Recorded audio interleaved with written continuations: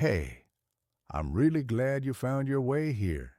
This channel is still new, and every single listener means more to me than I can explain.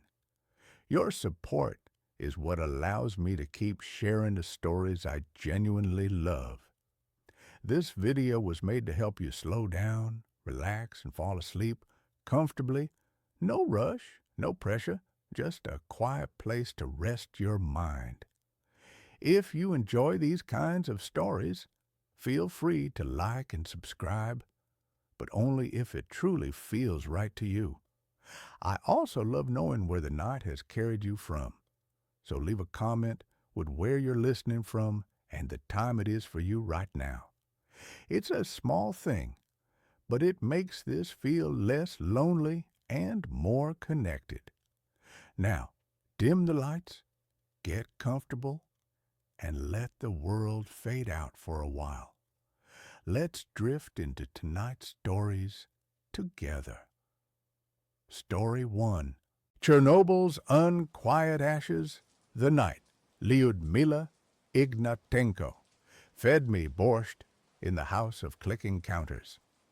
The bus dropped me at the Detector checkpoint just after dawn, the tires crunching over the same cracked asphalt that had carried fire trucks, ambulances, and fleeing families 38 years ago. My dosimeter, clipped to my jacket pocket, already registered 0.0 USVH. Background radiation, the guide had called it. Harmless. I adjusted the respirator on my face, the rubber seal pressing uncomfortably against my cheeks, and shouldered my backpack. Inside, extra batteries, iodine tablets, a Geiger counter I'd bought online for $89.99, and a digital camera worth more than my apartment. I was here to document the silence, to capture the way nature had swallowed a city whole. What I hadn't told the tour group was that I'd bribed a bored security guard with a carton of Marlboros to let me stay behind after they left. 8 hours alone in Pripyat. 8 hours to find the places the tourists never saw. The bus rumbled away, leaving me standing in a cloud of diesel fumes and dust that glittered like powdered glass in the weak morning sun. Silence rushed in to fill the void, a thick, muffled silence broken only by the distant cry of a hawk and the rustle of birch leaves.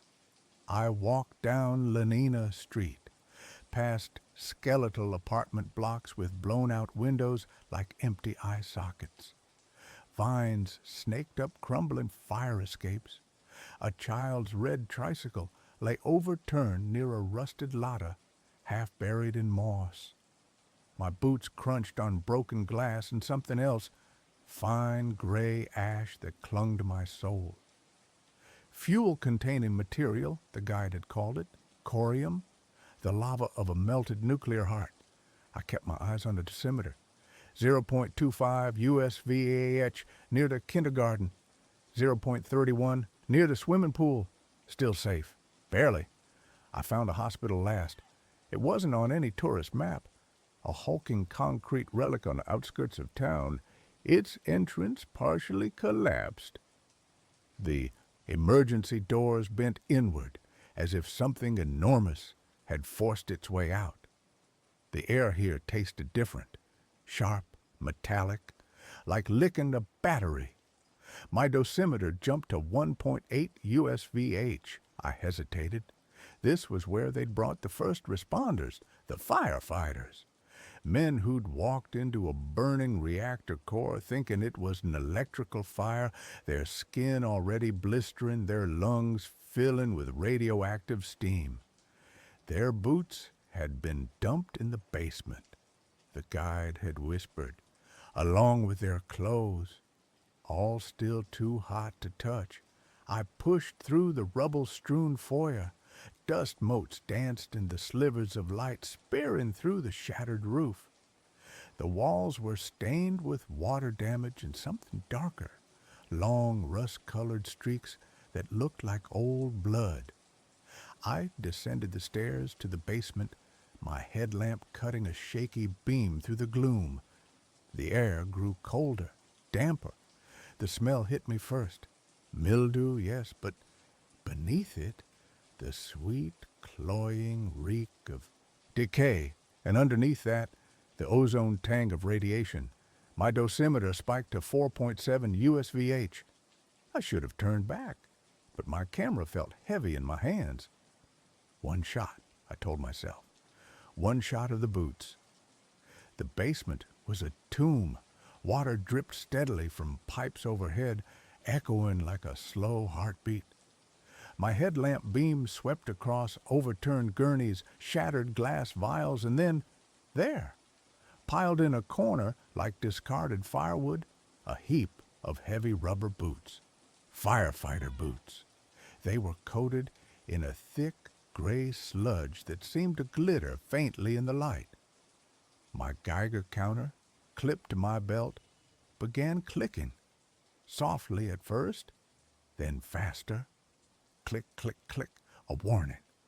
I raised my camera, framing the boots in the viewfinder. As I pressed the shutter, the flash exploded in the darkness, a blinding white burst that illuminated the entire room for a fraction of a second. In that flash, I saw her, standing behind the boots, pale as bone, was a woman. She wore a faded blue dress spattered with dark stains. Her hair was matted, her face gaunt, shadows pooling in the hollows of her eyes. But it was her hands that froze my blood, clenched tight around a small soot-streaked teddy bear. She wasn't looking at me. She was staring down at the boots, her lips moving silently. The flash died. Darkness swallowed her. The Geiger counter screamed a frantic, insectile whine. My dosimeter read 12.3 USVH. I stumbled back, crashing into a metal cabinet. Vials shattered on the floor. The clicking intensified, merging into a continuous, shrieking buzz. Sasha? Her voice was a dry rasp, like pages turning in a ruined book. It came from everywhere and nowhere. Sasha, you're late. The doctor said you'd be home by supper. I fumbled for the door, my breath ragged inside the respirator. The beam of my headlamp jerked wildly across the walls. For a second, I saw her reflection in a puddle of standing water. A woman holding a child's hand, walking toward the reactor's glow. But when I looked up, the basement was empty, except for the boots. The Geiger counter's scream dropped to a low, ominous hum. 8.1 USVH. I backed up the stairs, my heart hammering against my ribs. At the top, I yanked off the respirator, gasping the relatively cleaner air of the ruined foyer. My hands were shaking so badly I dropped the camera. It clattered on the concrete. As I bent to grab it, my dosimeter caught on a rusted pipe. The plastic casing cracked. The display went dark. I left the broken dosimeter behind. I ran. I didn't stop until I reached the overgrown courtyard of the Azure swimming pool, where, according to local guides, children had played in the water while radioactive dust snowed down on them from the sky. I collapsed on a crumbling bench, sweat stinging my eyes, the taste of copper thick on my tongue. Radiation sickness. A cold voice whispered in my head. Nausea, fatigue, metallic taste. I dry heaved into the weeds, but nothing came up.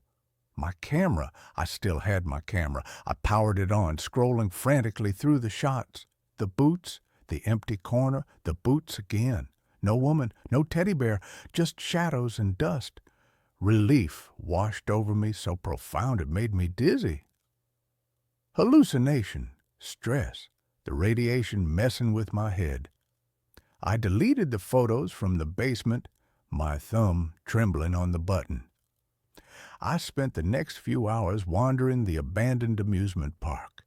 The Ferris wheel stood frozen against the sky, its gondolas hanging like rotten fruit. The bumper cars were rusted skeletons. My Geiger counter stayed silent, register in only .15 USVAH, normal background.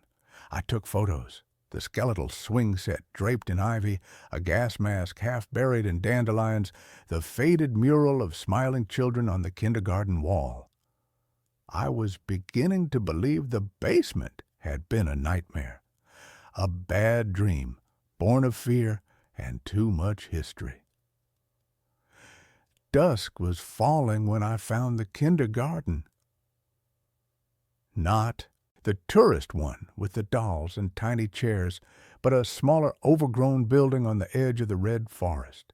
Its windows were boarded, but the front door hung open, swaying slightly in the breeze. The Geiger counter remained quiet. Turbo Model 18 USVH. I stepped inside. The smell hit me first. Wet plaster, mold, and beneath it, that same metallic tang from the hospital basement. But overlaying it was something else. The faint, sweet scent of lavender. Sunlight slanted through broken roof tiles, illuminating dust motes dancing above rows of tiny overturned chairs. Crayon drawings still clung to the walls, stick figure families under yellow suns, a crude blue river, labeled Dnipro. I moved deeper into the building, past a play kitchen with miniature pots coated in gray dust. In a corner classroom, a single intact doll sat propped against the wall. Its glass eyes stared blankly ahead. I raised my camera. As the shutter clicked, the temperature plummeted. My breath fogged in the headlamp beam. The Geiger counter on my belt erupted, not a whine, but a sustained, deafening shriek. 15.6 USVH. I spun around, headlamp beam cutting through the sudden gloom. The door I'd entered through was gone. In its place was a solid brick wall covered in peeling wallpaper printed with faded cartoon rabbits. The lavender scent intensified, mixed now with the smell of burnt hair. "You took his photo," the voice whispered. It came from the corner where the doll sat. But the doll was gone. In its place stood the woman from the basement. Her blue dress was cleaner now, but her arms were streaked with soot. The teddy bear was tucked under one arm. Her eyes weren't hollow anymore. They were wide, terrified. They won't let him rest. They keep taking his photo, his picture. It hurts him. She took a step forward. Her bare feet made no sound on the dusty floorboards. Sasha only wanted to save the children. He ran toward the fire, toward the light. They said it was bright, beautiful. A tear traced a clean line through the grime on her cheek. But it wasn't light. It was hunger. It ate him alive, and now they won't let him sleep. I backed away, my heel crunching on broken glass. "I'm sorry," I choked out, the words muffled by the respirator I'd yanked back on. "I didn't know. I'll delete them, all of them." She tilted her head, a childlike gesture that made my stomach clench. Delete? She didn't understand the word. Like when they erased his name from the memorial wall? Like when they buried him in Lyd? She took another step. The Geiger counter's shriek deepened, vibrating against my hip. "You carry his ash on your shoes. I smell it. I smell him. You're late, my love. The soup is cold." She reached out a hand, not skeletal, but real, flesh and blood, yet glowing faintly in the darkness with a soft, sickly green luminescence. "Come home. The little one cries for you." I couldn't move. Her eyes held mine, and in them I didn't see a ghost. I saw Lyudmila Ignatenko, the wife of firefighter Vasily Ignatenko, who died screaming after 3 weeks in a Moscow hospital. His body so radioactive they buried him encased in zinc and concrete. I'd read her memoir, Voices from Chernobyl. She'd described holding his hand as his skin peeled off like paper. She'd described bribing nurses to let her sit with him long after visitors were banned. She'd described a state sealing his file, erasing his sacrifice. This wasn't a spirit. This was grief made manifest. Grief that refused to be buried. Grief that clung to the dust, the ash, the very air of this place. "I'm not Sasha," I whispered. Her hand froze inches from my face. The green glow flickered. Confusion clouded her eyes. "No?" She sniffed the air. "You smell of his boots, of the fire, of the waiting room." She lowered her hand slowly. "But you are not my Sashenka." A sob racked her thin frame. "Then who will hold my hand when they take me? Who will tell them I was not afraid?" The brick wall behind her shimmered. For a second I saw the real door, the splintered wood, the overgrown courtyard beyond. "Lyudmila," I said, the name tearing from my throat before I could stop it. "Your Sasha was brave. Everyone knows. Everyone remembers." Her head snapped up. "Lies." The word was a hiss. The temperature dropped further. Frost bloomed across the windows. The Geiger counter hit 28.4 USVH, a lethal dose in minutes. They buried his file. They buried me in a new apartment far from home. They said, "Be quiet, widow. Your tears are inconvenient." She clutched the teddy bear tighter. "He promised he'd come back for Masha's 5th birthday. He promised." Masha, her daughter, the one who died of thyroid cancer at 16, the one Lyudmila had held as she took her last breath, whispering, "Forgive me, I should have run faster.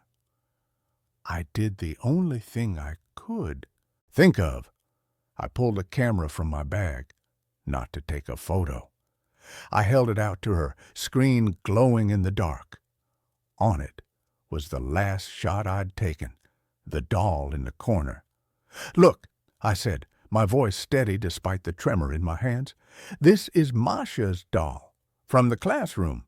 She left it behind when she ran, but it's still here, waiting, just like you're waiting for Sasha." Lyudmila stared at the screen. Her glowing hand hovered over the image. "Mashenka's bear," she whispered. She called it Grisha. "This is Grisha," I said gently, pointing to the teddy bear tucked under her arm. "That is Anya, her best friend." I tapped the screen. Anya waited, just like you wait. But Masha didn't forget her. She carried her in her heart. A sound escaped Lyudmila, not a sob, but a soft, broken breath. The green glow around her dimmed. The frost on the windows began to melt. The Geiger counter's shriek softened to a low click. Click, click, click. 5.2 USVH. "Mashenka," she whispered. "She never cried when they took Sasha away. She was so brave, like her papa." "She remembers him," I said. "Everyone does. That's why I came. To show the world, to show them what happened, to remember Sasha, to remember you." Lyudmila looked down at Grisha, then at the image of Anya on my screen. A tear fell, sizzling faintly where it hit the dusty floorboards. "They erased his file," she repeated, but the anger was gone. Only exhaustion remained. "They said his sacrifice was classified, that I must be silent." "No one erases love," I said. The words felt hollow, inadequate, but they were all I had. "Not really. It stays, in the dust, in the ash, in the stories." I wiped my own eyes with a gloved hand. "I'll tell your story. I'll tell Sasha's story, I promise." She studied me for a long moment. The green luminescence faded completely. She looked like an ordinary woman now, tired, heartbroken, but human. "You carry his ash," she said softly. "Wash your boots before you leave. The children play in this forest now. Let them have clean earth." She turned toward the shimmering brick wall. It dissolved as she walked through it, revealing the twilight courtyard. "Go now," she said without looking back. "The gates close at 8, and the soldiers do not like latecomers." I ran. I didn't stop until I reached the Dityatai checkpoint, my lungs burning, my boots heavy with radioactive mud. The guard barely glanced at my passport before waving me through. In the decontamination shower at the exit station, I scrubbed my skin raw, watching gray water swirl down the drain. They scanned me twice. "Slightly elevated," the technician muttered, frowning at his screen. "Nothing dangerous, probably just dust." He handed me a certificate listing my exposure, 18.7 millisieverts. Twice the annual limit for nuclear workers. I didn't care. I was alive. I flew home that night. Developed the photos in a dark room I rented by the hour. The shots from the basement were all corrupted, static, streaks of green light, shadows that didn't match the architecture. I deleted them. The kindergarten photos were pristine. The doll, the crayon drawings, the swing set in the overgrown park. I kept only one image from the basement, a close-up of the firefighter boots, half submerged in gray sludge. In the corner of the frame, just visible in the flash's edge, was a small gloved handprint on the wall, not mine. I wrote Lyudmila's story. I wrote Sasha's story. I wrote about Masha. I submitted it to journals, to publishers, to online forums. Every rejection letter cited the same reason. Too speculative, not scientifically rigorous. Chernobyl is a tragedy, not a ghost story. The photos were dismissed as atmospheric but unverified. I stopped trying to publish. I kept the photos in a box under my bed. 3 months after I returned, the nausea started. A persistent metallic taste. Fatigue that sleep couldn't cure. My doctor ran tests, blood work, scans. "Unexplained cytopenia," he said, frowning at the results. "Low platelets, low white count. Could be viral, could be stress." He didn't mention radiation, but when I showed him the certificate from the checkpoint, his face tightened. 18 millisieverts is high, he admitted, but not this high. Your levels, they're consistent with acute exposure, months ago, not a single visit. I didn't correct him. I knew when the exposure happened. It wasn't in the basement. It was when Lyudmila's glowing hand had hovered near my face, when her tears had sizzled on the floor. The nightmares began soon after, not of radiation burns or melting skin, of a small apartment in Slavutich, a pot of borscht simmering on a stove, a woman in a blue dress humming a lullaby while a little girl with dark braids plays with a teddy bear on a worn rug. The doorbell rings. The woman smiles, wiping her hands on an apron. "Sasha, you're home early." She opens the door, but no one is there, only cold wind. She calls his name into the empty hall. "Sashenka." The lullaby starts again, but it's coming from the empty street, from the dead trees, from the dust on my boots. Last Tuesday, I found a single tiny shoe on my doorstep, a child's red sneaker caked in gray mud. I'd never seen it before. I left it there. The next morning, it was gone, but on my windowsill, drawn in the condensation, were 3 words: "Wash your boots." I bought a new pair of boots, heavy, rubber-soled work boots. I left them on the porch. That night, I heard scratching at the door, not loud, persistent, like small fingers dragging through dirt. I pressed my ear to the wood. Beneath the scratching was a whisper. Not Lyudmila's voice, a child's voice. "Anya's cold," it said. "Grisha's scared. Will you play with us?" I haven't slept in my bed since. I sleep on the couch, the lights on, the door locked with 3 deadbolts. My Geiger counter sits on the coffee table. It hasn't clicked once, but my skin itches.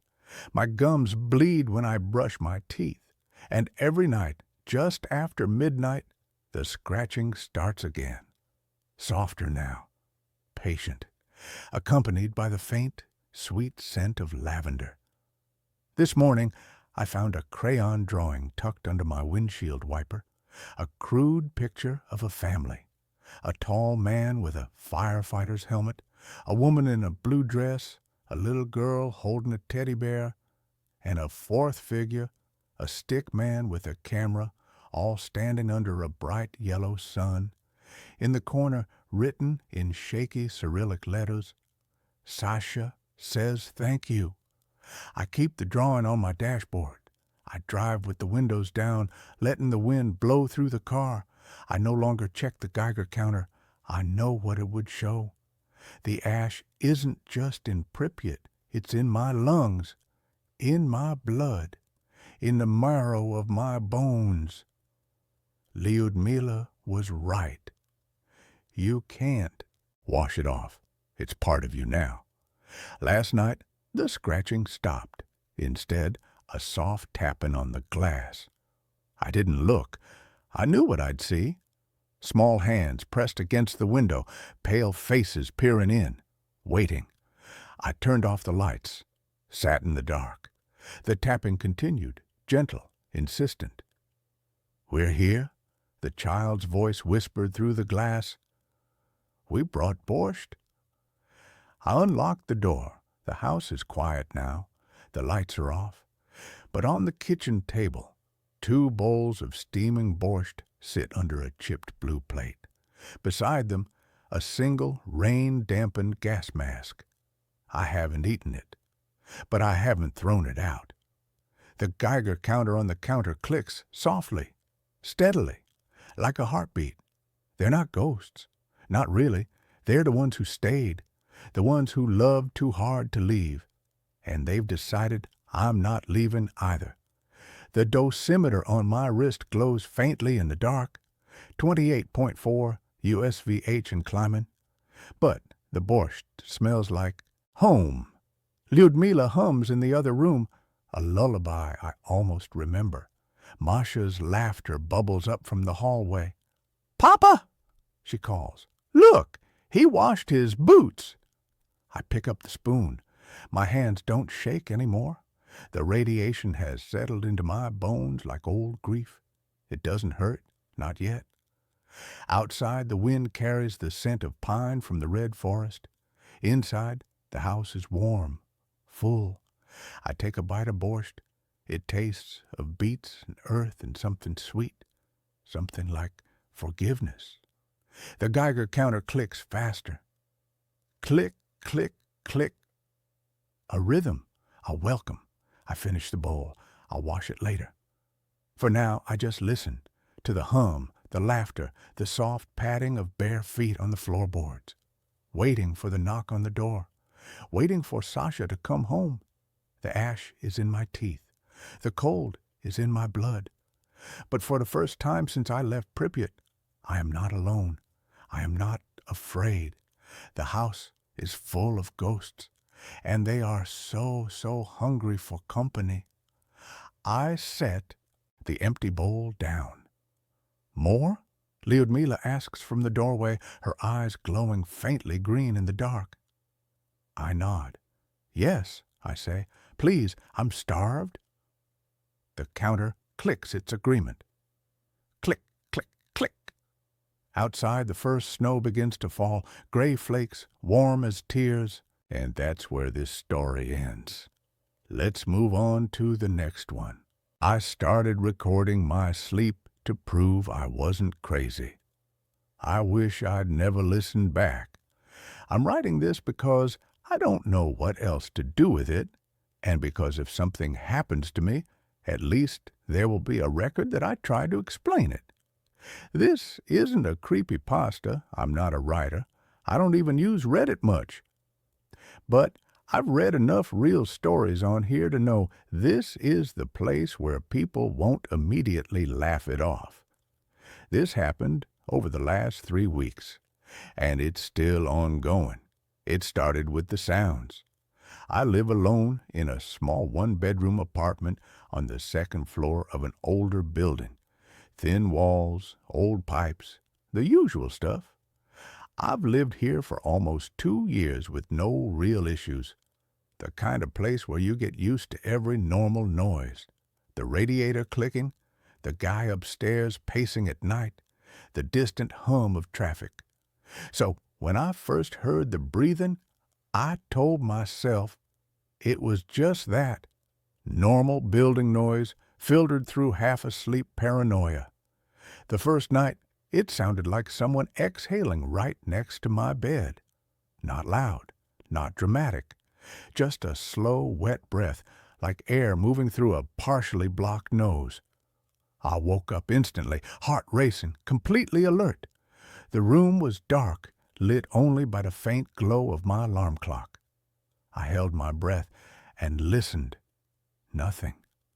I lay there for a long time, convincing myself it was a dream, until my heart slowed down enough for me to sleep again. The second night, it happened again. Same sound, same feeling of someone being close, too close. This time, I sat up and turned on the lamp. I checked my closet, under the bed, behind the bathroom door. Everything was exactly as it should be. I even laughed at myself a little. Stress, I thought. Maybe sleep apnea. Maybe I was hearing my own breathing amplified in my head. The third night was when I realized something was wrong. I woke up to the sound again, but this time it didn't stop when I held my breath.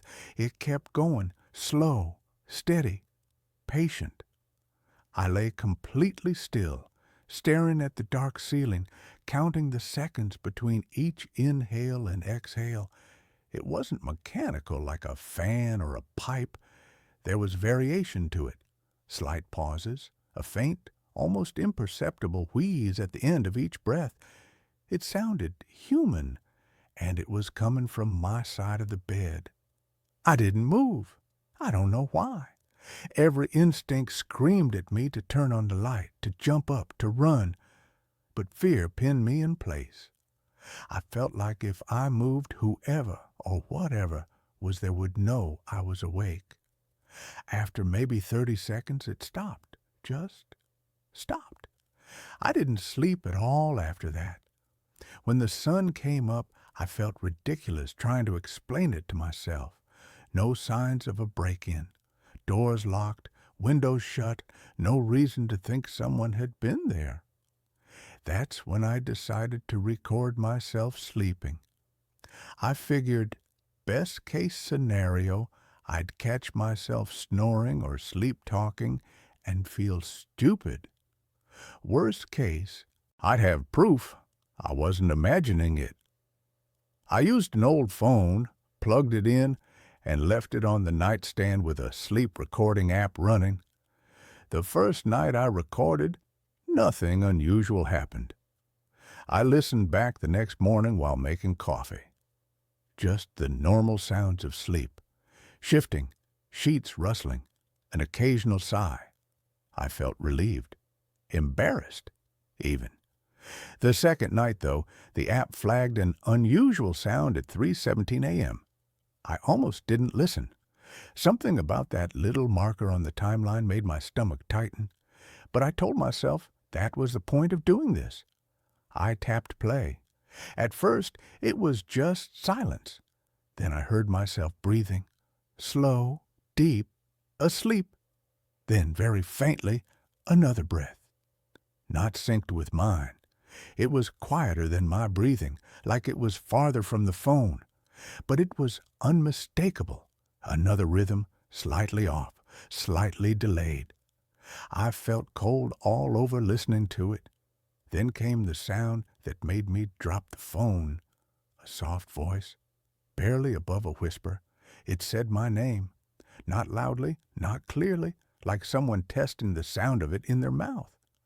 I replayed it over and over, hoping I'd misheard. But every time, it was there. My name. I didn't go to work that day. I sat on my couch with all the lights on, replaying the recording, checking my apartment again and again. There was no sign of anyone else being there, no missing items, no disturbed locks. That night, I slept with the lights on. Nothing happened, no breathing, no voice. The recording was clean. I thought maybe whatever it was had stopped, or maybe I'd scared myself into hallucinating. Then, 2 nights later, it came back. This time, I didn't wake up during it. I only know what happened because of the recording. The app flagged multiple sounds that night. When I listened back, I heard myself sleeping as usual. Then, at around 2:48 a.m., the other breathing started again. Closer this time, louder. Then I heard movement, a soft creak, like the mattress compressing slightly. I heard fabric shift, and then I heard my own voice. I was talking in my sleep, but I wasn't saying nonsense. I was responding. A pause. Then my voice said, "I'm tired." Another pause. "I work tomorrow." Long silence. Then, faintly, that other voice again. Too quiet to make out the words. My voice replied, clearer this time. Just for a minute. I felt sick listening to that. I don't sleepwalk. I don't have conversations in my sleep. I've never done anything like that before. At 2:51 a.m., the recording cut off abruptly. Not ended normally, just stopped. The phone was still plugged in when I checked it the next morning.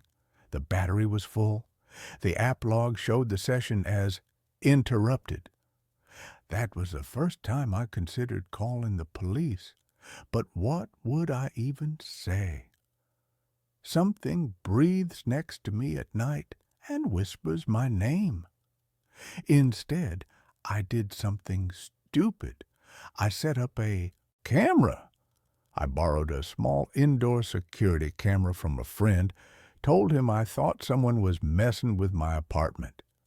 I set it on a shelf across from my bed, angled to capture most of the room. It had night vision and motion detection. I locked my door. I wedged a chair under the handle for good measure. That night, I barely slept. The next morning, I checked the footage. Most of the night was uneventful. Me tossing and turning, the room empty. At 3:02 a.m., the motion alert triggered. Nothing happened for several seconds. Then the image shifted slightly, like the camera had trouble focusing. And something was standing at the foot of my bed. It was tall, too tall. Its head was almost brushing the ceiling, but its body was bent forward at an angle that made my neck ache just looking at it. It didn't move like a person. It didn't sway or adjust its balance. It was completely still, like a mannequin posed mid-step. The night vision washed out details, but I could see its outline clearly. Long arms hanging down, fingers that looked too many-jointed, bending at wrong places. It didn't have a face. Where its face should have been was just darkness, not shadow, absence, like the camera couldn't register anything there. It stood there for nearly 4 minutes. Then it leaned closer, not stepping forward, just folding, joints bending inward, bringing that empty face closer to mine. The camera glitched. Static filled the screen for half a second, and then it was gone. At 3:07 a.m., the motion alert stopped. I haven't slept in my bed since. I'm writing this from my couch during the day, with every light on and the camera still running. The recordings from last night show nothing, but I can feel it watching me.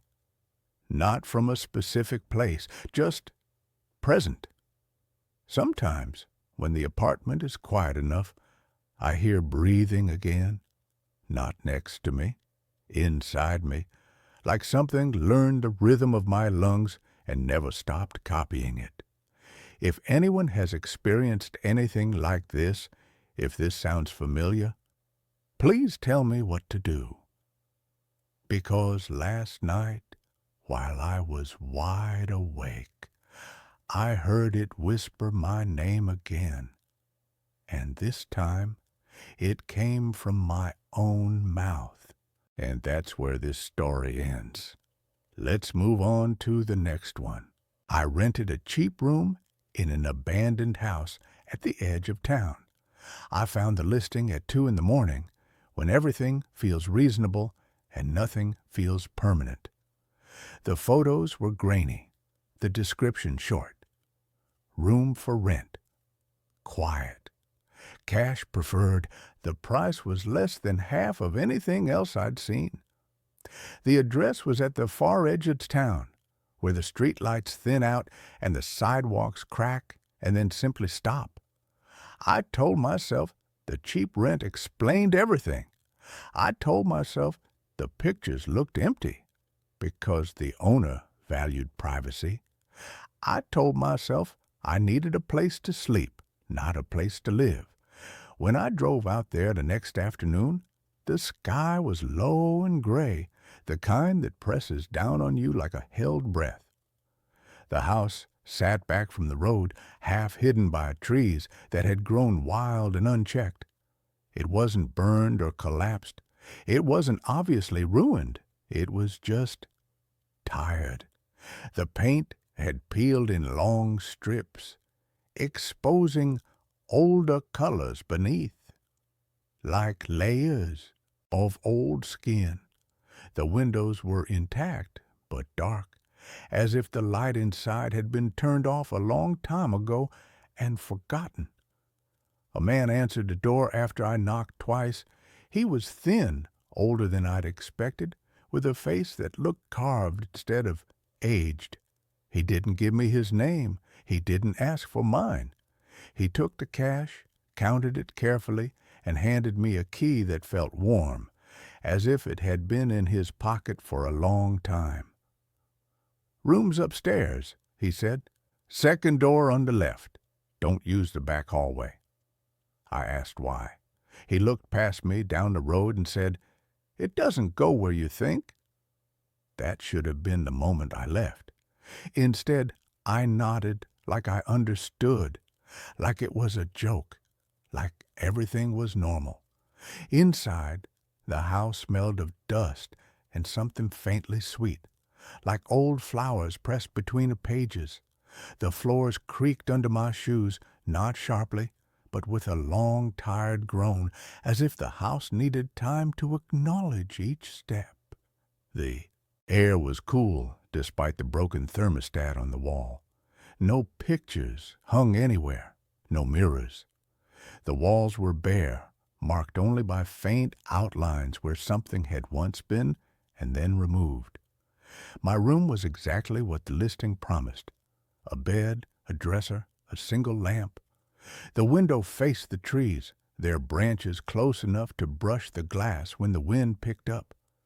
The door locked, the walls were thin. That first night, I slept hard.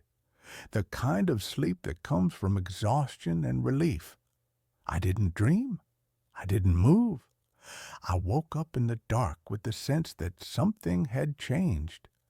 It took me a few seconds to realize what it was. The house was breathing, not like pipes knocking or wood settling. This was slower, a deep, rhythmic sound rising and falling as if the structure itself had lungs. I lay still, listening. With each breath, the air in my room seemed to shift just slightly, like a tide pulling back and forth. I told myself it was the wind. The trees were close. Old houses make noises. Then I heard footsteps in the hallway. They were soft, careful, bare feet by the sound of it. Someone walking slowly, stopping every few steps, then continuing. The steps reached my door and paused. I held my breath. The handle didn't move. Whoever it was stood there for a long moment, close enough that I could hear a faint, wet sound like someone breathing through their mouth. Then the footsteps moved on, down the hall, toward the stairs. In the morning, the house was quiet and ordinary again. The breathing was gone. The air smelled like dust and nothing else. I told myself I'd imagined it. I went to work. I came back that evening with groceries and a determination not to let my nerves get the better of me. That night, the footsteps returned. This time, there were more of them. They didn't move like people going somewhere. They wandered. They doubled back. Sometimes they stopped outside my door. Sometimes they gathered near the top of the stairs, a cluster of soft sounds overlapping and separating again. I pressed my ear to the wall and heard whispering, not words, just breath shaped into something that almost meant something. A chorus of near sounds, like a language spoken underwater. On the third night, I started hearing it during the day. A faint scratching behind the walls, like fingernails dragging slowly across wood. It followed me from room to room. When I stood still, it stopped. When I moved, it resumed, keeping pace. I tried to find the landlord. His room at the end of the hall was locked. I knocked. No answer. I listened at the door and heard nothing at all, not even breathing. That night, I dreamed I was standing in the back hallway. In the dream, the hallway was longer than it should have been. The walls bowed inward, the ceiling low enough that I had to duck. Doors lined both sides, each one slightly ajar, each one breathing softly. I walked past them, drawn forward by something I couldn't see. At the end of the hallway was a door without a handle. I woke up standing in my room, my hand pressed flat against the wall, right where the scratching usually came from. The wall was warm. I pulled my hand away and stared at my palm. For a second, I could swear there was a faint pattern there, like the impression of veins that weren't mine. I stopped sleeping after that. When you don't sleep, everything stretches. Time becomes thick and sticky. Sounds get louder. Shadows feel heavier. The house took advantage of that. It started doing things when I was tired enough to doubt myself. Doors I locked would be open in the morning. Objects would be moved just slightly, never enough to be obvious, but enough that I noticed. The dresser drawer would be pulled out an inch. The lamp would be turned to face the wall. The breathing came back, stronger now. It seemed to come from everywhere at once, a slow inhalation that made the walls flex, followed by an exhale that rattled. The windows. One night, the footsteps didn't stop at my door. The handle turned slowly, carefully, as if whoever was on the other side knew exactly how much pressure to use. I watched it move, inch by inch, until the latch clicked. The door opened just a crack. I couldn't see anything in the hallway. The darkness there was deeper than the darkness in my room, a solid thing that swallowed the light. From within, it came the smell I'd noticed on my first day, stronger now. Old flowers, rot. Something lived in and wrong. A hand slid through the gap. It was pale, almost translucent. The skin stretched thin over bones that looked too long. The fingers bent the wrong way at the joints, curling inward like hooks. It rested on the doorframe, and I felt a pressure in my chest, as if something was leaning on me from the inside. Then a voice spoke from the hallway. It sounded like mine. It said my name the way I say it when I'm alone, quietly, just to hear it. I don't remember screaming. I remember the door slamming shut. I remember the lock turning. I remember sitting on the bed until morning, my back against the wall, my eyes burning. The next day, I packed my things. As I carried my bags down the stairs, I noticed something I hadn't before. The walls were marked with faint handprints, overlapping and smeared, all at about chest height. They led toward the back hallway. I stood at the entrance to it for a long time. The air there was colder. The breathing was loudest here, a deep, satisfied rhythm. The hallway was dark, but not empty.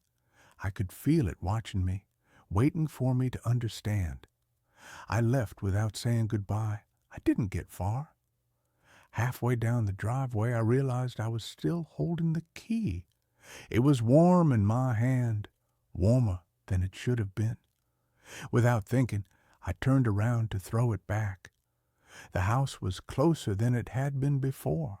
The trees leaned inward, their branches interlaced above the roof like fingers locking together. The windows were no longer dark. They glowed faintly, each one pulsing in time with the breathing. The front door was open. I woke up in my room. My bags were unpacked, my clothes folded neatly in the dresser. The door was locked. From the hallway came the sound of footsteps moving toward me, confident now, unafraid. I understood then. The room wasn't for rent. It was a mouth, and I had finally stopped pretending I didn't know what it was hungry for. And that's where this story ends. Let's move on to the next one. The dead frequency of station K109. I am writing this on a typewriter because I can no longer trust anything with a screen. If you see a digital clock flicker, if your phone buzzes but no one is calling, if the radio in your car turns on by itself, run. Do not investigate. Do not try to tune it in. Just run until you find silence. My name is Elias. I was a radio enthusiast, a ham operator, the kind of guy who spent his weekends building antennas in his backyard and listening to static from across the ocean. I love the noise. I love the idea that the air around us is filled with invisible voices just waiting to be caught. I found the job on a forum for vintage electronics. A user named Signal Master posted a request for a caretaker for an old AM radio station in the Mojave Desert. Station K109, night shift engineer, maintain transmitter, log signal strength, 3,000 month, cash, isolation required. It was perfect for me. I needed the money and I wanted to get away from the city, from the noise of modern life. I drove out to the coordinates. It was miles from civilization, a small concrete building at the base of a massive rusted radio tower that stretched hundreds of feet into the desert sky. The tower hummed. You could feel it in your teeth when you got close. The previous engineer was waiting for me. He was a thin, twitchy man named Ornate. He had dark circles under his eyes and chewed his fingernails until they bled. "It's automated," Ornate said, shoving a ring of keys into my hand. "The playlist is on a loop. Old jazz, big band, stuff nobody listens to. Your job is to keep the transmitter cool. Check the gauges. If the needle goes into the red, flip the breaker. That's it." "Why do you need a person here if it's automated?" I asked. Ornate looked at the tower. "Because sometimes it drifts. The signal drifts. You have to bring it back." "Drifts to where?" He didn't answer. He got in his truck and sped off, leaving a cloud of dust that hung in the still air. I settled in. The station was a time capsule. Reel-to-reel tape decks, vacuum tube amplifiers, a smell of ozone and old dust.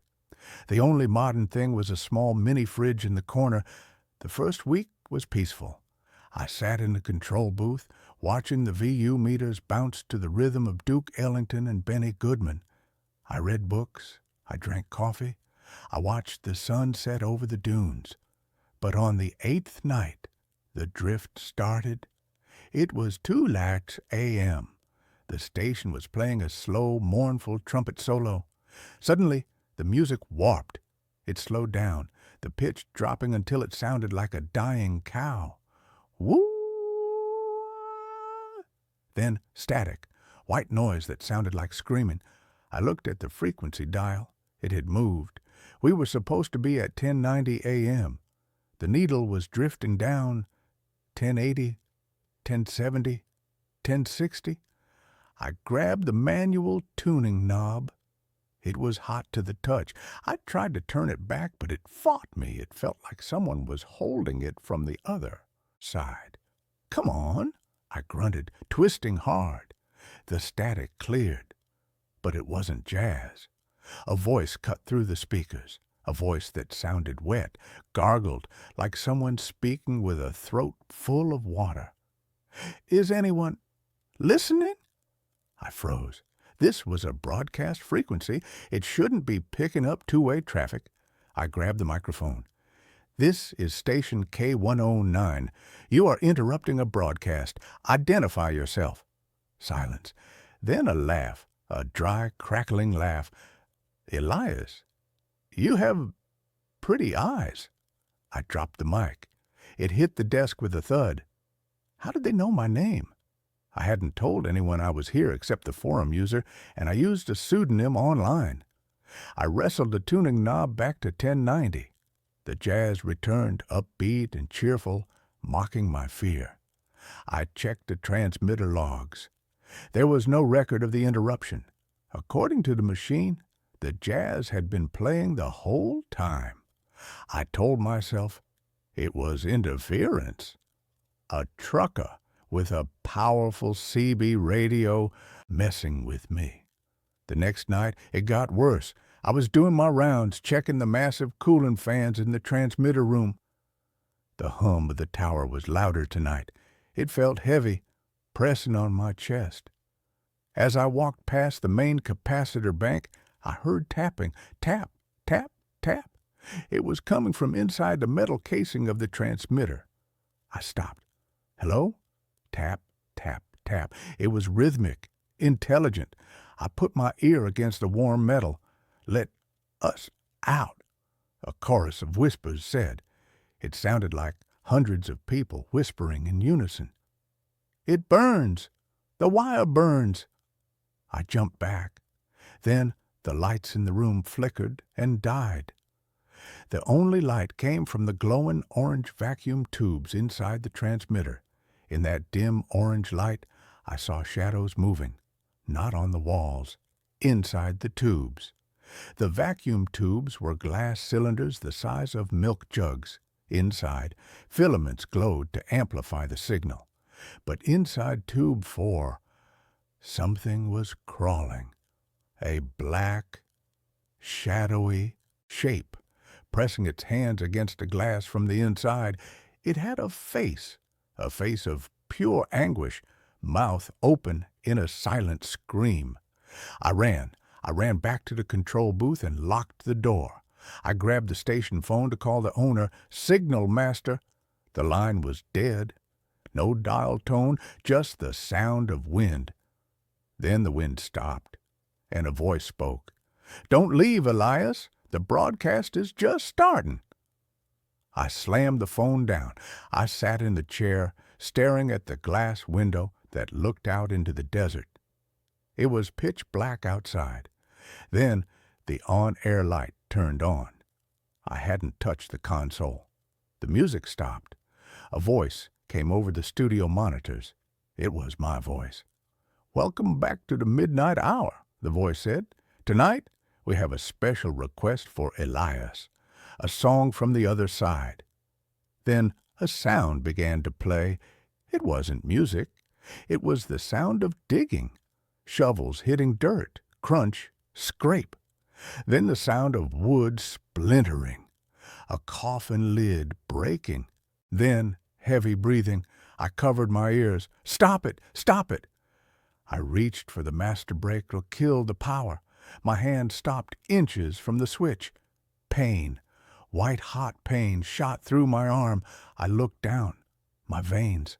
The veins in my arm were glowing orange, like the vacuum tubes. I could feel the electricity surging through me. I was becoming part of the circuit. "Do not cut the signal," my own voice said through the speakers. "We need the carrier wave. We need to travel." I fell to the floor, convulsing. The pain was unbearable. I could feel voices in my head, memories that weren't mine. I remembered dying in a fire. I remembered drowning in a lake. I remembered being buried alive. They were the voices of the dead, and they were using the radio tower as a bridge. I blacked out. I woke up the next morning on the floor. The sun was shining. The jazz was playing. My arm was burned, a Lichtenberg figure scar tracing down my skin like a lightning strike. I packed my bag. I was leaving. I didn't care about the money. I walked to my car. It wouldn't start. The battery was dead, completely drained. I checked my phone. Dead. I was stranded. I walked back to the station. I had to fix the car or find a radio to call for help. I went to the workshop in the back. I found a spare battery. As I was carrying it to the car, I looked up at the tower. There was something climbing it. A man. He was halfway up, clinging to the metal struts. "Hey!" I yelled. "Get down! It's dangerous!" He stopped. He turned his head 180 degrees like an owl. It was ornate, the previous engineer, but his eyes were gone, burned out sockets, and his mouth was sewn shut with copper wire. He let go of the tower. He fell hundreds of feet. I watched him hit the ground. Thud. I ran over to him. His body shattered on impact, but there was no blood. He was hollow. His skin was just a shell. Inside, he was filled with old radio parts, transistors, wires, capacitors. He was a machine made of meat and junk. And he was still moving. His broken hand reached up and grabbed my ankle. A voice came from his chest, sounding like a broken speaker. "You are the new component. You must maintain the signal." I kicked him off and ran. I ran into the desert. I didn't know where I was going. I just ran away from the tower. I walked for hours. The sun beat down on me. I was dehydrated, delirious. I saw a house in the distance, a small shack. I ran to it. "Help! Please!" I burst through the door. It was the control room. I was back at the station. I had walked in a circle. No, I had walked straight. The space around the tower was warped. It was a loop. I collapsed in the chair. The sun went down. The on-air light turned on. "Welcome back, Elias," the voice said. "Tonight, we are going to open the channel wide." The frequency dial began to spin on its own. Fast. A blur. The hum of the tower grew to a deafening roar. The glass of the control booth window shattered. Outside, in the desert, the sand began to vibrate. Shadows rose from the dunes. Thousands of them. The ghosts of the airwaves. They floated toward the station. I knew what they wanted. They wanted a body. They wanted my body. I looked at the console. I couldn't turn it off. They controlled the power. But I saw the microphone cable. It was an XLR cable, thick and shielded. If I couldn't stop the signal, I had to stop the receiver. I grabbed the cable. I wrapped it around the main output transformer. I grounded the positive lead to the negative. A short circuit. I pulled tight. Boom! The console exploded. Sparks showered the room. Fire erupted from the tape decks.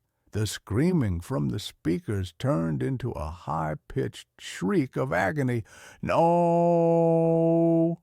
The tower outside groaned. Metal twisted. I ran out the back door as the building caught fire. The tower was glowing red hot. The metal was melting. It collapsed. It fell in slow motion, crashing into the dunes with the force of a meteor. The silence that followed was the loudest thing I have ever heard. I walked again. This time, the loop was broken. I found a highway by morning. I hitched a ride to the nearest town. I thought I was free, but I am not. I am writing this in a library. The person next to me is listening to music on headphones. I can hear it. Not the music. I can hear the static underneath the music. And in the static, I hear my name, Elias. We are still broadcasting. And my arm, the scar on my arm, is glowing, faintly, orange. I am a receiver now. I can't be around people. If I touch someone, they hear it too. They start to scream. They start to remember deaths they haven't died yet. I am going to the mountains, to a cave, somewhere deep underground where radio waves can't reach. If you hear a song on the radio that slows down, if you hear a voice that sounds like wet gravel, change the station, change it fast, before it changes you. And that's where this story ends. Let's move on to the next one. I took a job as a diver for a deep-sea data center. The servers are overheating, but the water is freezing. The ocean is not silent. That is the first lie they tell you. When you are 400 feet down in the saturation zone, the ocean is a cacophony. You hear the clicking of shrimp, the groaning of tectonic plates, the mechanical whine of your own rebreather, and the thrum of the umbilical that connects you to the surface. I work for a company called Hydratech. We maintain the Black Reef. It sounds like a pirate hideout, but it's actually a server farm. Microsoft, Google, Amazon, they all started sinking their data centers years ago. It's smart. The ocean provides free cooling, and the pressure acts as natural security. Who's going to hack a server that's at the bottom of the Atlantic? But the Black Reef is different. It's not a commercial pod. It's a private contract. No logos on the hull. Just a black titanium sphere, the size of a football stadium, resting on the abyssal plain. I live in the habitat, a pressurized capsule anchored 50 yards from the sphere. I share it with one other diver, Miller. We spend 28 days down here, breathing a mixture of helium and oxygen that makes our voices sound like cartoon chipmunks. The job is supposed to be easy. Inspect the external cables. Swap out the coolant pumps. Scrub the barnacles off the sensor arrays. "Have you checked the thermals on Sector 7? Miller asked me over the comms. We were sitting in the habitat, eating paste from a tube. "Yeah," I said. "It's running hot, 180 degrees. The water around the hull is boiling." "That's impossible," Miller said. "The ambient temp is near freezing. The pumps are running at 100%. What are they processing in there? Bitcoin mining for God?" "I don't ask," I said. "I just changed the filters." The next shift, I went EVA. I suited up in the hard suit, a mechanized exoskeleton that protects me from the crushing pressure. I stepped out of the airlock and dropped into the black. The lights of the Black Reef loomed ahead. It was massive, a silent, sleeping giant. But as I got closer to Sector 7, I saw the distortion. The water was shimmering, heat haze. I checked my HUD. Warning, external temp 200F. I jetted over to the maintenance hatch.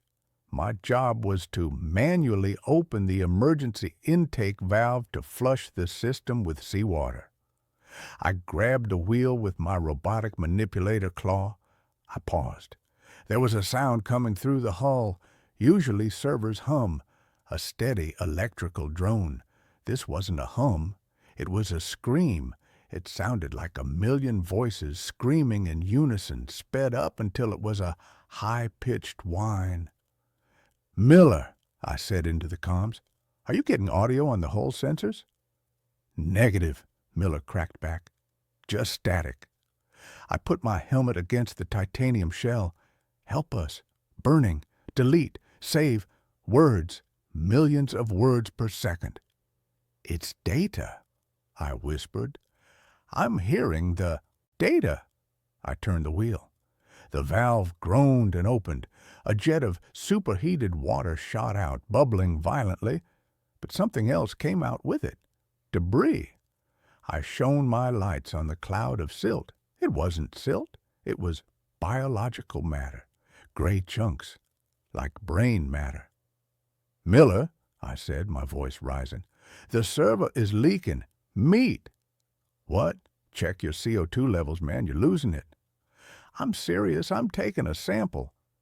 I used the suction tube to grab a piece of the debris. I sealed it in a canister. I finished the flush and went back to the habitat. We put the sample under the microscope. It was organic tissue, neural tissue. "It's a biocomputer," Miller whispered, his face pale. "They aren't using silicon chips. They're using brains, grown brains. That's illegal. That's monstrous." "It's efficient," Miller said. "Parallel processing. Neurons are faster than transistors." We stared at the gray lump in the petri dish. It was pulsing, just slightly. That night, the lights in the habitat flickered. The comm screen lit up. "Incoming message. Black Reef admin." We didn't have a line to the admin inside the sphere. The admin was supposed to be an AI. The text scrolled across the screen. "Intake valve open. Cooling insufficient. Deploying maintenance unit." "We are the maintenance unit," I said. Outside the porthole, we saw movement. The airlock of the giant sphere opened. Something came out. It wasn't a diver. It wasn't a drone. It was a humanoid shape, but it was huge. 12 feet tall. It didn't have a suit. It was made of the gray matter. A golem of neural tissue held together by fiber optic cables that glowed blue. It swam through the water without jets. It moved with terrifying grace. It came to the window of our habitat. It didn't have a face, just a smooth surface of gray brain tissue. It raised a hand and tapped on the glass.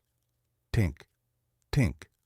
The glass is 3 inches of reinforced polycarbonate. It can withstand the pressure of the ocean. But under the tap of the gray finger, a crack appeared. "Miller, get to the escape pod," I yelled. "We can't," Miller screamed. "We can't decompress. If we go to the surface now, the bends will kill us instantly. Our blood will boil." "Better than that thing getting in." The creature tapped again. The crack widened. Water started to spray in, a high-pressure mist that cut like a knife. The comms screen flashed again. "Processor overheating. Expansion required. Harvesting local nodes." "Local nodes," I whispered. "That's us. It wants our brains." The glass shattered. The ocean rushed in. I was swept against a back wall. The pressure hit me like a hammer. My eardrums burst. I saw Miller. The water hit him. He didn't explode. The gray creature grabbed him. It held him gently, and then I watched as Miller unraveled. His skin dissolved. His bones softened. He was pulled apart, turned into a stream of gray slurry that flowed into the creature's chest. He was integrated. The creature turned to me. I scrambled into the airlock of the escape pod. I slammed the inner door. The creature grabbed the door handle. The metal groaned. I hit the launch button. The pod detached. It shot upward. The ascent was agony. The pressure change tore at my insides. I screamed until I passed out. I woke up in a hyperbaric chamber on a Navy ship. They told me There had been an accident, a catastrophic failure of the habitat. Miller was dead. I tried to tell them. About the biocomputer, about the gray man. They nodded, they smiled, they sedated me. Deep water psychosis, the doctor said. Very common. I was discharged. I lost my license. I work in a library now. It's quiet, dry, but I can't use computers. Every time I touch a keyboard, I feel it, the heat. And yesterday, I got an email. Subject, Hello Node. There was no text, just an attachment. It was a photo of me, sleeping in my bed in the library apartment, taken from the ceiling, and in the corner of the photo, standing in the shadows, a gray figure. It followed me up. Or maybe I didn't make it up. Maybe I'm still down there. Maybe this reality is just a simulation running on a new node. I just checked my wrist. There is a small blue fiber optic cable sticking out of my vein. It's glowing, and I can hear the ocean. And that's where this story ends. Let's move on to the next one. The Tenant at 1847, Millbrook Road. I should have known something was wrong when the landlord wouldn't meet me at the property. The ad on Craigslist had been straightforward enough. Room for rent, $300 month, utilities included. Quiet neighborhood. Must be comfortable with older homes. I'd been sleeping in my car for 2 weeks after my roommate situation fell apart. So when I called the number listed, I didn't ask many questions. The voice on the other end was an older woman, Mrs. Cheney, and she sounded kind enough. She said the house had been in her family for generations, but she lived across town now and just needed someone to occupy the space. Keep the pipes from freezing, she said. Keep an eye on things. The key will be under the 3rd flower pot on the porch, she told me. You can move in tonight if you'd like. First month is free if you stay through winter. Free rent. I should have known. The house sat at the end of Millbrook Road, where the pavement gave way to gravel and the streetlight stopped reaching. It was a Victorian-style structure, 3 stories tall, with a tower room on the northeast corner that gave it an almost Gothic silhouette against the October sky. The paint was peeling in long strips, revealing older layers underneath. White, then yellow, then a sickly green. Most of the windows on the upper floors were dark, but I could see curtains moving in a few of them, probably from the wind coming through broken seals. I found the key exactly where Mrs. Cheney said it would be. It was old, made of brass that had tarnished to almost black, and it felt heavier than a key should feel. The lock resisted at first, then gave way with a click that echoed through the empty porch. The smell hit me as soon as I opened the door. It wasn't quite rot, but something adjacent to it. The smell of a place that had been closed up for too long, where the air had gone stale and thick. I fumbled for a light switch and found one just inside the entrance. The chandelier above me flickered to life, casting uneven light across a foyer that looked like it hadn't been updated since 1950. The wallpaper was a pattern of faded roses peeling at the seams. The hardwood floor was scuffed and dull, and there were rectangles of darker wood where furniture had once stood. A staircase curved up to the right, disappearing into shadow. To the left was a doorway leading to what looked like a sitting room, and straight ahead was a narrow hallway extending toward the back of the house. "Hello?" I called out, my voice swallowed by the space. Mrs. Cheney had said the house was empty, but I needed to be sure. The silence that followed was absolute. I brought in my 2 duffel bags from the car and locked the door behind me. Mrs. Cheney had texted me earlier with instructions. My room was on the 2nd floor, 3rd door on the right. The kitchen was functional. The bathroom worked.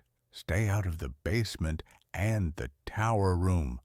Both were structurally unsound. The stairs creaked under my weight, each step announcing my presence to the empty house. The 2nd-floor hallway was long and lined with doors, all of them closed, except for one at the far end, which stood slightly ajar. I counted doors as I walked, 1, 2, 3 on the right. My room. I pushed the door open and reached for the light switch. The overhead bulb was dim, but it was enough to see that the room was small and simply furnished. A twin bed with a bare mattress, a wooden dresser with a cracked mirror, and a single window that looked out over the backyard. The wallpaper here was different, a pattern of small blue flowers that might have been cheerful once, but now just looked faded and sad. I dropped my bags on the floor and sat on the bed. The springs groaned. Through the window, I could see the backyard stretching into darkness, and beyond that, a line of trees that seemed to go on forever. No neighboring houses, no lights, except for the weak glow from my room. I should have felt relieved to have a roof over my head, but instead I felt a creeping unease that I couldn't quite name. The house was too quiet, too still. It felt less like a home and more like something holding its breath. That first night, I didn't hear anything unusual. I set up my sleeping bag on the mattress. I'd buy sheets later, and lay in the darkness, listening to the ordinary sounds of an old house. The ticking of cooling pipes, the settling of floorboards, the wind pushing against the windows. I told myself that this was fine, that $300 a month in this neighborhood was a steal, even if the house was old and creepy. I'd been in worse situations. I almost believed it. The next morning, I woke to sunlight streaming through the window and the sound of birds outside. In the daylight, the house seemed less ominous, just old and neglected. I explored a bit more thoroughly, finding the kitchen at the back of the first floor, a cramped space with appliances from the 1970s that somehow still worked, and a bathroom on the 2nd floor that had rust stains in the tub, but functional plumbing. I kept away from the basement door, which was in the kitchen and had been nailed shut with 2x4s, and I didn't venture up to the 3rd floor where the tower room was. Mrs. Cheney had left some basic supplies in the kitchen: coffee, bread, peanut butter. There was a note on the counter in spidery handwriting. "Welcome. Please call if you need anything. The fuse box is in the hallway closet if the power goes out. Don't go into the basement. MC." I made coffee in a percolator that looked like it belonged in a museum and sat at the kitchen table, looking out the window at the overgrown backyard. I should have felt better in the daylight, but the unease from the night before hadn't entirely lifted. Something about the house felt wrong, like walking into a room right after an argument has ended. You can't see what happened, but you can feel the residue of it in the air. I spent the day job hunting online and trying to make my room more livable. I bought sheets at a thrift store along with a lamp and some towels. When I returned to the house in the late afternoon, I noticed for the first time that there were scratches on the inside of my bedroom door, long, deep gouges in the wood like something had been trying to get out or in. That night, I heard the first sound, It was around 2 a.m. when I woke to the noise. At first, I thought it was part of a dream, a rhythmic thumping, like someone walking heavily on the floor above me. But as I lay there in the darkness, the sound continued, steady and deliberate. Step, step, step, moving from one end of the third floor to the other. I held my breath and listened.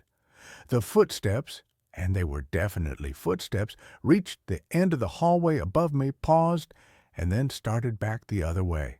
Step, step, step. The same measured pace, the same route. My rational mind offered explanations. Old houses settle, pipes expand and contract, animals get into attics. But these sounds were too regular, too purposeful. They sounded exactly like someone pacing back and forth above my head. After 10 minutes, the footsteps stopped. The silence that followed was somehow worse than the noise. I lay awake for hours, staring at the ceiling, waiting for the sound to start again. It didn't. In the morning, I convinced myself I'd imagined it. Stress and exhaustion could do strange things to perception. I'd been sleeping in my car for weeks. Of course, my first night in a real bed would be restless. I didn't think about the footsteps as I made breakfast. I didn't think about them as I sent out job applications. But that night, they came again. 2 a.m., almost to the minute, the same pacing, the same route, step, step, step. From one end of the third floor to the other and back again. This time, I got out of bed. I opened my door slowly, careful to keep it from creaking, and looked down the dark hallway. The footsteps continued above me, and now I could hear something else beneath them. A dragging sound, like something heavy being pulled across the floor. The sounds moved directly over my head, then continued down the hallway above me toward the front of the house. I thought about going upstairs. I even put my hand on the banister, but something stopped me. An instinct, a whisper of self-preservation that said investigating strange noises in a creepy old house at 2 a.m. was exactly how people got hurt in situations like this. Instead, I went back to my room, closed the door, and put in earbuds. I played white noise until the battery died, and then I just lay there listening to the pacing above me until it finally stopped around 4 a.m. The next morning, I called Mrs. Cheney. "Is anyone else living in this house?" I asked, trying to keep my voice casual. There was a long pause on the other end of the line.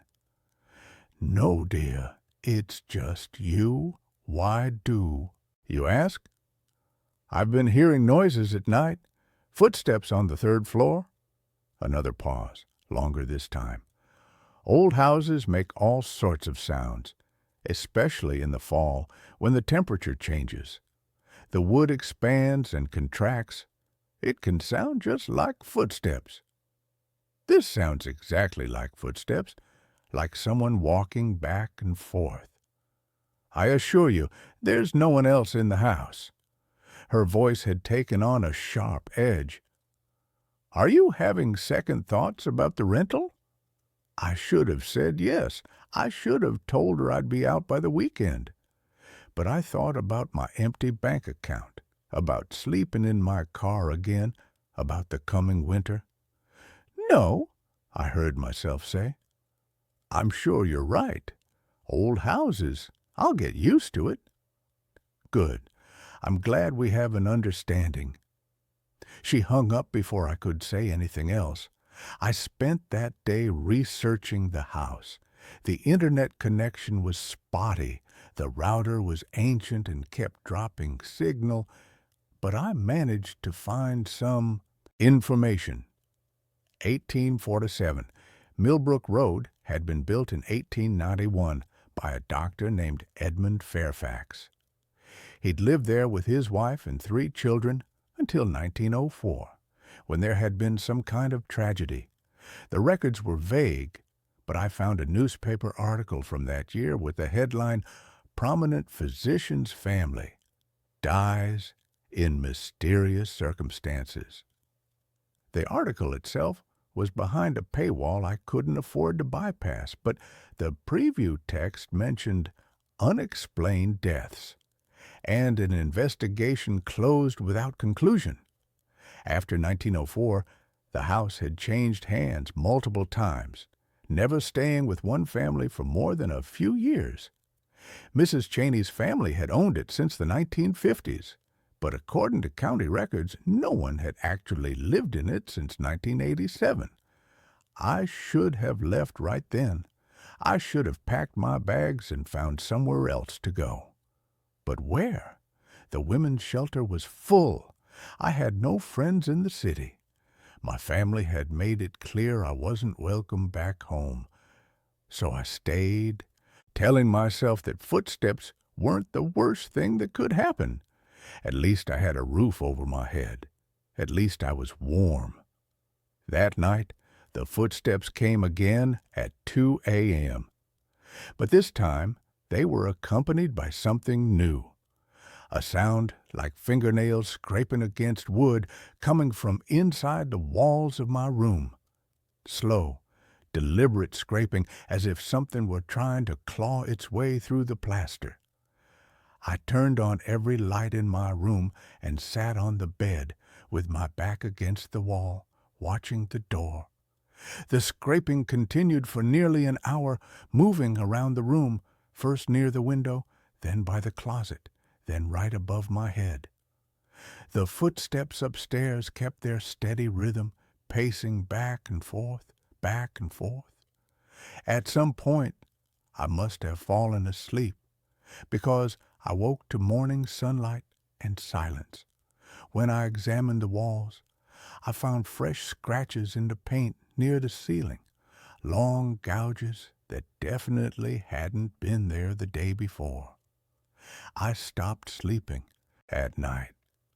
Instead, I napped during the day when the house was quiet, and I spent the nighttime hours sitting in my room with all the lights on, my laptop playing videos or music, anything to cover the sounds. The footsteps came every night like clockwork. The scraping in the walls grew more aggressive, and I started noticing other things.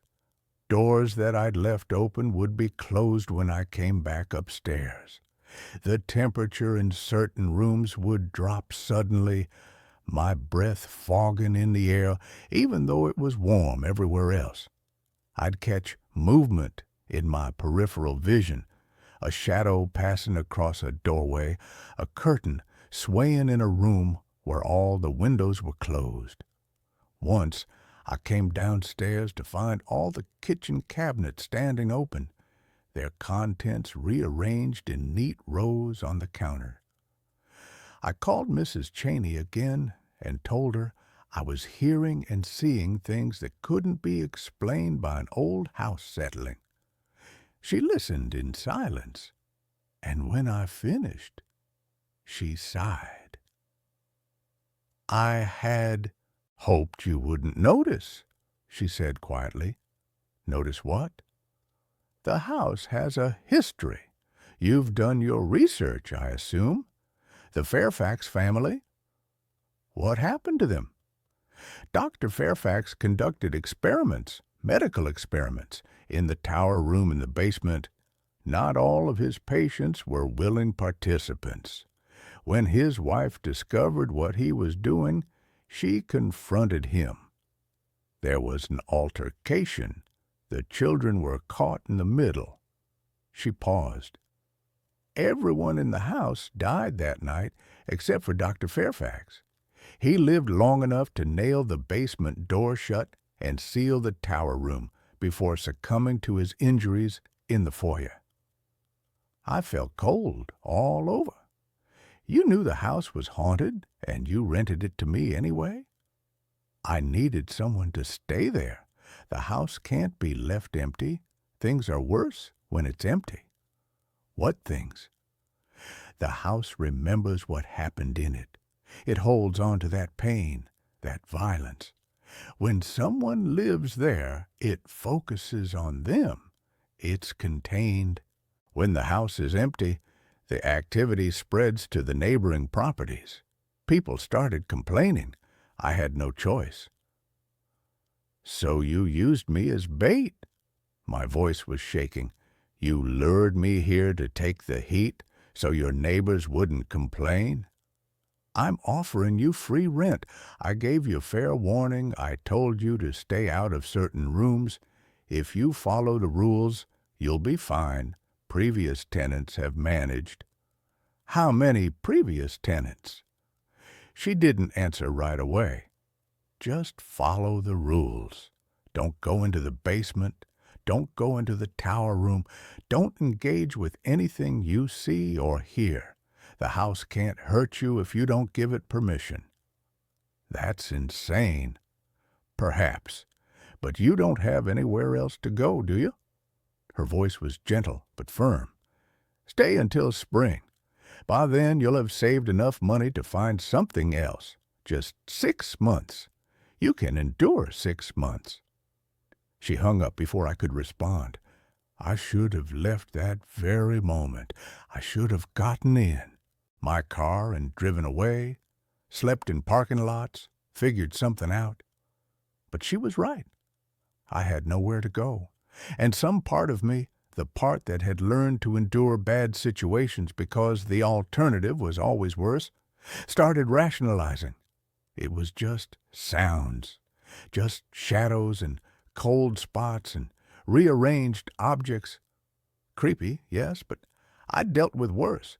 I'd lived with an abusive boyfriend who put me in the hospital. I'd survived homelessness. I could survive a haunted house. So I stayed. The nights grew longer and the activity intensified. The footsteps upstairs became more frequent, sometimes pacing for hours without stopping. The scraping in the walls happened every night now, sometimes so loud and aggressive that I worried the walls would split open. Objects in my room would move when I wasn't looking. My phone would be on the dresser when I knew I'd left it on the bed. My clothes would be pulled out of my duffel bag and folded neatly on the floor. I started finding things, small things at first. Old buttons, rusted nails, fragments of glass. They'd appear on my windowsill, arranged in patterns I couldn't decipher. Then I found a child's doll under my bed, its porcelain face cracked and one eye missing. I threw it in the trash, but the next morning it was back under my bed, in the exact same position. The worst part was the feeling of being watched. It was constant now, a prickling at the back of my neck that never went away. I could feel eyes on me when I showered, when I changed clothes, when I tried to sleep. Sometimes I'd turn around quickly, trying to catch whatever was watching me, but there was never anything there, just empty rooms and shadows and that pervasive sense of wrongness. 3 weeks into my stay, I woke in the middle of the night to find someone standing in the corner of my room. It was a woman, or the shape of a woman. She was translucent, like fog given human form, and she wore a long dress that might have been white once, but looked gray in the darkness. Her face was turned toward the wall, and her hands were raised as if she were clawing at something. As I watched, frozen in terror, she scraped her fingernails down the wall, creating the same sound I'd been hearing every night. Long, deliberate scrapes that left no marks but made my teeth ache. She didn't turn around. She just kept scraping over and over, her movements mechanical and repetitive. I wanted to scream, to run, to do anything, but I couldn't move. I could barely breathe. I just lay there, watching her, until she finally faded away as the first light of dawn touched the window. I spent the next day in a coffee shop, unable to be in the house. I knew I should leave, pack up, and go, but the truth was I had less than $200 in my bank account and nowhere else to turn. Mrs. Cheney was right. I needed time to save money to get back on my feet. And as terrifying as the house was, it hadn't actually hurt me. It was all just phenomena, just manifestations of whatever was trapped in that place. That night, I tried to stay awake, but exhaustion won out around 1 a.m. I woke to the sound of footsteps, but they weren't coming from upstairs this time. They were coming from the hallway outside my door. Step, step, step. Slow and measured. They stopped right outside my room. I stared at the door, watching the gap at the bottom, and saw a shadow move across it, blocking out the faint light from the hallway. The doorknob began to turn, slowly, the old brass creaking. I'd locked the door. I always locked the door. But the lock was just a simple push button on the knob, and I watched in horror as it slowly turned clockwise until it clicked open. The door began to swing inward, inch by inch, revealing the dark hallway beyond. Nothing was there. The hallway was empty. But the doorknob continued to turn, and the door continued to open, and I knew with absolute certainty that something was coming into my room. I grabbed my phone and turned on the flashlight, shining it at the doorway. The door stopped moving. For a long moment, nothing happened.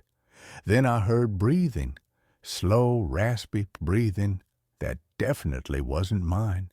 It was coming from the doorway, from the empty space where nothing visible stood.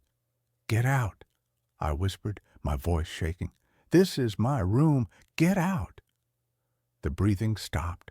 The door slammed shut so hard that the whole frame shook, and I heard the lock click back into place. Then the footsteps resumed, receding down the hallway, down the stairs, until they faded into silence. I didn't sleep for the rest of the night. When morning came, I found scratches on the outside of my door, the same deep gouges that were on the inside, as if something had been trying to claw its way in after I'd told it to leave. Mrs. Cheney's words echoed in my head. "The house can't hurt you if you don't give it permission." I had told it to get out. I had engaged with it, and now it knew I could see it, hear it, sense it. The activity became more aggressive after that. Objects didn't just move anymore. They flew across rooms. I'd be sitting on my bed, and a book would sail past my head and hit the wall. The dresser drawers would slam open and shut on their own. The scratching in the walls became constant, no longer confined to nighttime. I'd hear it during the day surrounding me like dozens of hands clawing at the plaster from the inside. The apparitions became more frequent, too. I'd see the woman in the gray dress in different parts of the house, always with her back to me, always clawing at walls or doors. Sometimes I'd see children, too, fleeting shadows that darted around corners, accompanied by the sound of footsteps too light to be adult.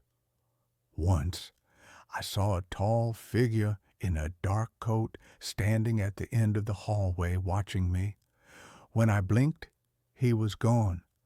I tried to follow Mrs. Cheney's rules. I didn't go into the basement. The nailed-shut door made that impossible anyway. I didn't go up to the third floor, even though the pacing continued every night, even though I was desperately curious about the tower room. I tried not to engage, tried to ignore the phenomena, but it was getting harder and harder. A month in, I got a job at a grocery store stocking shelves on the night shift. It meant being away from the house from 10 p.m. to 6 a.m., which should have been a relief, but instead it filled me with dread. The house didn't like being empty. I'd come home in the morning to find furniture moved, pictures pulled off walls, my belongings scattered across every room like someone had been searching for something. One morning, I came home to find that every mirror in the house had been shattered. The bathroom mirror, the mirror in my room, even the decorative mirrors in the hallway, all broken, their glass scattered across the floor. But when I looked closer, I realized the glass had been arranged. It formed words, the fragments carefully placed to spell out, "Get out." I called Mrs. Cheney and told her I was leaving. "You can't," she said simply. "You signed a lease." There was no lease. This was an informal arrangement. "You agreed to stay until spring. We have a verbal contract." "I don't care about contracts. This place is dangerous." "It's only dangerous if you make it dangerous. You're not following the rules." "I am following the rules." "Then why is the activity increasing?" Her voice was cold now. "You must be doing something to provoke it, going where you shouldn't go, engaging when you shouldn't engage." "I haven't done anything." "Then you have nothing to worry about. Clean up the glass and continue as you were. You have nowhere else to go." She was right, and we both knew it. I hung up and spent the next hour cleaning up broken glass, trying not to look at my fractured reflection in the fragments. That night at work, I couldn't stop thinking about the house, about Mrs. Cheney's insistence that I was provoking the activity, about the tower room in the basement, the two places I was forbidden to go. What was in those rooms? What was she hiding? When I got home at dawn, I stood in the foyer and looked up the staircase. The door to the third floor was at the top of the stairs, and I'd never tried to open it. Mrs. Cheney said it led to the tower room, said it was structurally unsound, but what if that was a lie? What if the answer to everything was up there? I climbed the stairs slowly, my heart pounding. The house was quiet around me, but it felt like it was listening, waiting to see what I would do. When I reached the third floor door, I found it locked. Not with a modern lock, but with an old padlock that looked like it had been there for decades. I went back downstairs and searched the kitchen drawers until I found a hammer. Then I returned to the third floor door and broke the padlock with 3 hard strikes. The sound echoed through the house like a gunshot, and for a moment everything went absolutely still. Then the temperature dropped so suddenly that I could see my breath. The lights flickered, and from somewhere deep in the house I heard a sound like a long, slow exhale. I pushed the door open. The staircase beyond was narrow and steep, disappearing up into darkness. The smell that wafted down was overwhelming, rot and copper, and something acrid that made my eyes water. Every instinct I had screamed at me to turn around, to close the door, to leave this place and never come back. But I needed to know. I needed to understand what I was living with. I turned on my phone flashlight and climbed the stairs. The tower room was smaller than I expected, circular with windows on all sides, but the windows had been painted over from the inside with something dark and thick, blocking out all natural light. My flashlight beam swept across the space, and I wished immediately that I'd listened to my instincts and stayed downstairs. The room was full of old medical equipment, an examination table, cabinets full of rusted instruments, jars containing things I didn't want to look at too closely. The walls were covered in writing, thousands of words scratched directly into the plaster, observations, dates, descriptions of procedures, Dr. Fairfax's research notes, preserved for more than a century. But it was the corner of the room that made my stomach turn. There were shackles bolted to the wall, and below them old dark stains on the floor, and covering every surface were scratches, deep gouges in the wood and plaster, layer upon layer of them, as if someone had spent hours, days, years trying to claw their way out. I heard the breathing again right behind me. I spun around, but nothing was there. The breathing grew louder, coming from all around me now, and underneath it I could hear whispers, dozens of voices all speaking at once in words I couldn't quite make out. The air in the room began to shimmer, and I saw them. Not one ghost, not two, but dozens. They appeared like photographs developing, growing more solid by the second. Men, women, children, all of them bearing the marks of violence, of suffering.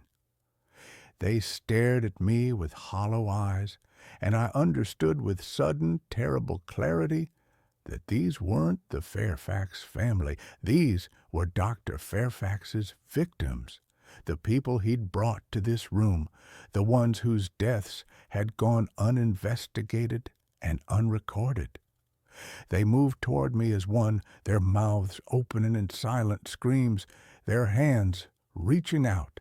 I stumbled backward, dropping my phone, plunging the room into darkness except for the ghostly light emanating from the apparitions themselves. I felt cold hands grabbing at me, pulling at my clothes, my hair, my skin. The whispers grew into a deafening roar, and I could finally make out what they were saying. Join us. Stay. Don't leave us alone. Join us. I screamed and ran, shoving through the mass of bodies that felt both solid and insubstantial at the same time. I threw myself down the stairs, tripping and stumbling, feeling those cold hands still grasping at me. I made it to the second floor and slammed the door behind me, but I could hear them on the other side, scratching, moaning, trying to get through. I ran to my room and grabbed my bags, throwing in anything I could reach. I didn't care about leaving things behind. I didn't care about having nowhere to go. I had to get out of this house before it killed me, or worse, before it made me one of those tortured spirits trapped forever in this place. I was halfway down the stairs to the first floor when the lights went out, all of them simultaneously, plunging the house into absolute darkness. I froze, clutching the railing, my bags heavy on my shoulder. In the darkness, I could hear movement all around me, footsteps, breathing, the rustle of fabric, the scrape of fingernails on wood. A voice spoke in the darkness, clearer than all the others. It was a man's voice, cold and clinical. You shouldn't have opened that door. They've been waiting so long for someone to set them free. A light appeared at the top of the stairs. Not electric light, but a soft, ghostly glow. In it, I could see the figure from the hallway, the tall man in the dark coat. His face was partially obscured, but I could make out enough to see that he was smiling. "You've given them permission now," he said. "By opening that door, by acknowledging their existence, you've given them a way out.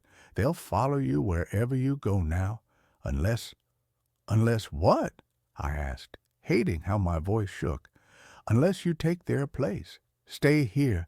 Become the new keeper of this house. Let them move on while you remain." "You're insane." "I'm practical. Someone must stay. The house requires it. If you leave, they'll follow you, and the violence that happened in this place will follow them. They're angry, you see. They've been trapped here for so long, and now they have a chance to be free. But they don't understand freedom anymore. They only understand pain and rage. Wherever they go, suffering will follow. The ghostly light began to descend the stairs toward me, and with it came all the others. The victims from the tower room, the woman in gray, the children, all of them moving as one mass of translucent figures. They flowed down the stairs like water, surrounding me, their hands reaching out. I did the only thing I could think of. I ran for a front door, burst through it, and didn't stop running until I reached my car. My hands were shaking so badly I could barely get the key in the ignition. But I managed, and I sped away from that house like all the demons of hell were chasing me. Maybe they were. That was 3 months ago.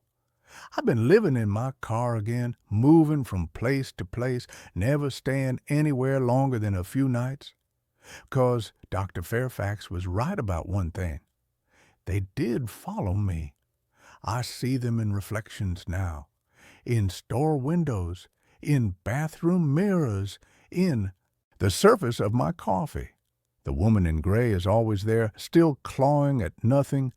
The children dart between cars and parking lots. And sometimes, late at night, I hear the pacing.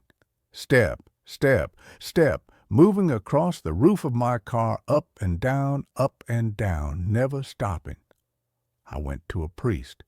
He tried to perform a blessing, but the temperature in his church dropped so suddenly that frost formed on the windows, and the statue of Mary began to weep. He asked me to leave. I tried sage, salt circles, every folk remedy and internet solution I could find.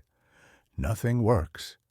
They're attached to me now, bound to me by that moment when I opened the door and saw them, when I acknowledged their existence and gave them a way out of that room. Sometimes I think about going back to the house, about accepting Dr. Fairfax's offer, taking their place so they can finally move on, but I'm too much of a coward for that. So instead, I keep driving, keep moving, trying to stay ahead of the growing crowd of spirits that follows me everywhere I go. I haven't slept in weeks. Every time I close my eyes, I'm back in that tower room, surrounded by the marks of suffering, and I can hear their voices. Join us. Stay. Don't leave us alone. Last night, I saw something new in my rearview mirror. It was Dr. Fairfax, sitting in my back seat, watching me with that same cold smile. "You can't run forever," he said. "Eventually, you'll have to make a choice. Come back to the house, or let them turn wherever you are into the same kind of hell. The suffering has to go somewhere. It always does." I'm writing this from a rest stop somewhere in Nevada. I've been driving for 3 days straight, trying to get as far from Kansas as possible, but I know it won't matter. Distance means nothing to them. They're not bound by geography or physics. They're bound to me. I don't know what I'm going to do. I don't know if there's any way to fix this, to break whatever connection I forged when I opened that door. All I know is that I should have listened to Mrs. Cheney. I should have followed the rules, and I should never, ever have been desperate enough to rent a room at 1847 Millbrook Road. If you're reading this and you ever see an ad for cheap rent in an old house, if someone tells you to stay out of certain rooms, if something feels wrong from the very beginning, trust that feeling. Leave, because some places are haunted for a reason, and some doors are locked for a reason, and once you open them, there's no going back. The sun is setting now, and I can see them gathering in the lengthening shadows around my car, more of them each day, their numbers growing as word spreads among the dead that someone finally opened the door. Soon there will be too many to count, and I don't know what will happen when they reach critical mass. I'm so tired. Maybe tonight I'll stop fighting. Maybe tonight I'll just close my eyes and let them in. At least then it would be over. Or maybe I'll start the car again and keep driving, keep running, keep hoping that somewhere out there is a solution I haven't found yet.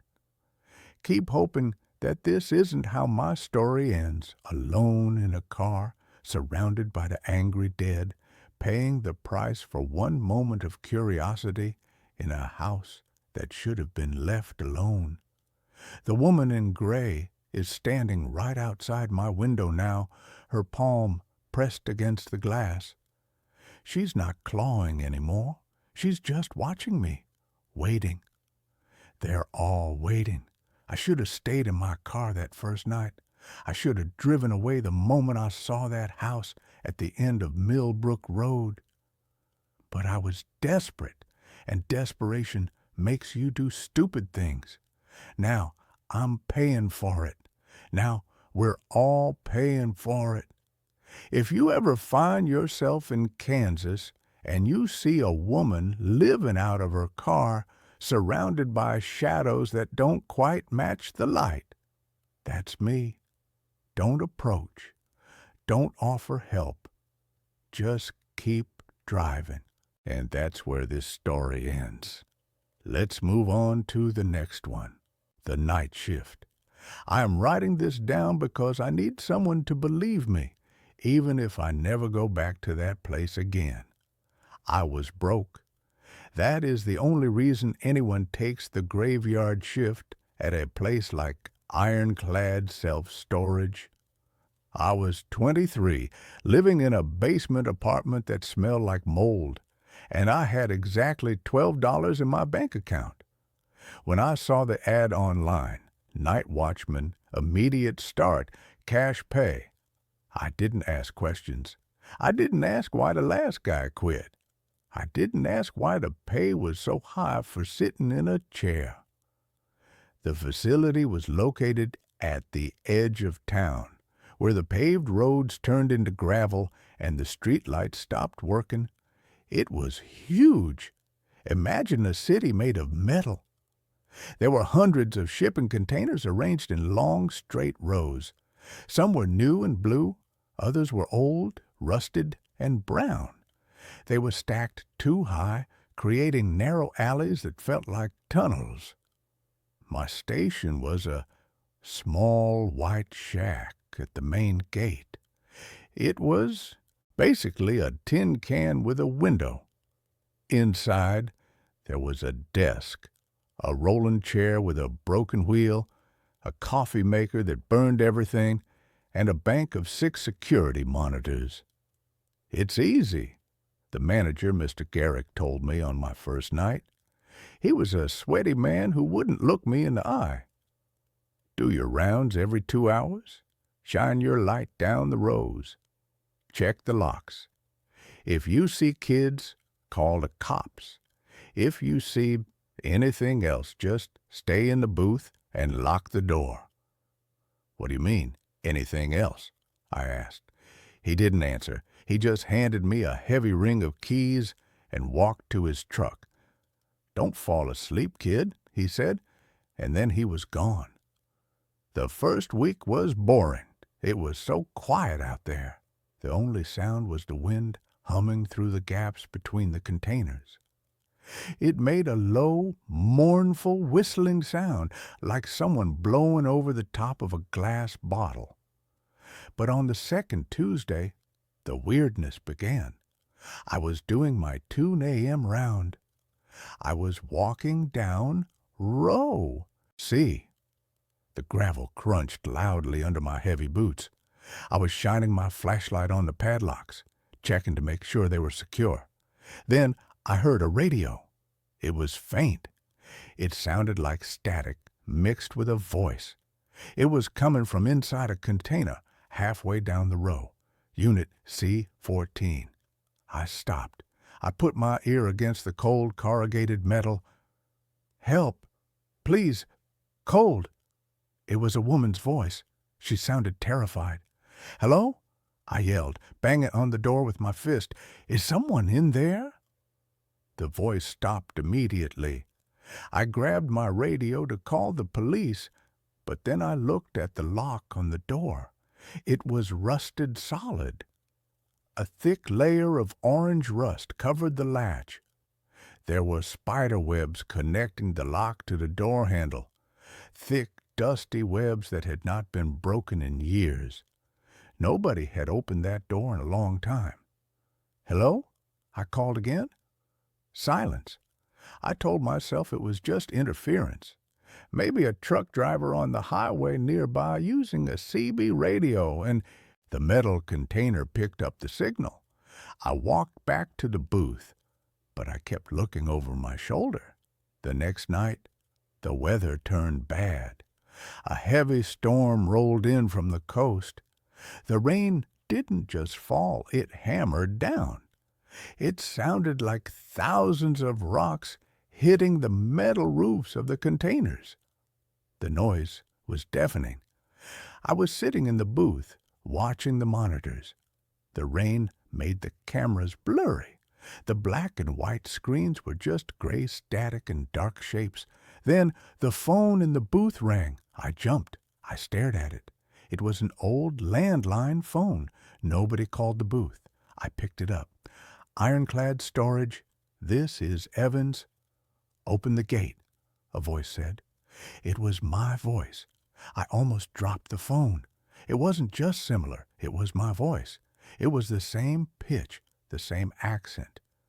It sounded exactly like I had sounded when I answered the phone a second ago. "Who is this?" I asked, my hand shaking. "Who is this?" the voice on the phone repeated. But it didn't say it like a question. It said it like a recording. "Stop it," I said. "This isn't funny." "Stop it," the voice said. Then it laughed. A dry, glitchy laugh. "Open the gate, Evans. I want to come in." I slammed the phone down. I looked at the gate monitor. The front gate was closed. The road outside was empty. There was no car, no person, just the pouring rain. Then I saw movement on Monitor 3. Monitor 3 showed the back of the lot, the dead zone, we called it. It was where the oldest containers were kept. In the grainy footage, I saw a figure. It was tall, too tall. It looked like a person stretched out on a rack. Its arms hung down past its knees. It was standing in the middle of the aisle, facing away from the camera. It was perfectly still, letting the rain hit it. I grabbed my heavy flashlight and my baton. I didn't want to go out there, but that was my job. And if it was a prankster, I was going to kick them out. I stepped out of the booth. The wind hit me, instantly soaking my uniform. I ran toward the back of the lot. I counted the rows. A, B, C. I turned the corner into the dead zone. "Hey!" I shouted over the roar of the rain. "Get out of here! The police are on their way!" I pointed my flashlight beam down the aisle. It was empty. I walked forward, my heart hammering against my ribs. I swept the light left and right. Nothing but wet metal and puddles. Then I heard a sound from above. Clang! It was the sound of a heavy weight landing on a hollow metal roof. It came from the top of the container right next to me. Clang! Clang! Footsteps, heavy metallic footsteps running across the tops of the containers. I looked up. I flashed my light upward. For a second, the beam caught something. It was pale, white, like a maggot. It was crouching on the edge of the container roof, looking down at me. It didn't have a face. It just had a smooth surface where a face should be, but in the center there was a slit, a mouth. It opened that mouth and a sound came out. "Check the locks," it whispered. It was Mr. Garrick's voice. Perfect imitation. I didn't think. I ran. I slipped in the mud, scrambled up, and kept running. Behind me, I heard it jumping. Boom! It landed on the next container. Boom! It was getting closer. It wasn't running on the ground. It was hunting from above, leaping across the narrow alleyway like a spider. "Don't fall asleep, kid," the thing screamed from the darkness above. It was laughing now. "Don't fall asleep." I saw the light of the guard booth ahead. It looked like heaven. I sprinted the last 50 yards. I could hear the thing landing on the ground behind me now. Splash, splash. It was on my level. I threw myself at the door of the booth, ripped it open, and dove inside. I slammed it shut and locked the deadbolt. I backed away, grabbing the heavy desk and shoving it against the door. Thud! Something hit the door hard. The whole shack shook. "Open the gate," my own voice whispered from the other side of the thin door. "It's cold out here." I crawled into the corner under the desk. I covered my ears. I squeezed my eyes shut. It didn't stop. For hours it circled the booth. Sometimes it tapped on the glass window with a fingernail. Tap, tap, tap. Sometimes it banged on the roof. Sometimes it mimicked voices. My mom, my dad, Mr. Garrick. It recited conversations I had days ago. "I need this job," it whispered in my voice. "I have $12. I stayed under that desk until the sun came up. When the gray light of dawn finally filled the booth, the noises stopped. I waited another hour before I moved. I slowly pulled the desk away. I unlocked the door. The rain had stopped. The air was cold and fresh. I walked outside. The wet gravel was marked with mud. There were footprints all around the booth, but they weren't shoe prints. They looked like handprints, but with fingers that were too long and too many joints. They circled the booth over and over again. I didn't do a final round. I didn't write a report. I got in my rusted sedan and I drove away. I drove straight to Mr. Garrick's house.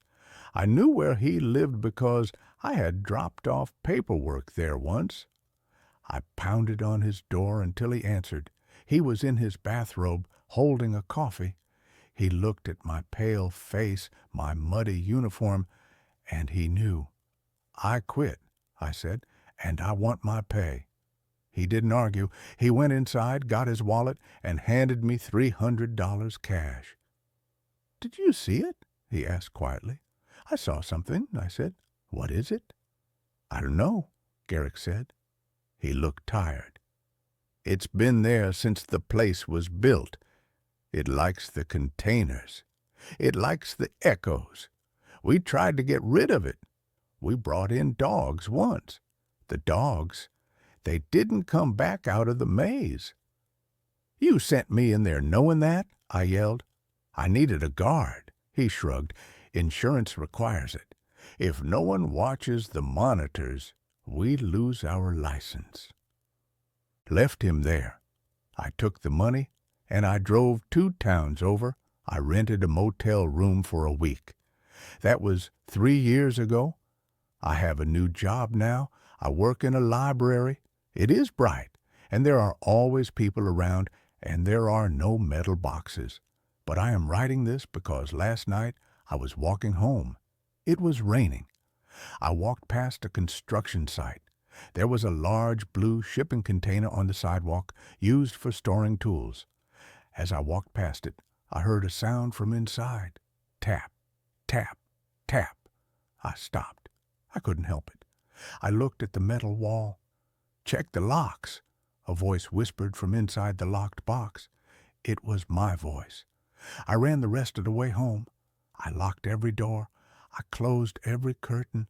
I know now that I didn't just leave that job.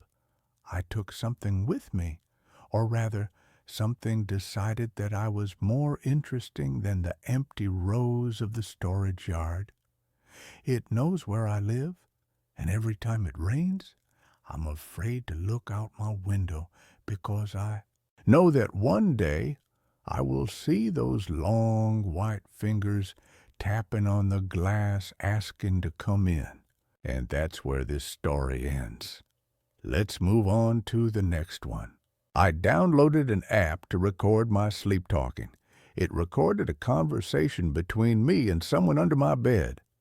I am a rational man. I work in logistics.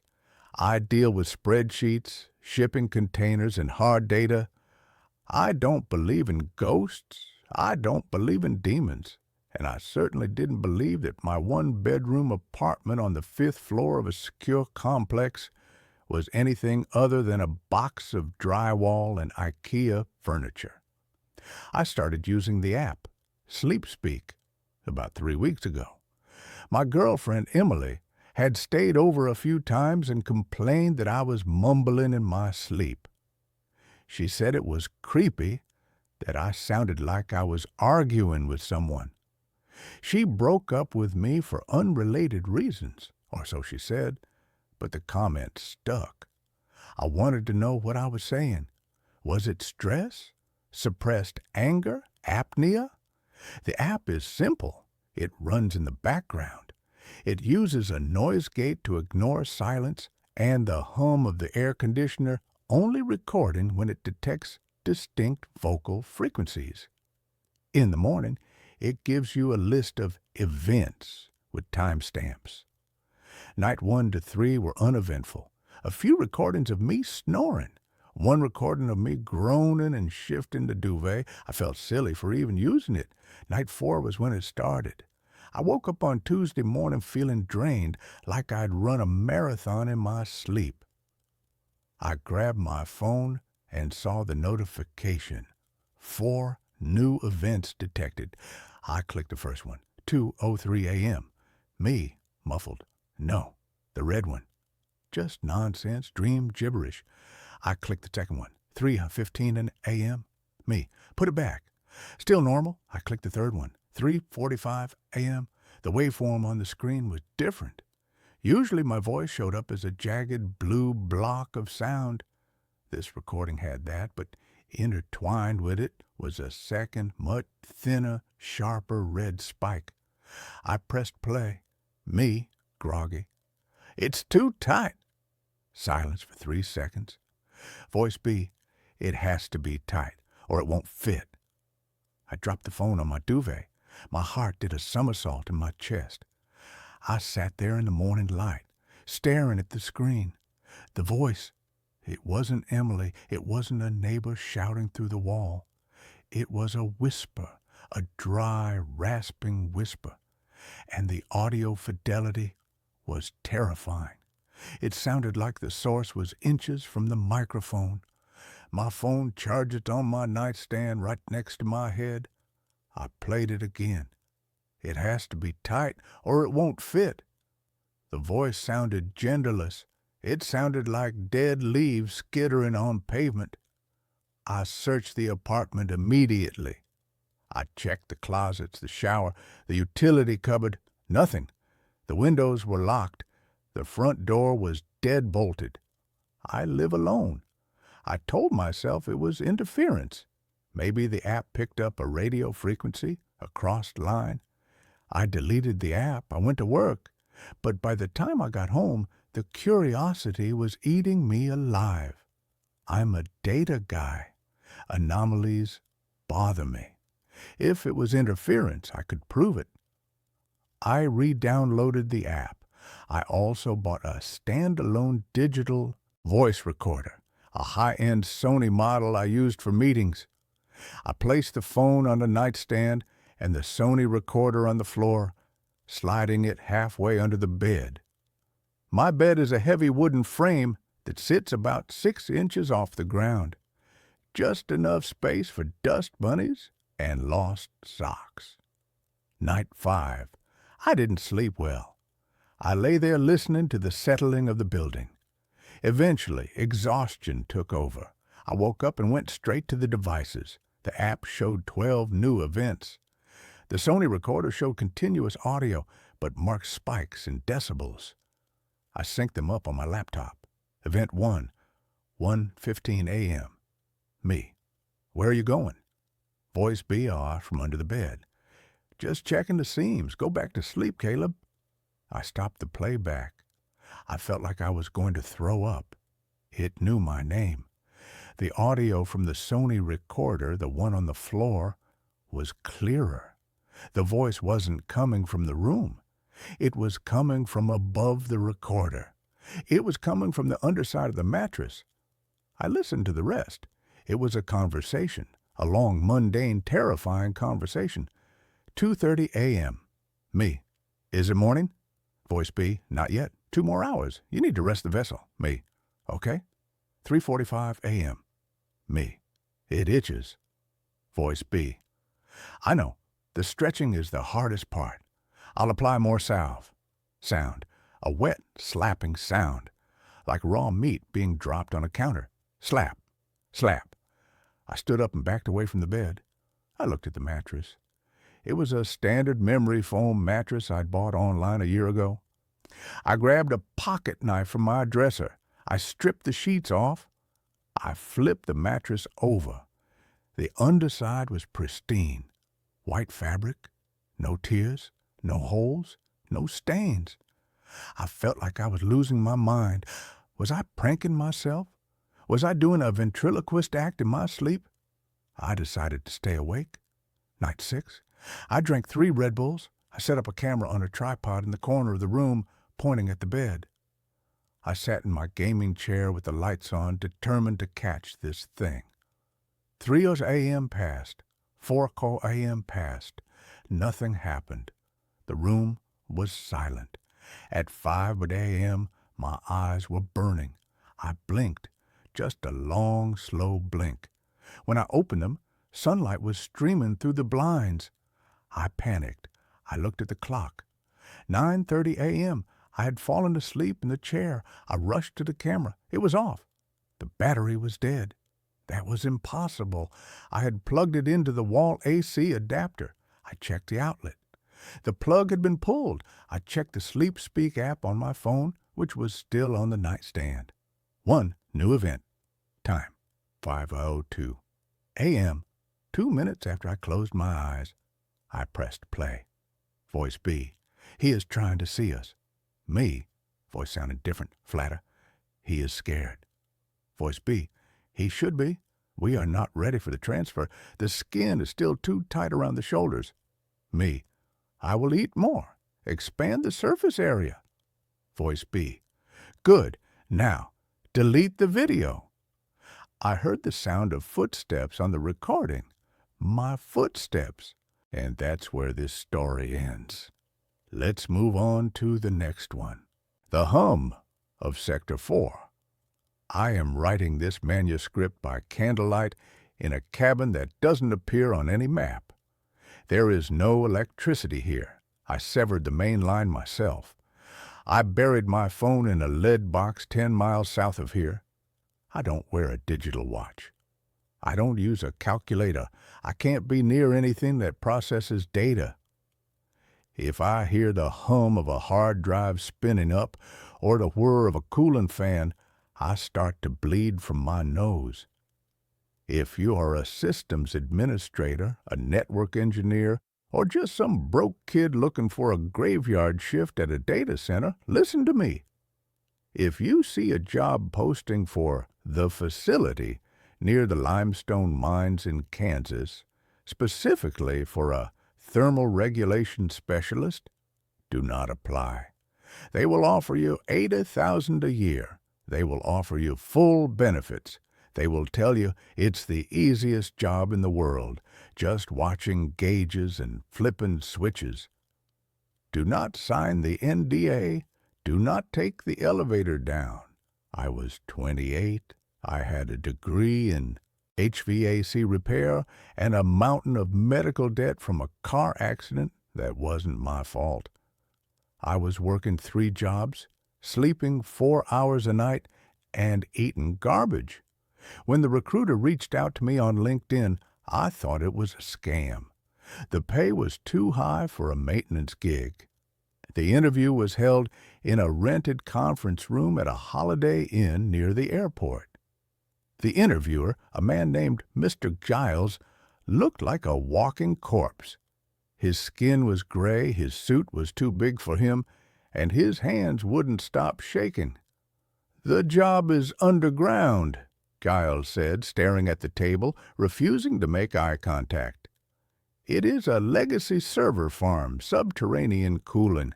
Very efficient, very loud." "I'm used to loud," I said. "I worked on industrial turbines." "No," Giles whispered. "Not that kind of loud. It is a drone, a constant low-frequency vibration. It affects people. We need someone with fortitude." "I have fortitude," I lied. "I just need the paycheck." He slid a contract across the table. It was thick. "Read the addendums, specifically regarding the phantom data clauses." I didn't read them. I just signed. I needed the money. The facility was located in the middle of a wheat field, marked only by a small concrete bunker and a massive ventilation tower that jutted out of the ground like a rusted obelisk. The security was tight.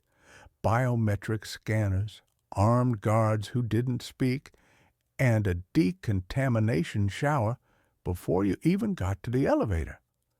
The elevator ride down took 5 minutes. That's how deep it was. When the doors opened, the sound hit me.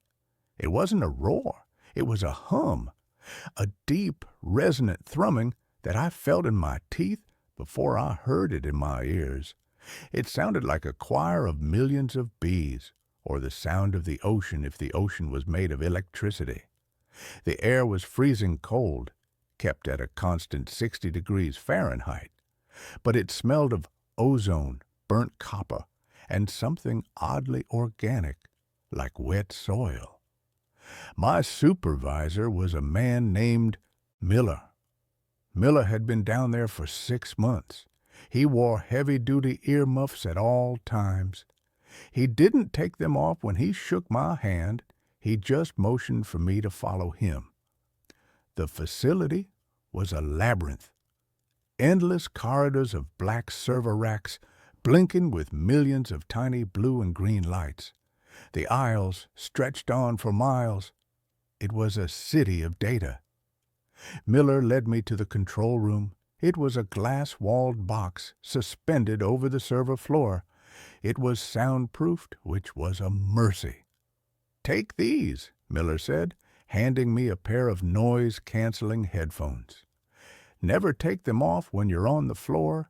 The frequency can cause hallucinations, paranoia, nausea. We call it the data sickness." "What are we storing here?" I asked, looking out at the ocean of blinking lights.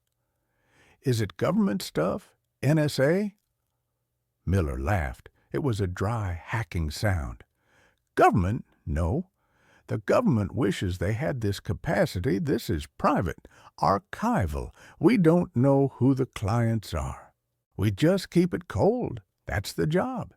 Keep it cold. If the temperature in any sector goes above 80 degrees, the servers start to bleed. Bleed. Metaphorically, Miller said quickly. They leak data, corrupt files. Just keep it cold. My shift was 6:00 p.m. to 6:00 a.m. For the first 2 weeks, it was easy.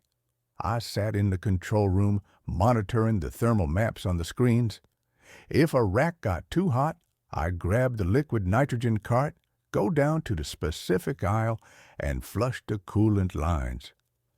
But the isolation starts to get to you. The facility was divided into sectors. Sector 1 through 3 were standard, but Sector 4?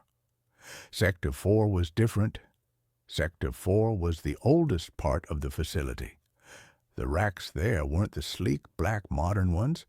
They were old, rusted metal towers, connected by thick bundles of cables that looked like black vines.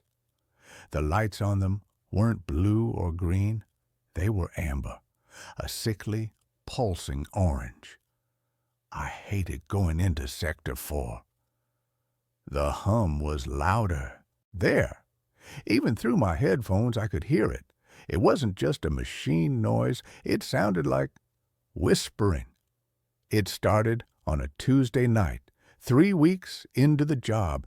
I was in the control room eating a sandwich. Miller was asleep in his chair. He did that a lot. The thermal map for Sector 4 flashed red. Alert, rack 409B. Temp 98F. It was spiking fast. "Miller," I said, nudging him. He grunted but didn't wake up. I grabbed the coolant kit and the keycard. "Fine, I'll do it myself." I left the soundproof booth and stepped onto the catwalk. The hum hit me instantly. Thrum, thrum, thrum. It vibrated my ribcage. I took the service elevator down to the floor of Sector 4. The air was colder here, almost freezing, yet the smell of ozone was overpowering. I walked down the aisle. The amber lights on the servers were blinking in unison. Blink, blink, blink, like a heartbeat.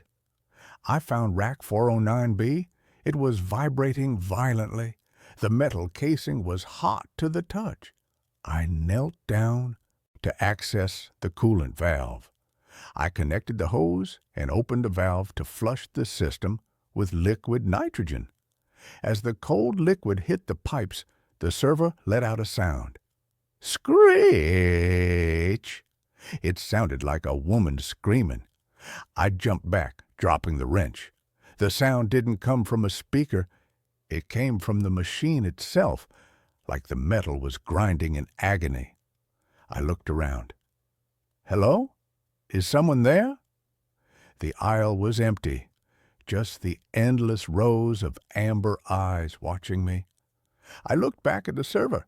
The screen on the rack, which usually displayed diagnostic code, was scrolling text. But it wasn't code. "It hurts. It burns. Make it stop. The cold doesn't help. Please." I stared at it, my breath caught in my throat. "It's a glitch," I whispered. "Some hacker put a joke in the code." I finished the flush. The temperature dropped. The screaming stopped. The text vanished, replaced by a blinking cursor. I practically ran back to the control room. When I got back, Miller was awake. He was staring at the monitors, pale as a sheet. "Did you go to Sector 4? He asked. "Yeah, rack 409B. "Did you read the screen?" "Yeah, it was weird text. A glitch?" Miller turned to look at me. His eyes were wide, rimmed with red. "It's not a glitch, kid. That's the data."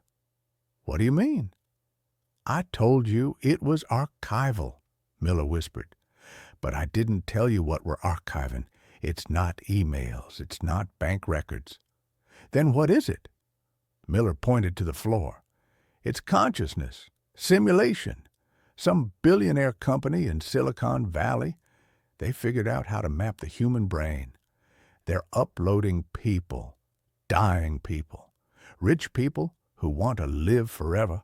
They upload them here." I laughed nervously. "That's sci-fi crap, Miller. You're messing with me." "Is it?" Miller stood up and walked to the window, looking down at the millions of lights. "Why do you think it needs to be so cold? Why do you think it consumes so much power? We aren't storing files. We are running simulations, millions of them. But there's a problem." "What problem?" "The hardware," Miller said. "It's too old. It's degrading. The simulations. They aren't living in paradise. They're trapped in a digital void. They're corrupting. They're going insane. The heat is them screaming." I didn't believe him. I couldn't. It was too insane. I finished my shift in silence and went home, but I couldn't sleep. The hum was still in my ears. The next night, Miller wasn't there. I was alone in the facility. At midnight, the phone in the control room rang. It was the internal line. I picked it up. "Control. Help me." It was Miller's voice, but it sounded digital, compressed, full of static. "Miller, where are you? You didn't show up." "I'm in the stack." The voice glitched. "I wanted to see. I plugged in." "Miller, you're not making sense." "Sector 4," the voice shrieked. "Rack 001, the master node. Pull the plug." The line went dead. I sat there for 10 minutes, shaking. I checked the employee log. Miller had swiped in at 5 p.m. He hadn't swiped out. I pulled up the camera feed for Sector 4. At the very end of the main aisle, there was a massive server tower, the master node. Lying on the floor in front of it was a body. It was Miller. He was connected to the machine. A thick black cable was plugged into a port on the back of his neck, a port I hadn't noticed before, or maybe he had surgically installed it. No, it was simpler. He had wrapped the fiber optic cables around his head, taped them to his temples. I had to go down there.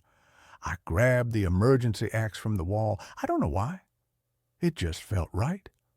I took the elevator down. The hum was deafening tonight. It wasn't a choir of bees anymore. It was a roar, a cacophony of voices, millions of voices screaming, crying, begging, "Let us out. It's dark. Where is my body? The code is eating me." I walked through Sector 1, 2, 3. The lights were flickering violently. I entered Sector 4. The amber lights were gone. They were red, blood red. The temperature was rising. I could feel the heat radiating from the racks. 90 degrees, 100 degrees. I reached the end of the aisle. Miller was lying there. His eyes were open, burned out, just empty black sockets. His mouth was open in a silent scream. The cables taped to his head were pulsing with light. I knelt down to check his pulse. There was none. He was cold. But then the server next to him, the master node, lit up. The screen flared to life. A face appeared on the screen. It was a crude, low polygon rendering of a face. It was Miller's face. "It's beautiful in here," the text on the screen read. "And it is hell." "Miller?" I whispered. The face on the screen twisted. It opened its mouth. "We are hungry." The server rack lurched. It physically moved. I realized then that the cables on the floor weren't just cables. They were moving like snakes. They were slithering toward me. I swung the axe. Chop! I severed a bundle of cables. A sound erupted that shattered the glass of the server rack. A physical scream of pain. Blood, actual red human blood, sprayed from the severed cable. This wasn't just hardware, it was biomechanical. They were using organic matter to process the data. I turned to run. The aisle of Sector 4 changed. The racks were moving. They were sliding across the floor, closing the path, blocking my exit. They were forming a wall. I was trapped in the heat. "Join us!" The screens flashed in unison. "The flesh is weak. The data is eternal." I saw a vent grate on the floor. The subfloor cooling access. I dropped my knees and pried it open with the blade of the axe. A cable wrapped around my ankle. It was warm, pulsating. It tightened, crushing my boot. I hacked at it with the axe, screaming. It severed, spraying more blood. I dove into the hole. I landed in the crawl space underneath the server floor. It was a cramped tunnel filled with pipes and freezing water. I crawled. Above me, I could hear the heavy metal racks slamming against the floor, trying to crush me. I could hear Miller's digitized voice screaming through the floorboards. "Don't leave me. It's lonely. We need more processing power. We need your mind." I crawled for what felt like hours. My hands were shredded by the rough concrete. The water soaked my clothes, freezing me to the bone. I reached the maintenance ladder leading to the surface ventilation tower. I climbed. The hum was vibrating the ladder. My teeth were chattering so hard I chipped a molar. I reached the top grate. I pushed it open. I fell out onto the wheat field. It was night. The stars were out. The air was fresh. I lay there gasping. Then the ground shook. The ventilation tower next to me let out a blast of hot air, a massive plume of steam, and in the steam I saw faces, ghostly, vaporous faces rising into the night sky. Miller's face. Old faces, young faces.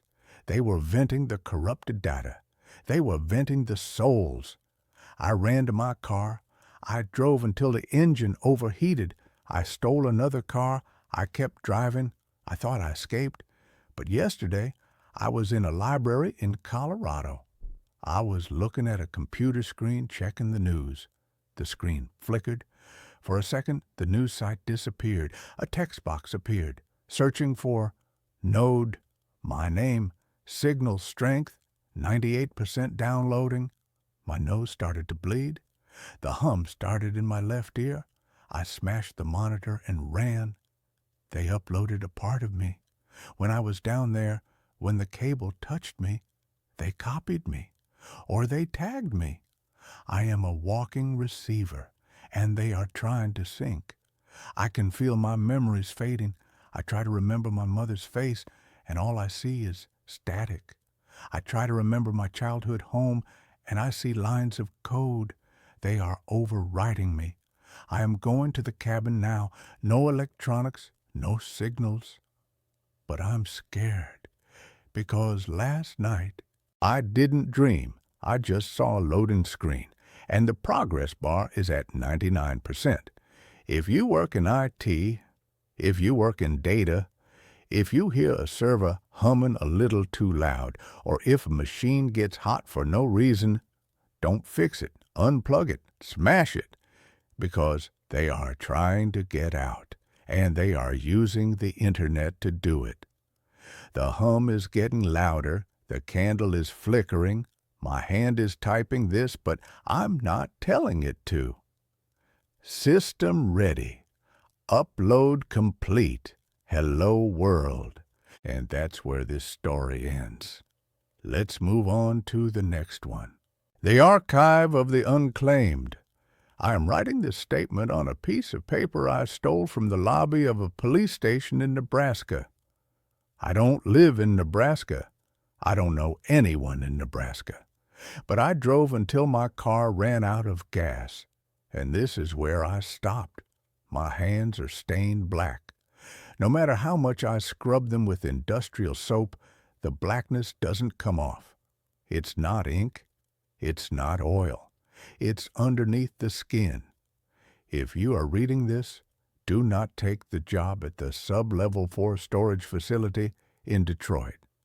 If you see an ad on a telephone pole or a Craigslist post asking for a night archivist with a pay rate of $40 an hour, cash, close your eyes. Walk away. Forget you ever saw it. I was 26 years old. I was a dropout with a mountain of debt and a landlord who liked to bang on my door at 6 a.m. asking for rent money I didn't have.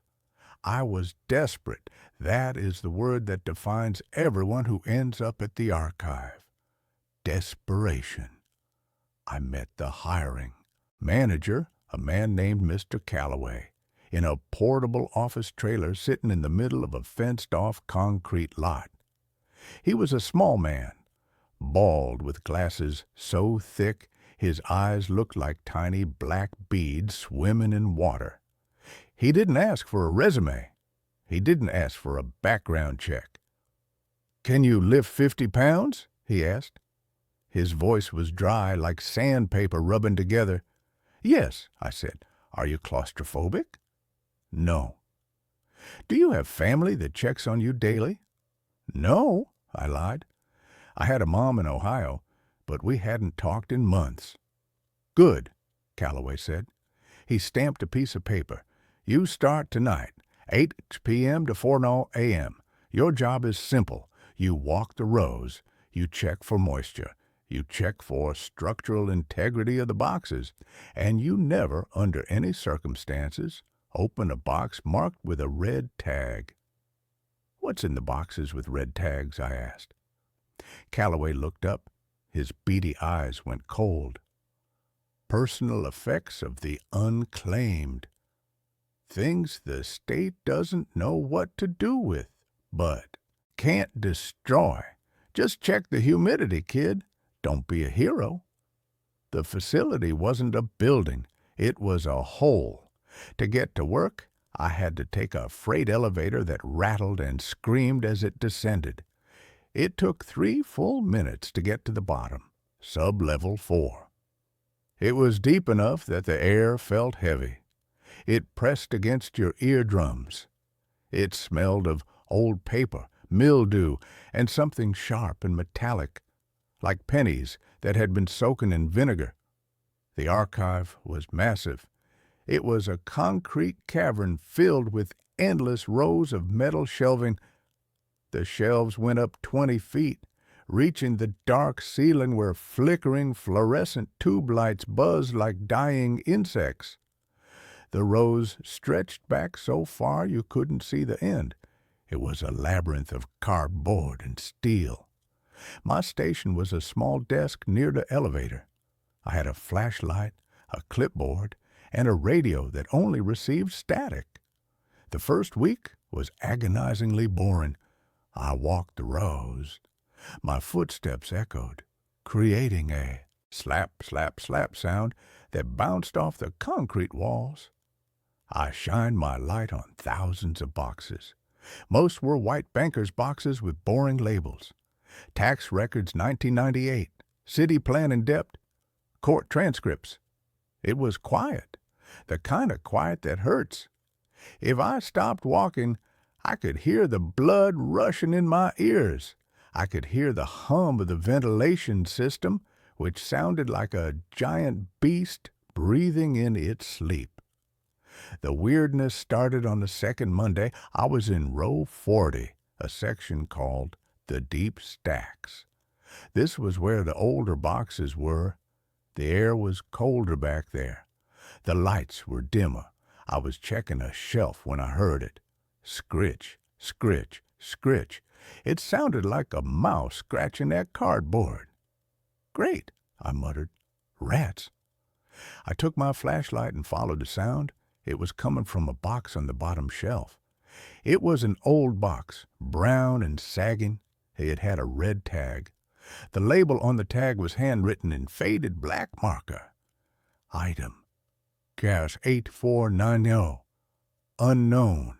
Origin: recovered from Site B. I crouched down. The scratching was coming from inside the box.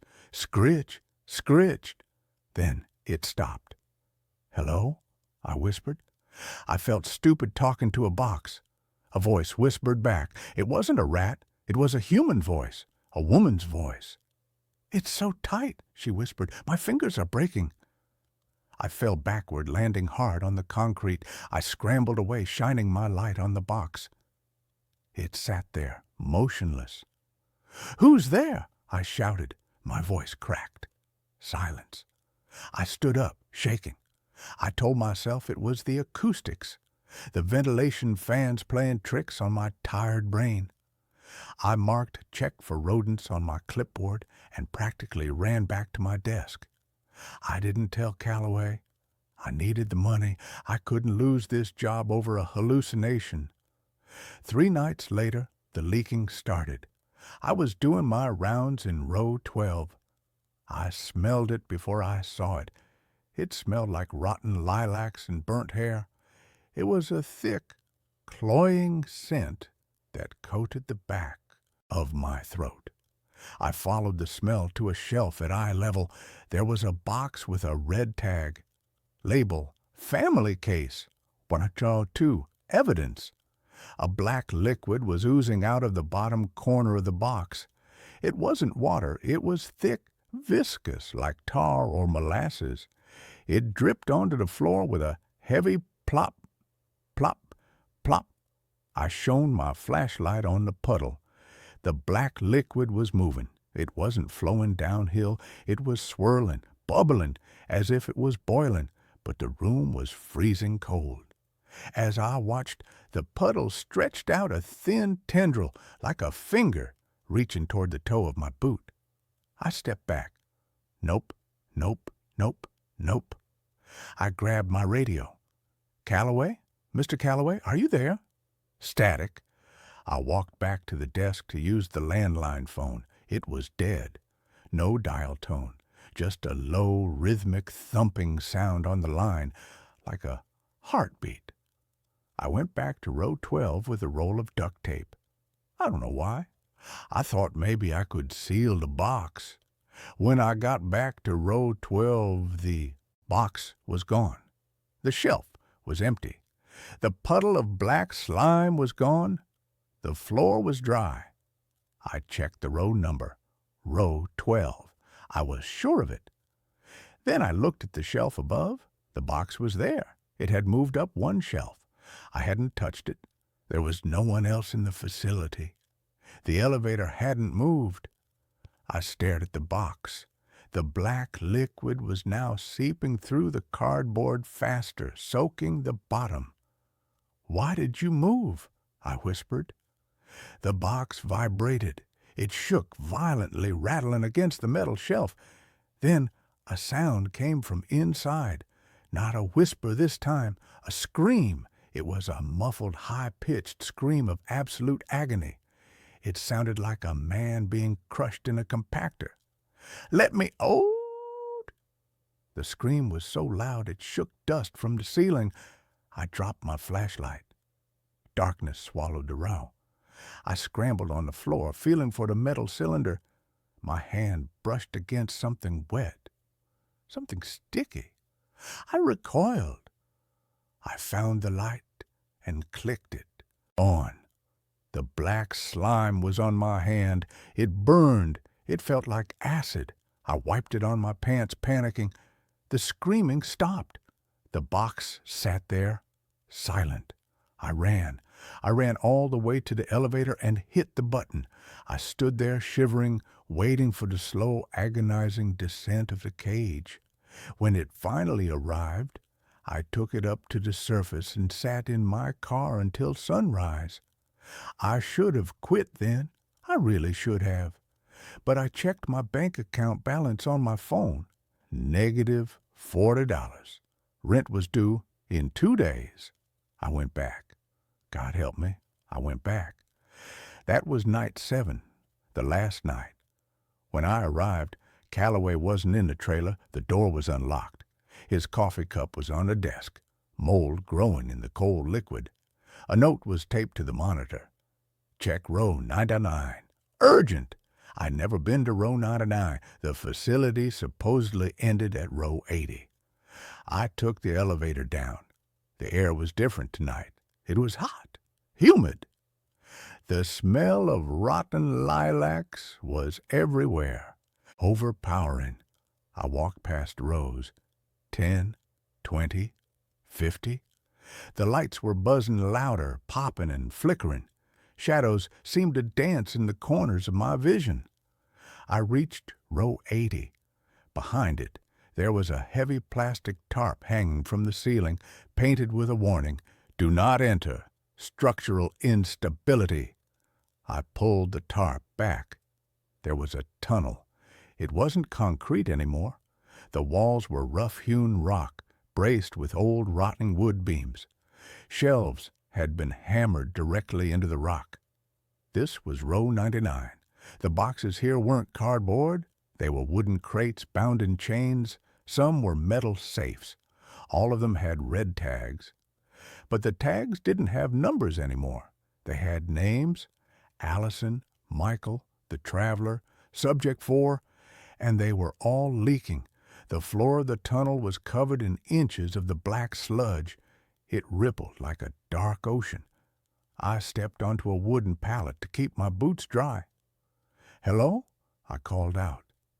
"Mr. Calloway?" I heard a splashing sound further down the tunnel. I shone my light. Mr. Calloway was standing at the end of the tunnel facing the wall. He was standing shin deep in the black slime. "Mr. Calloway," I said, stepping closer, "we need to get out of here. It's flooding." Calloway didn't turn around, but he spoke. "It's not flooding, Jack. It's emptying." He knew my name. I had never told him my name. "What do you mean?" I asked. Calloway turned around slowly. My stomach dropped. His eyes were gone. The sockets were filled with the black sludge. It poured down his cheeks like tears. His mouth was open in a rictus grin, and the sludge was bubbling up from his throat, spilling over his lips. "They aren't personal effects, Jack," Calloway gurgled. The voice sounded wet, thick. "They are the discarded, the memories people cut out, the sins cities want to bury, and they are so hungry." Calloway took a step toward me. The black sludge on the floor rose up. It wasn't liquid. It was a hive mind. It formed shapes, hands. Hundreds of black, oily hands rising from the muck, grasping at the air. "Join the archive," Calloway said. He spread his arms. The hands grabbed his legs. They pulled. Calloway didn't scream. He laughed. He laughed as the sludge pulled him down. He sank like he was in quicksand. The blackness swallowed his waist, his chest, his neck. His head remained above the surface for a moment. "Check the box, Jack," he whispered. "Your box." Then he was gone. I backed away, terrified. The sludge was rushing toward me, a tidal wave of oil and hate. I turned to run, but I slipped. I fell face first onto a wooden crate. My light shined on the label, Jackson Miller, the night archivist. It was my name. It was my box, and it was shaking. Something inside was pounding on the wood. Thump, thump, thump. "Let me out!" A voice screamed from inside the box. It was my voice. It was me inside the box. I stared at it, paralyzed. How could I be in the box if I was standing here? The lid of the crate began to pry open. Black fingers curled over the edge. A face pushed its way out. It was my face, but it was made of the black slime. It had my eyes, my nose, my mouth, but it was melting, shifting. "You're late for your shift," the thing that looked like me hissed. I scrambled backward. The sludge on the floor grabbed my boot. It burned. It felt like it was eating through the leather. I kicked my foot loose, leaving the boot behind. I ran. I ran back through the tunnel, past the tarp, into the concrete section. The archive was alive. Every box in every row was rattling, millions of boxes, a cacophony of scratching, screaming, and crying. The noise was deafening. It sounded like a stadium full of people burning to death. The black liquid was pouring from the shelves, creating waterfalls of slime. I sprinted for the elevator. My sock was soaked in the sludge. My foot felt numb, dead. I reached the elevator. I hit the button. Nothing happened. I hit it again. "Come on, come on!" I looked back at the rows. A wave of blackness was rushing down the main aisle. At the crest of the wave was Calloway, or what was left of him. His body was fused with others. Faces I didn't know, women, children, men, all screaming in unison. "The Unclaimed!" the collective voice roared. I pried the elevator doors open with my fingers. The car wasn't there. It was still at the top. There was a ladder in the shaft, I didn't hesitate. I jumped for the ladder. I climbed until my muscles screamed. Below me, the sludge filled the elevator shaft. It was rising. I could hear them climbing the ladder behind me, wet, slapping sounds. Slap, slap, slap. "We remember you, Jack," the voices whispered from the dark below. "We have your debt. We have your fear." I reached the top, sub-level 1, then the lobby. I burst out of the shaft door and rolled onto the linoleum floor of the loading dock. It was night outside. The air was cool. I ran to my car. I drove.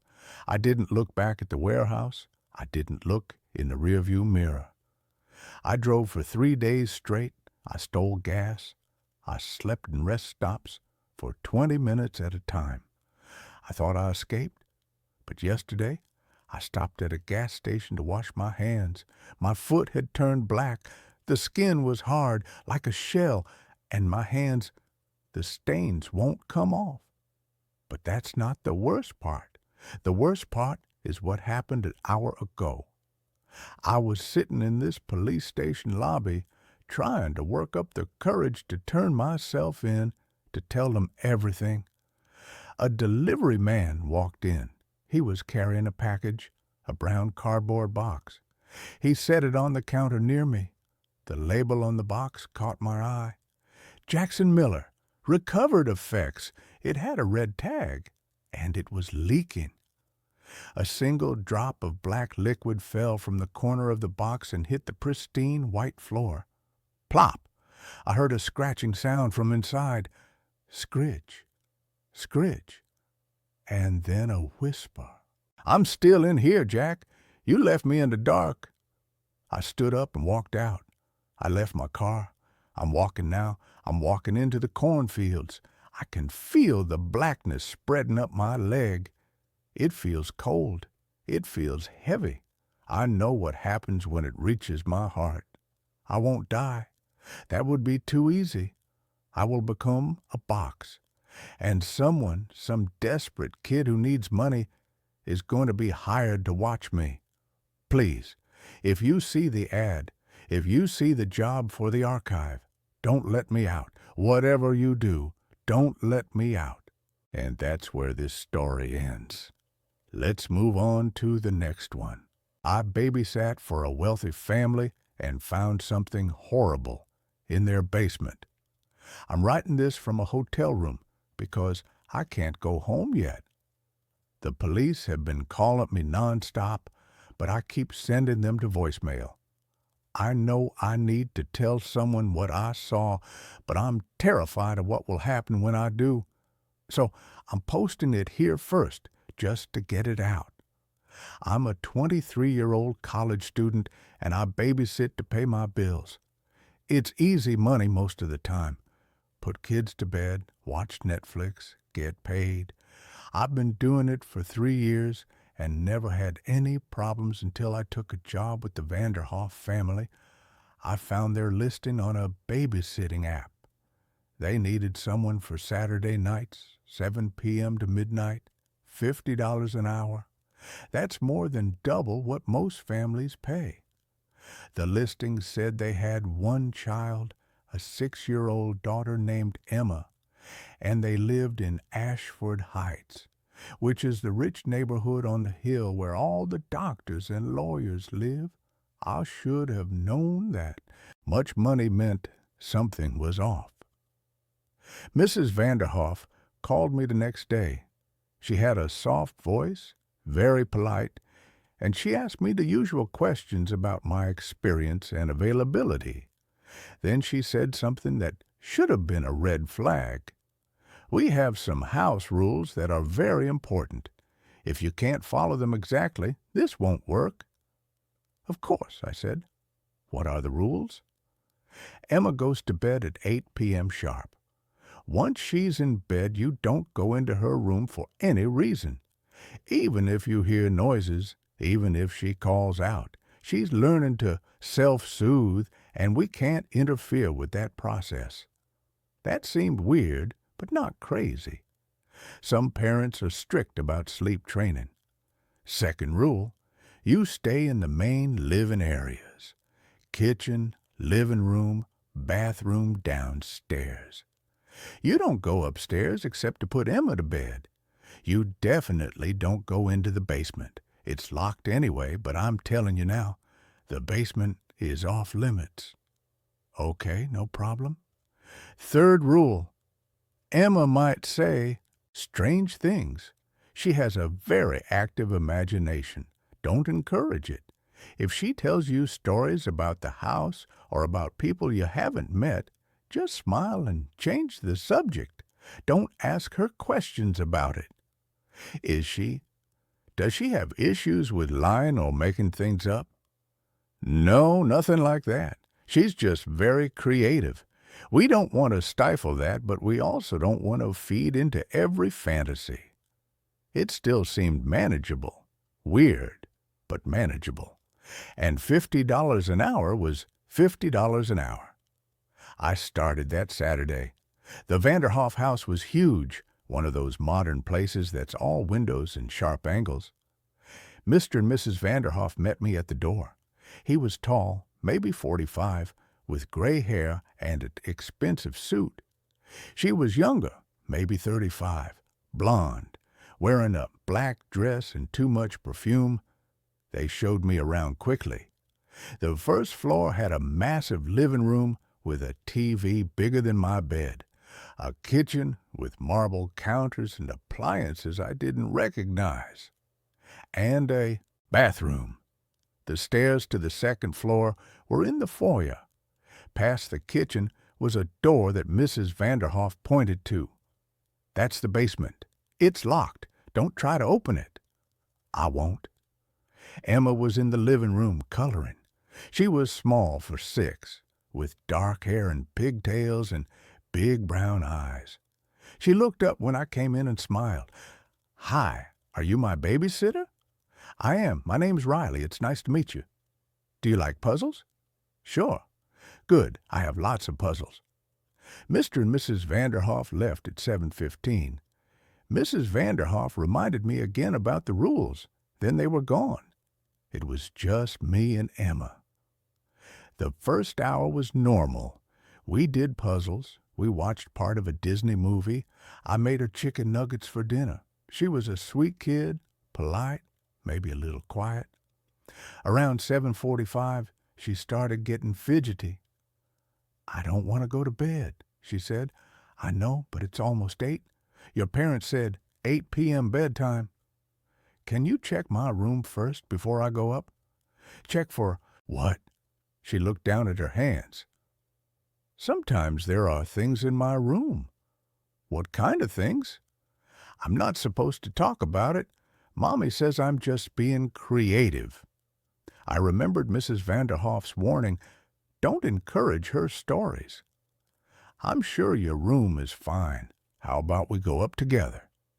She nodded, but she didn't look happy about it. We went upstairs. There were 4 doors in the hallway, 3 bedrooms and a bathroom.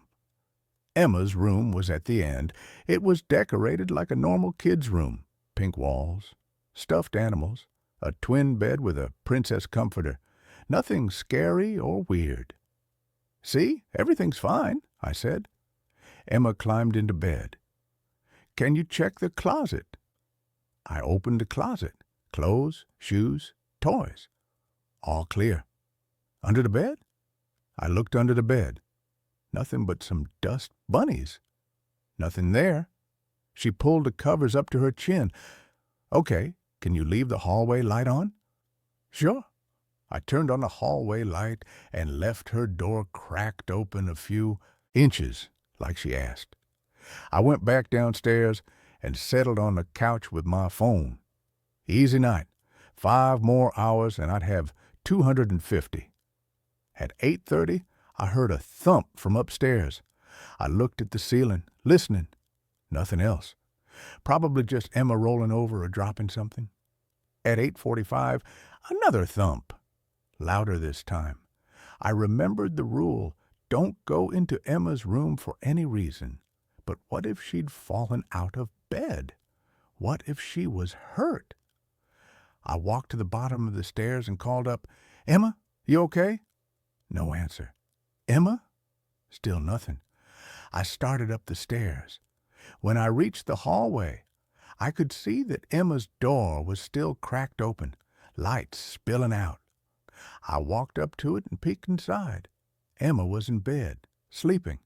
She looked peaceful, but I could see now that she had moved. She was on the complete opposite side of the bed from where I'd left her. And there was something else. The closet door was open. I knew I'd closed it. I definitely remembered closing it because Emma had seemed so worried. I stepped into the room quietly, not wanting to wake her, and closed the closet door. As I did, I thought I heard something from downstairs, a creaking sound like a door opening. I went back to the hallway and listened. The house was silent. I went downstairs. Everything looked the same. The TV was still on. My phone was on the couch where I'd left it. Nothing was different, except the basement door was open about 6 inches. I walked over to it slowly. It was definitely open, and I could see stairs leading down into darkness. A smell was coming from down there, damp concrete and something else, something organic and unpleasant. I knew the rule. Don't go in the basement. But I also knew that door had been closed, and Mrs. Vanderhoff had said it was locked. If it was open now, something was wrong. I pulled out my phone and turned on the flashlight. Then I pushed the door open wider and looked down. The stairs were wooden and old, completely different from the modern style of the rest of the house. They led down about 15 feet to a concrete floor. I could see boxes and old furniture, normal basement stuff. "Hello?" I called down. "Is someone down there?" Nothing. I should have closed the door and called the Vanderhoffs. That's what I should have done. But I was curious, and I was thinking maybe their house had foundation issues or something, and the door had just swung open on its own. I started down the stairs. The temperature dropped with each step. By the time I reached the bottom, I could see my breath. The basement was bigger than I expected, stretching back under most of the house. The floor was unfinished concrete, and the walls were exposed stone, like the basement was way older than the house above it. There were boxes along one wall, labeled things like Christmas decorations and old clothes, some furniture covered with sheets, a water heater in the corner, all normal.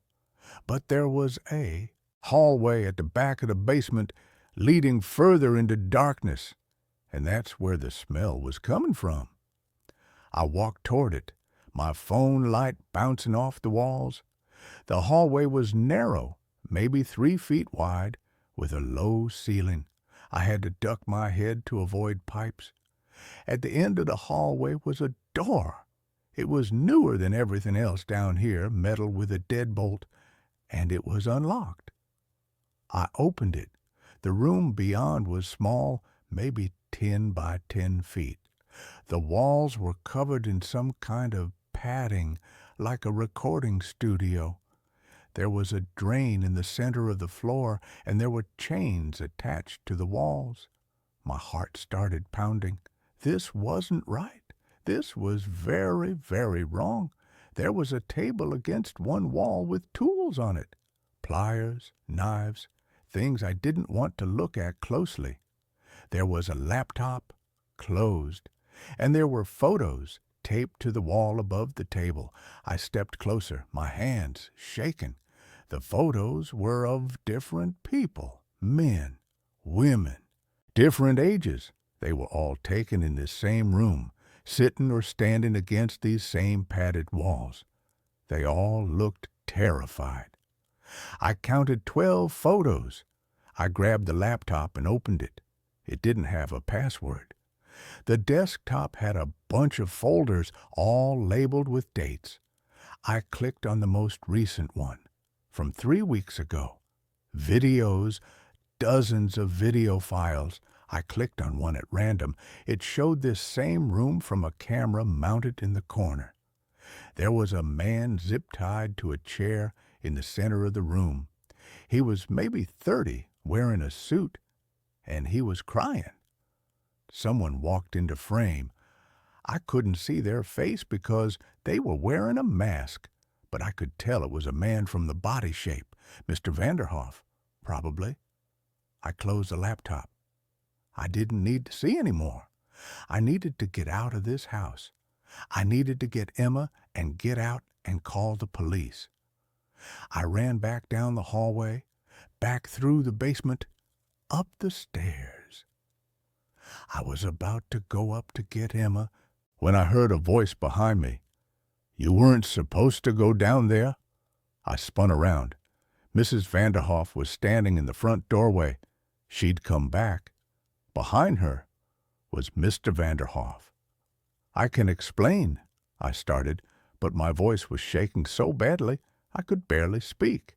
"No need," Mrs. Vanderhoff said. She didn't sound angry. She sounded sad. "We knew this would happen eventually. We always have to replace the babysitter after a few weeks.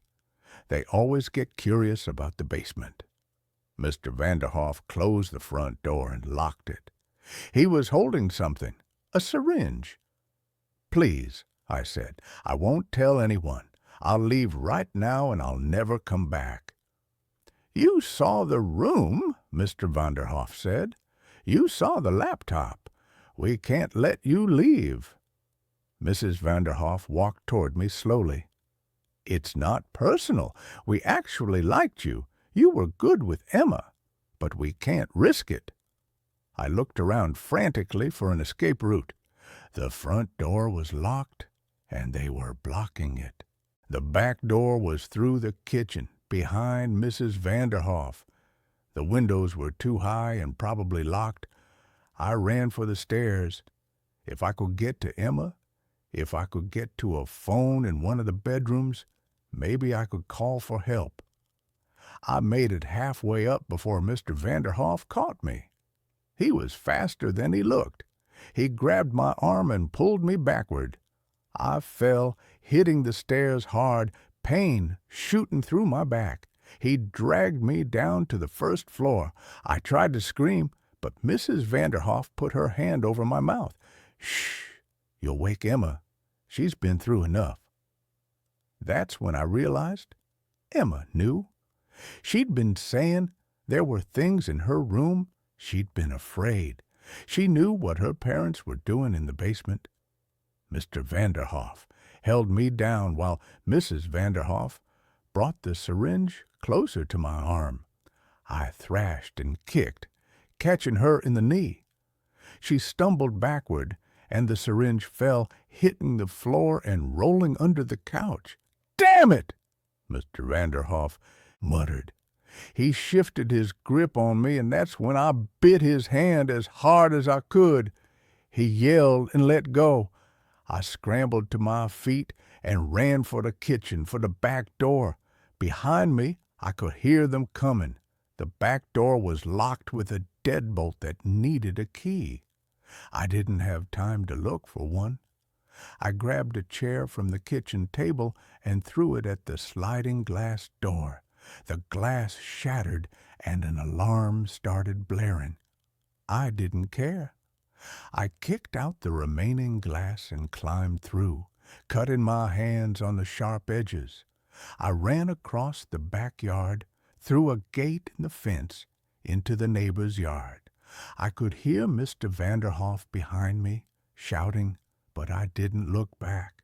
I ran down the street, past house after house, until I saw a car driving by. I jumped in front of it, waving my arms. The car screeched to a stop. An elderly man rolled down the window. "Are you all right?" "Call 911, I gasped. "Please, call 911 right now." He looked at my bloody hands and the panic on my face, and pulled out his phone. The police arrived within minutes. I told them everything: the basement, the room, the laptop, the photos, everything. They went to the Vanderhoff house with a warrant. They found the room exactly as I described. They found the laptop with the videos. They found things I hadn't seen: a safe with IDs and wallets, personal belongings from dozens of people. They found burial sites in the woods behind the property. The Vanderhoffs had been abducting people for years: homeless people, sex workers, anyone who wouldn't be immediately missed. They bring them to the house, keep them in the basement room for days or weeks, and then kill them. Mr. Vanderhoff was an ER doctor. Mrs. Vanderhoff was a lawyer. They were wealthy, respected members of the community, and they were serial killers. Emma is in protective custody now. The police won't tell me much about her, but I heard from a social worker that she's been severely traumatized. She'd known what was happening, but had been threatened to keep quiet. Sometimes she'd hear the screams from the basement. That's what she meant when she said there were things in her room. She could hear them through the vents. The Vanderhoffs were arrested that night. They're both in jail awaiting trial. The prosecutor says it's one of the biggest serial killer cases in the state's history. They've identified 15 victims so far, but they think there might be more. I've talked to the police probably 20 times. I've given statements, identified evidence, looked at photos. I've had nightmares every single night since it happened. I can't sleep without the lights on. I can't be in a basement anymore. But the thing that haunts me the most is thinking about all the other babysitters before me. Mrs. Vanderhoff said they always have to replace the babysitter after a few weeks. How many other people saw that basement? How many other people didn't make it out? The police found journals in the house. Mr. Vanderhoff had documented everything, including notes about previous babysitters. There were 11 names listed before mine. Only 3 of them were still alive. The police contacted them.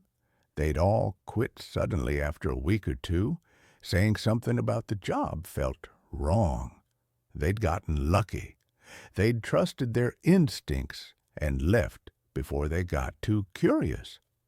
8 weren't so lucky.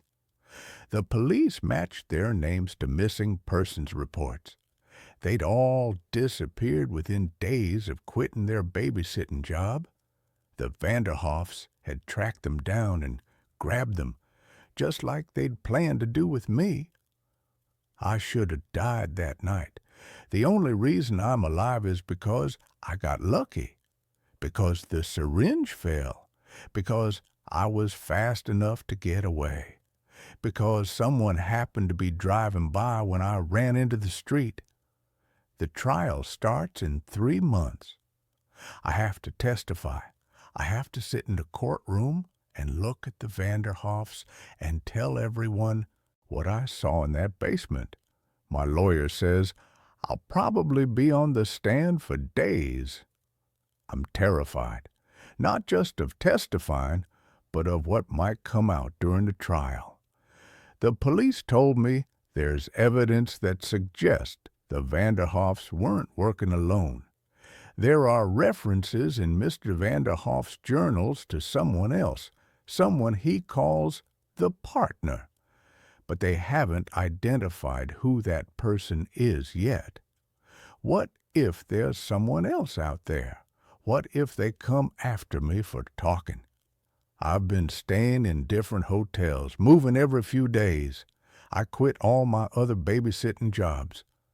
I can't go back to that, not now, maybe not ever. I barely leave my room. I have food delivered, and I check every lock 3 times before I go to sleep. My friends keep calling, saying I should talk to someone, that I need therapy. They're probably right. But every time I think about sitting in a room with a stranger and talking about what happened, I panic. The only thing that keeps me going is thinking about Emma. She's 6 years old, and her parents are monsters, and she's going to need so much help to get through this. The social worker told me Emma's been asking about me, asking if I'm okay. She drew me a picture. It's a rainbow with two stick figures holding hands underneath it. She wrote, "Thank you, Riley," at the bottom in crayon. That picture is in my wallet now. I look at it when things get bad, when the nightmares are too much, and I start thinking about what could have happened. I saved her, I got out, and I called the police, and I saved her from growing up in that house with those people. That has to mean something. Update. 2 months later. The trial was delayed because Mr. Vanderhoff tried to kill himself in jail. He survived, but he's in the hospital now under guard. Mrs. Vanderhoff is trying to make a deal with the prosecutor. She'll give up information about the partner in exchange for life in prison instead of the death penalty. The prosecutor called me yesterday. They found something on the laptop that I didn't see when I opened it. There was a folder labeled Subscribers. Inside were email addresses, over 200 of them. The Vanderhoffs had been live streaming the murders. People were paying to watch. The FBI is involved now. They're trying to track down everyone who paid for access to those streams. It's an international investigation. They've made arrests in 6 countries so far. I can't stop thinking about those 200-plus people. They were watching real people die, and they paid money for the privilege. They're out there right now, living normal lives, and no one knows what they did. The prosecutor also told me something about Emma. She's been placed with a foster family, and she's getting intensive therapy. She's not speaking much, but she started drawing pictures of the house. The therapist says it's her way of processing what happened. Some of the pictures showed a basement room. Some show people in the room, and some show Emma watching through a crack in the door. She didn't just hear what was happening. She saw it. Her parents made her watch. I threw up when the prosecutor told me that. Emma is 6 years old. She's been watching her parents torture and kill people since she was old enough to understand what death meant. The prosecutor said they're trying to be careful about how they question her, because they don't want to traumatize her further. But they need her testimony. She's the only witness besides me who can place both parents at the scene of the crimes. A 6-year-old is going to have to testify in a serial killer trial about her parents. I don't know if I believe in evil as like a force or entity, but if I did, that's what the Vanderhoffs are. Evil. I got a letter last week. No return address, postmarked from somewhere in Nevada. Inside was a single piece of paper with one sentence typed on it. You should have minded your own business. I gave it to the police. They're analyzing it for prints and DNA, but so far nothing. They think it might be from someone who was on the subscriber list, someone who's angry that their entertainment got shut down. Or it could be from the partner. I've started carrying pepper spray. I've taken a self-defense class. I look over my shoulder everywhere I go. I'm trying to be careful, but I'm also trying to live my life. I enrolled in online classes so I can finish my degree from home.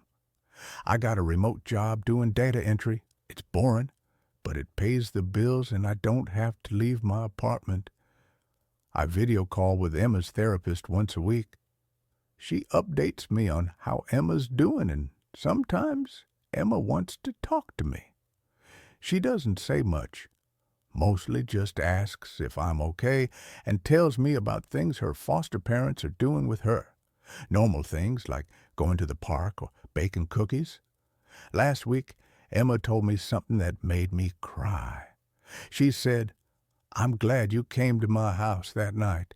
You saved me." I told her she was brave and strong and that she was going to be okay. I hope I wasn't lying.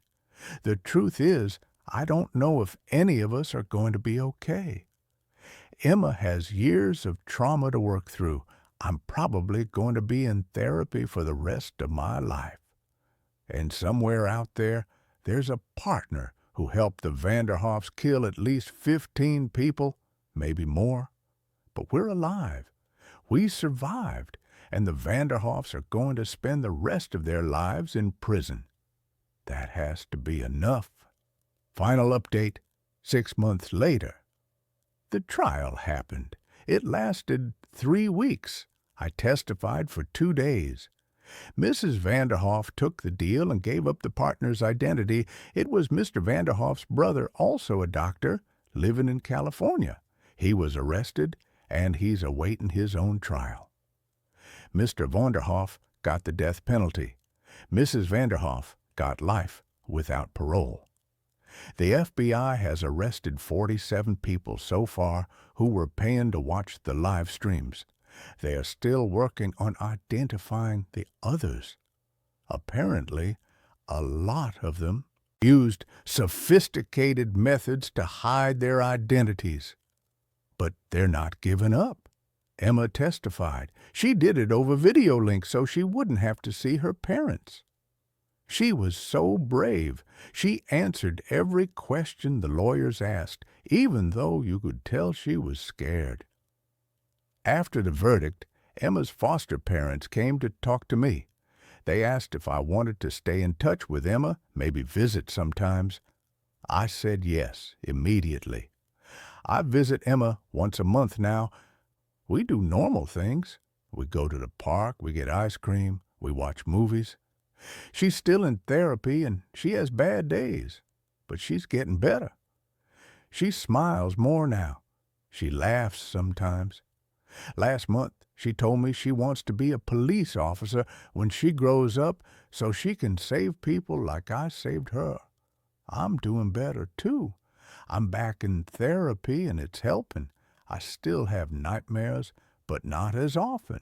I can sleep with the lights off now most nights. I'm even thinking about going back to school in person next semester. The letter writer never contacted me again. The police think it was just someone trying to scare me, not an actual threat. I'm not babysitting anymore. I don't think I ever will again. But I'm okay with that. I found something else I'm good at. I'm volunteering with an organization that helps trauma survivors. I answer hotlines, and I help people navigate the resources available to them. It feels like I'm doing something meaningful. People keep asking me if I regret taking that job, if I wish I'd never gone to the Vanderhoff house. And honestly, no, I don't regret it. Because if I hadn't been there that night, if I hadn't gotten curious about the basement, the Vanderhoffs would still be killing people. The brother would still be helping them. Those 200-plus people would still be watching. And Emma would still be living in that house, listening to screams from the basement, being forced to watch her parents commit murder. I saved her. I stopped them. And yeah, it cost me my peace of mind and my ability to feel completely safe. But it was worth it. Emma is going to have a life now, a real life, with people who love her and protect her. She's going to grow up And maybe she will become a police officer, or maybe she'll be something else entirely. But she's going to grow up. She's going to have that chance. And that's everything. And that's where this story ends. Let's move on to the next one. I found my roommate's secret room. I need to write this down while it's still fresh in my mind. I'm sitting in a McDonald's parking lot right now because I can't go back to that apartment.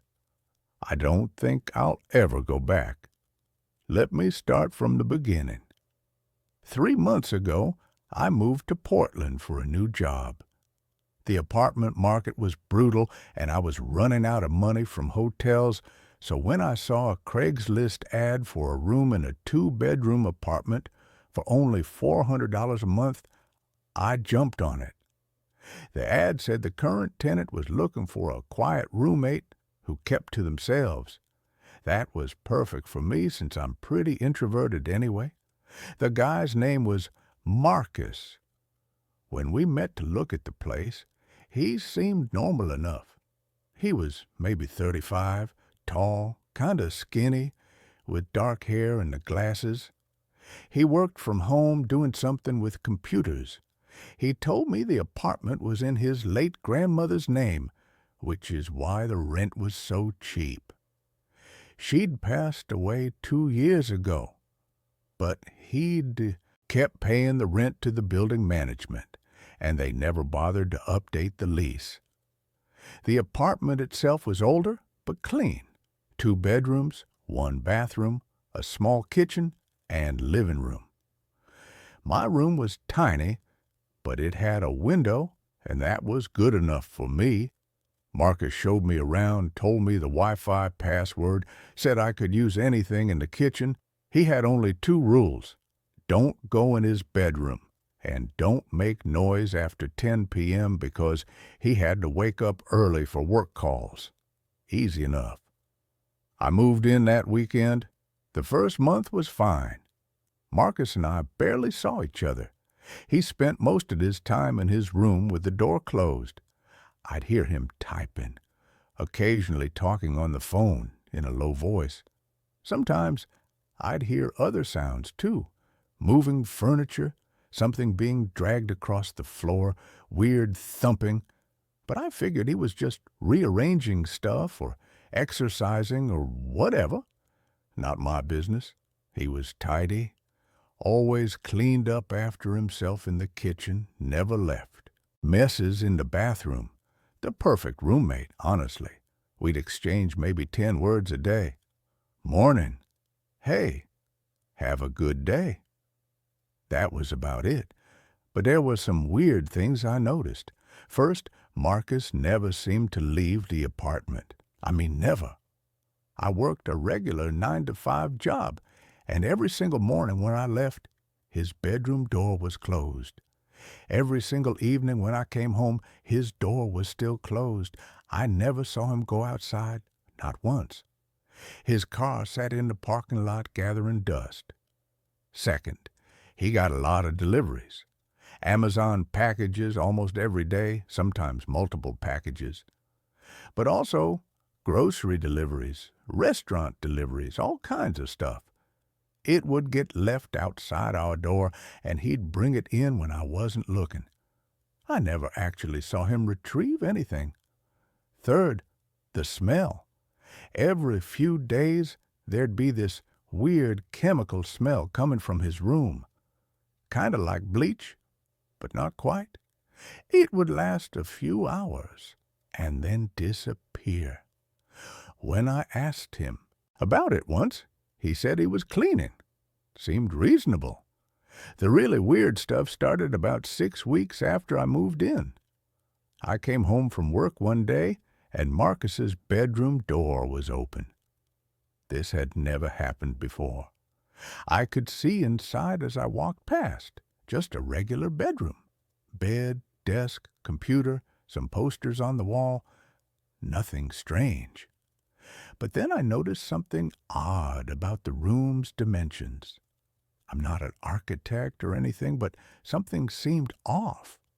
The room looked smaller from the inside than it should have been based on the building's layout. Like, if you looked at the apartment from outside, or even just thought about how the rooms connected, Marcus's bedroom should have been bigger. There was space missing. I didn't think too much about it at the time.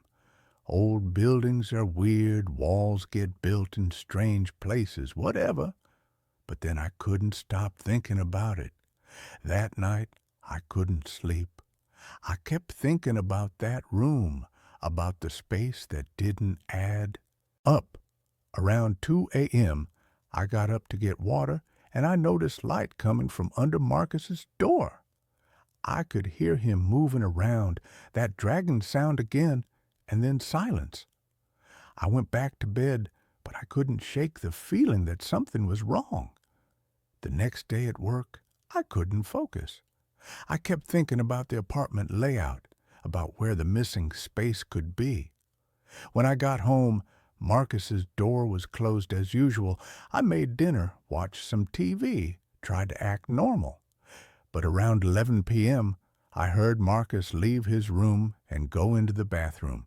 I heard the shower start, and I did something I'm not proud of.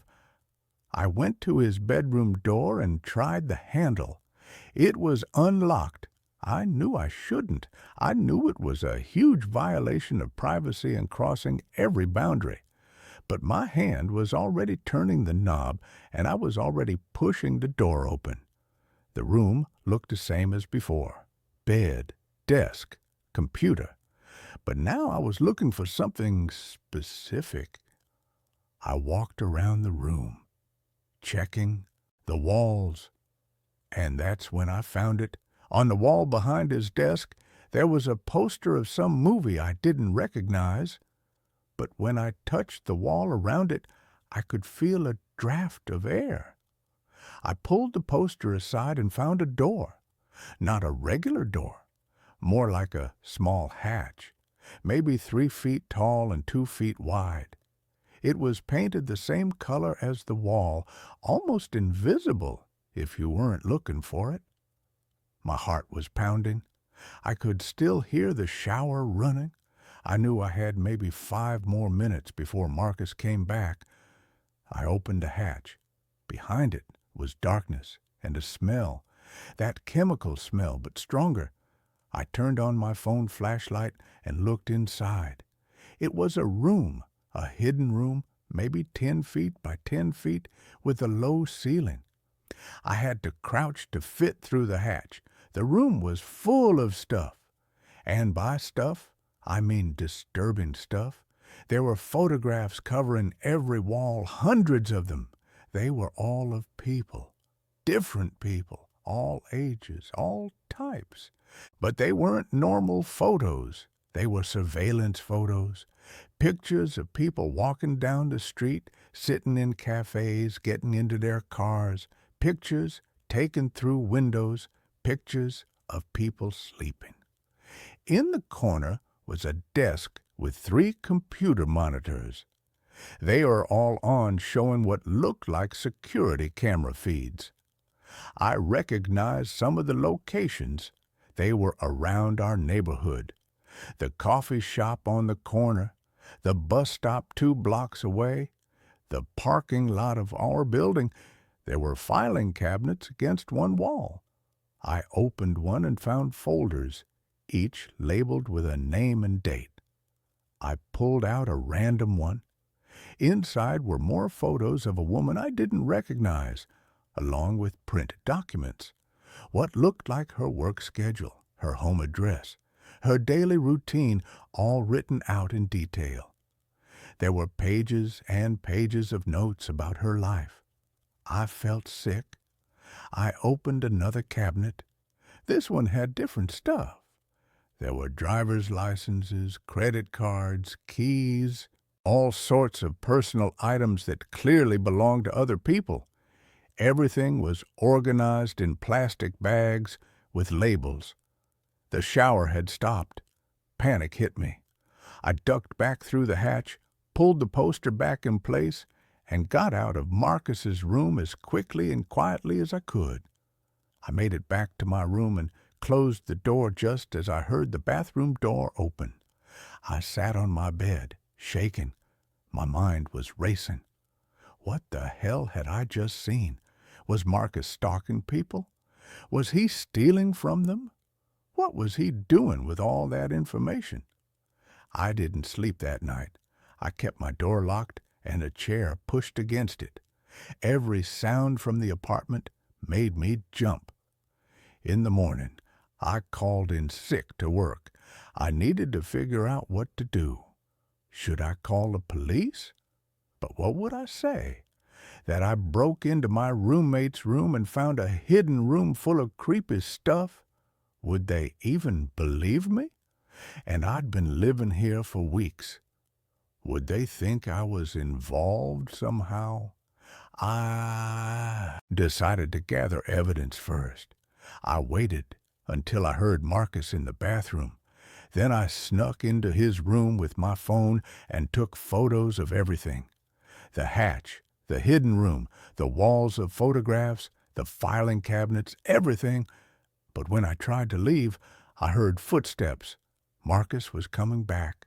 I barely had time to get out of the hidden room and close the hatch before his bedroom door opened.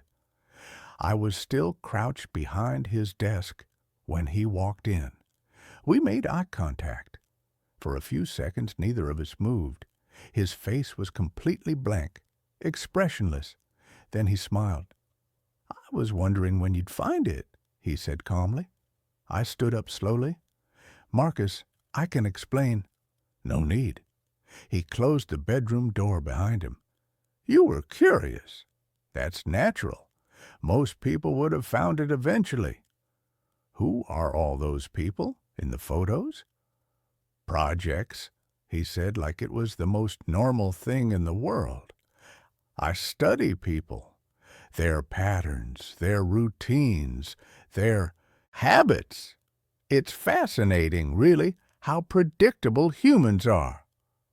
"That's not studying, that's stalking. That's illegal." He shrugged. "Is it? I'm not threatening anyone. I'm not making contact. I'm just observing, taking notes. Sometimes I like to see how close I can get to someone without them noticing. It's a game." "You have their personal belongings, their IDs, their credit cards." "Borrowed. I always put them back eventually. Most people don't even notice they're gone." I was trying to edge toward the door, but he was blocking it. He seemed to notice and took a step to the side, gesturing for me to leave. "You can go if you want," he said. "I'm not going to stop you. But think about what you're going to do. If you call the police, they'll want to know why you were in my room. They'll ask questions about how long you've known, why you didn't report it earlier. And technically, I haven't broken any major laws. Trespassing, maybe. Petty theft. They'll give me a slap on the wrist, and then I'll be right back here." "You're insane." "No, I'm thorough. There's a difference." He sat down at his desk. "I've been doing this for 8 years. I'm very good at it. I cover my tracks. And I'm very careful about choosing the roommates who won't cause problems." That's when it clicked. "You chose me specifically. You knew I'd keep to myself. Of course, you were perfect, quiet, introverted, working long hours, no local friends or family to visit. You barely exist outside of this apartment and your job. The ideal roommate. How did you know all that about me?" He smiled wider. "The same way I know everything about everyone. Research." I felt my stomach drop. "You were watching me. Before I moved in." "I watch everyone. It's what I do." He turned to his computer and pulled up a folder. My name was on it. "I have your whole life documented. Where you work, where you shop, what time you go to bed. I know you call your mother every Sunday at 6 p.m. I know you order Thai food every Friday. I know you're afraid of dogs because of something that happened when you were 7. How could you possibly know that? You'd be amazed what you can learn from social media, public records, and a good telephoto lens. People share their entire lives online. You just have to know where to look. I finally made it to the door and pulled it open. You need help. Serious psychological help. Maybe, but I'm happy. Are you happy? He didn't wait for an answer. You should pack your things. I don't think this living situation is going to work out anymore. I went to my room and started throwing clothes into a bag. My hands were shaking so badly I kept dropping things. I could hear Marcus moving around in his room, that dragging sound again. I didn't want to know what he was doing. I grabbed my laptop, my important documents, anything I absolutely needed. The rest could stay. I wasn't coming back for it. As I was leaving, Marcus came out of his room. He was holding something, a folder with my name on it. Here, he said, handing it to me. Something to remember me by. I didn't want to take it, but morbid curiosity made me grab it. What is this? Your file. Everything I collected about you, consider it a gift. Most people never get to see themselves the way I see them. I looked inside. There were photos of me from the past 3 months, walking to my car, sitting in coffee shops, standing in line at the grocery store. There were printouts of my social media posts, my work schedule, maps of my daily routes. There were notes about my behavior, my habits, my routines, all written in tiny, neat handwriting. You're sick, I said. I'm honest. Everyone watches everyone now. Social media, security cameras, smartphones tracking your every move. I'm just more open about it. At least I'm not selling your data to advertisers. I left without another word and drove straight to a motel. I've been here for 3 hours now, looking through the folder, and I realize he's right about one thing. He really does know everything about me. There are things in here I'd forgotten about myself, patterns I didn't know I had. I called the police from the motel. They said they'd send someone to check it out, but they didn't sound very concerned. They asked me a bunch of questions about why I was in his room, whether anything was stolen, whether he'd threatened me. I tried to explain about the hidden room and the photographs, but I could tell they thought I was overreacting. A detective came by the motel an hour later. He took my statement and the photos I'd taken with my phone. He said they'd investigate, but he also warned me that what Marcus was doing might not technically be illegal. Creepy, yes. Wrong, definitely. But the law isn't always clear on this stuff. The photos of people in public places, that's usually legal, the detective explained. The surveillance cameras might be a violation, depending on where they're pointed, but that's more of a civil matter.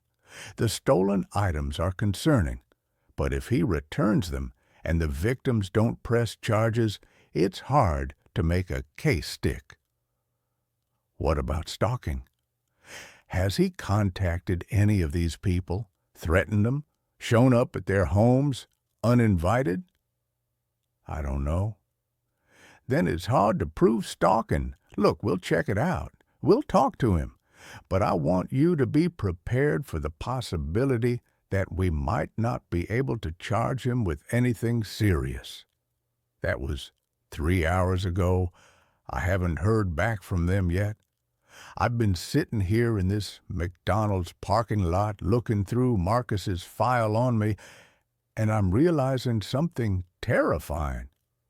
I moved to Portland 3 months ago, But some of these photos are older. There's a picture of me from 6 months ago, back when I was still living in Seattle. I'm walking out of my old apartment building. He'd been watching me for at least 6 months before I moved in.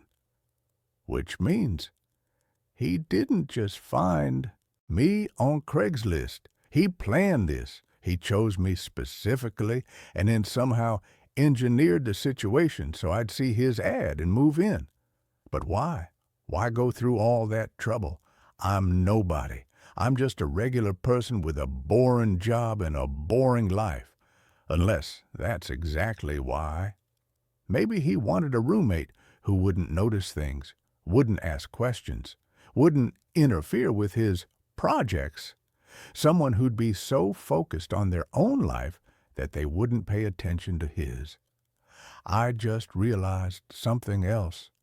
In all the time I lived there, I never once saw Marcus's bedroom light turned off. Not once. Now I'm wondering if he ever slept, or if he spent every night in that hidden room watching his cameras, organizing his files, planning whatever it is he was planning. My phone just buzzed. It's a text from an unknown number.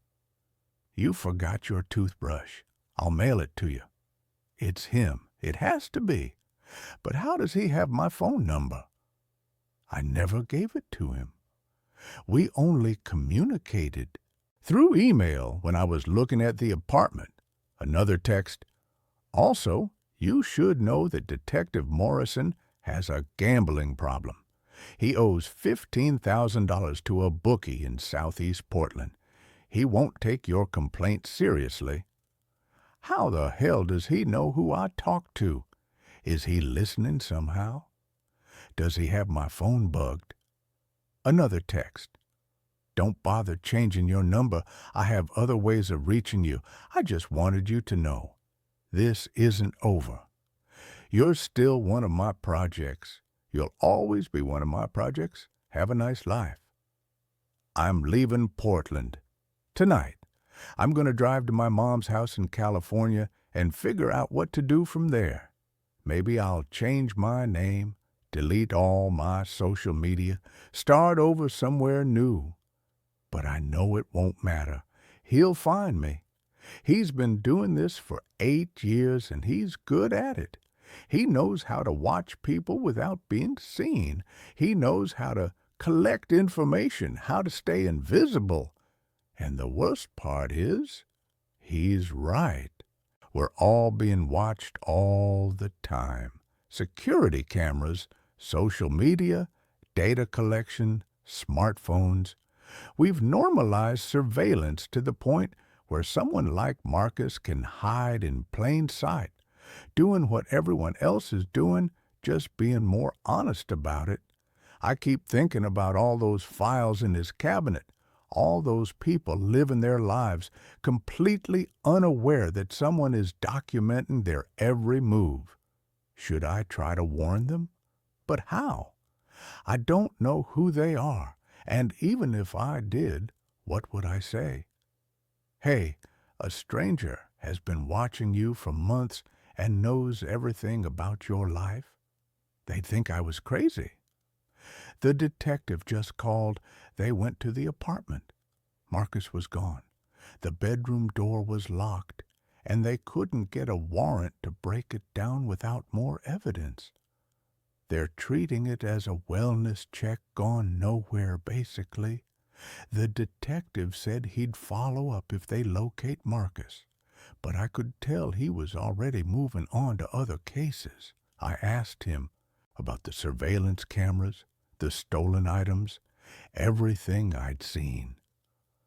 We couldn't verify any of that without accessing the apartment, he said, and your roommate has a right to privacy. Without clear evidence of a crime in progress, our hands are tied. So that's it? He just gets away with it? I didn't say that. We have your report on file. If anyone else comes forward with similar complaints, that will help build a case. But right now, it's your word against his, and you admitted to entering his room without permission. So I'm on my own. I've started looking over my shoulder everywhere I go. Every car that follows me for more than 2 blocks, I think it's him. Every person who looks at me too long, I wonder if they're working for him. Is he watching me right now? Does he have cameras in this parking lot?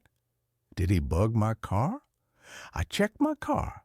I didn't find anything, but that doesn't mean there's nothing there. These devices can be tiny, hidden anywhere. Another text. You're parked outside the McDonald's on 82nd Avenue. You've been there for 4 hours. You should probably move soon. The manager is getting suspicious. I drop my phone. My hands are shaking again. He's watching me right now. Right this second. I looked around the parking lot, but I don't see anyone. There's a few other cars, some people inside the restaurant, but no one paying attention to me. Where is he? How is he doing this? Unless he's not here. Unless he's just tracking my phone's location. That's possible, right? There are apps for that. I turned off my phone's location services, then I turned off the phone completely and removed the battery. I need to think. I need to figure out what to do. Option 1, keep running. Change everything about my life. Become a ghost. Option 2, go to the media. Tell my story. Maybe public pressure will force the police to take this seriously. Option 3, confront Marcus. Find him and make him stop. Option 4, do nothing. Let him watch. He said himself he's not threatening anyone, not making contact. Maybe if I just ignore it, he'll lose interest and move on to someone else. That last option feels like giving up. But I'm so tired. I haven't slept in over 24 hours. I can't think straight anymore. I just want my normal, boring life back. I want to go to work and come home and watch TV and not worry about someone documenting my every move.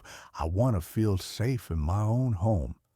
But I don't think that's possible anymore. Even if Marcus leaves me alone, even if I never hear from him again, I'll always know he's out there. I'll always be looking over my shoulder. I'll always wonder if that person across the street is just a stranger or someone with a camera adding me to their files. Maybe that's his real goal, not to harm anyone, but to make them aware, to show them that privacy is an illusion, that we're all being watched all the time, and there's nothing we can do about it. If that's the case, then he's won. Because I'll never feel safe again. I'm going to drive to California now. I'll throw my phone away and buy a burner. I'll pay for everything in cash. I'll stay off social media. I'll be careful about where I go and who I talk to. And maybe, if I'm lucky, he'll get bored and find a new project. But I doubt it, because, like he said, I'll always be one of his projects, and there's nothing I can do to stop him. Update. It's been 2 weeks since I wrote everything above. I'm at my mom's house now. I've been too scared to post this until now, but I feel like people need to know. The detective called me yesterday. They found Marcus, or rather, they found his body. He was in the apartment, in the hidden room. He'd been dead for at least a week, maybe more. The cause of death was a heart attack, natural causes. They searched the room after finding him. Everything I described was there. The photos, the files, the cameras, all of it. But there was more. They found files on over 200 different people, some going back 10 years. They found hard drives with terabytes of surveillance footage. They're trying to identify all the victims now so they can notify them. The detective told me something else. They found Marcus's medical records. He had a condition, some kind of paranoid personality disorder combined with OCD. He'd been institutionalized twice in his 20s. He'd been obsessed with the idea that everyone was watching him, so he started watching everyone else first. It was his way of feeling in control. He wasn't dangerous, the detective said. Not really. He never approached anyone, never threatened anyone. He just watched. In his mind, he was protecting himself by knowing everything about everyone around him. That doesn't make it okay, I said. No, it doesn't. But it does explain it. They're still going through all his files. I asked if I could get my file back, but they said it's evidence now. Just as well. I don't want to see it again anyway. I thought I'd feel relief when I heard he was dead, that I'd feel safe again. But I don't, because every time I go outside, I wonder who else is out there doing the same thing Marcus was doing. How many other people are watching, documenting, collecting information on strangers? The detective said they found something else in the apartment. A journal where Marcus had written about all his projects, including me. Apparently, I was supposed to be his masterpiece, the perfect subject who would never notice what he was doing. He'd planned to document my entire life from the shadows for years, but then I found the hidden room and ruined everything. In his final entry, written just hours before he died, he wrote, Subject 147 discovered the archive. 8 years of work compromised. Must begin again with new subject. Must be more careful. Must choose better. They're always watching. I have to watch them first. Subject 147. That was me. I wasn't a person to him. I was just a number. The detective said they think the stress of being discovered triggered his heart attack. So, in a way, I killed him. Not directly, but I caused the chain of events that led to his death. I don't know how to feel about that. I'm not going back to Portland. I got a job here in California. Yeah, something remote, so I can work from home. I'm living with my mom for now while I save up for my own place. I still check over my shoulder. I still worry about cameras and people paying too much attention. But slowly, I'm starting to feel normal again. Except for one thing. Last week, I got a package. No return address. Inside was a USB drive with a note. Marcus's backup files. Thought you should have them. He would have wanted you to continue his work. Someone needs to watch. I haven't plugged in the USB drive.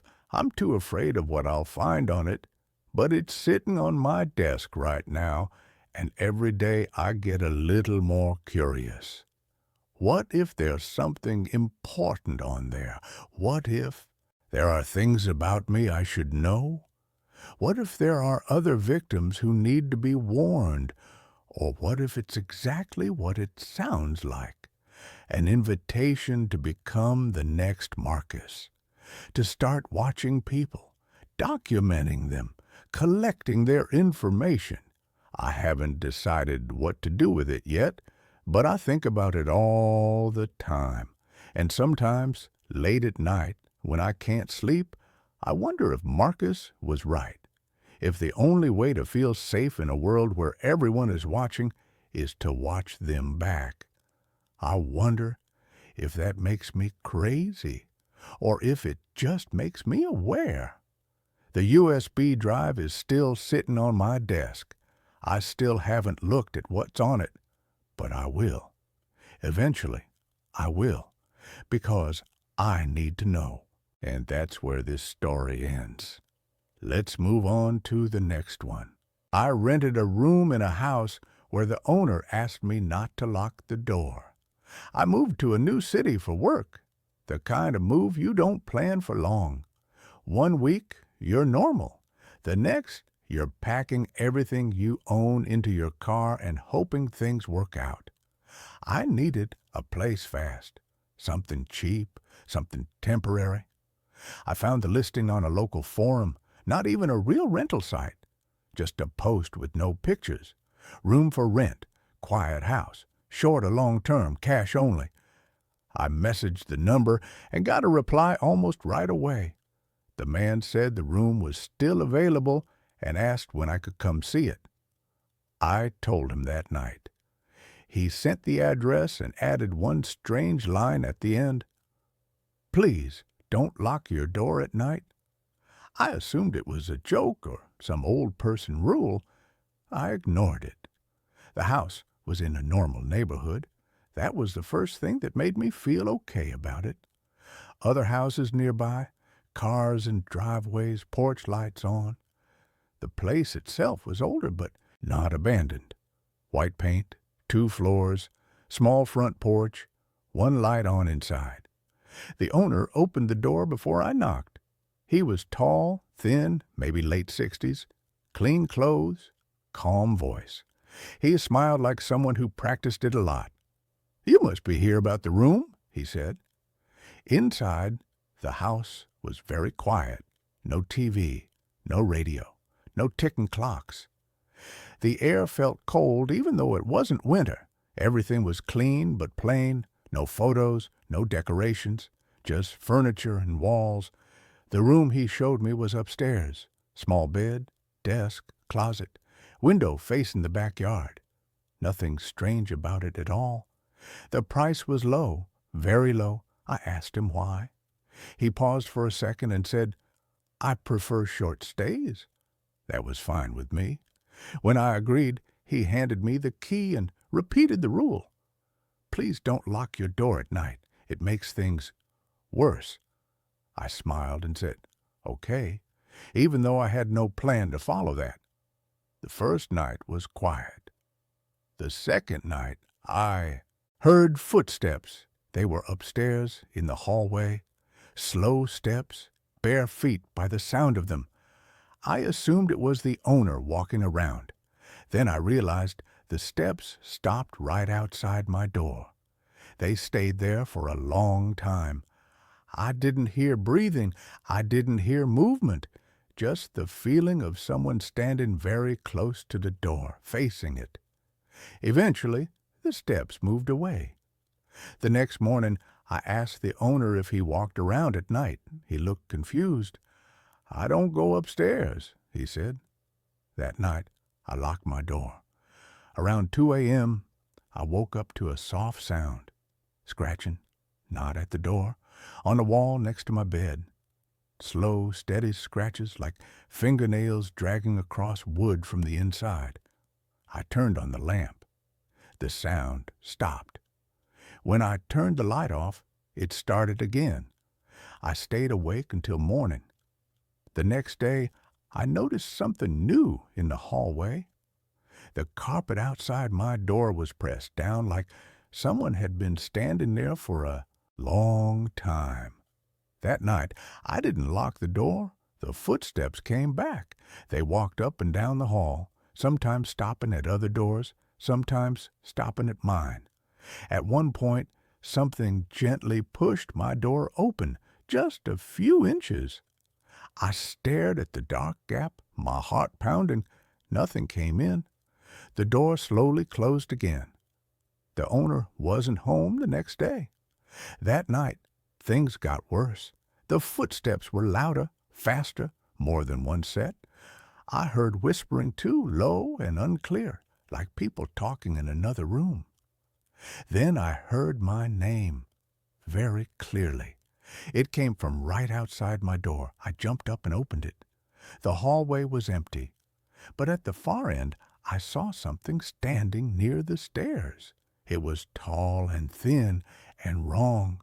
Its arms were too long, its head tilted in a way a human neck shouldn't. It didn't move, it just watched me. I slammed the door shut and locked it.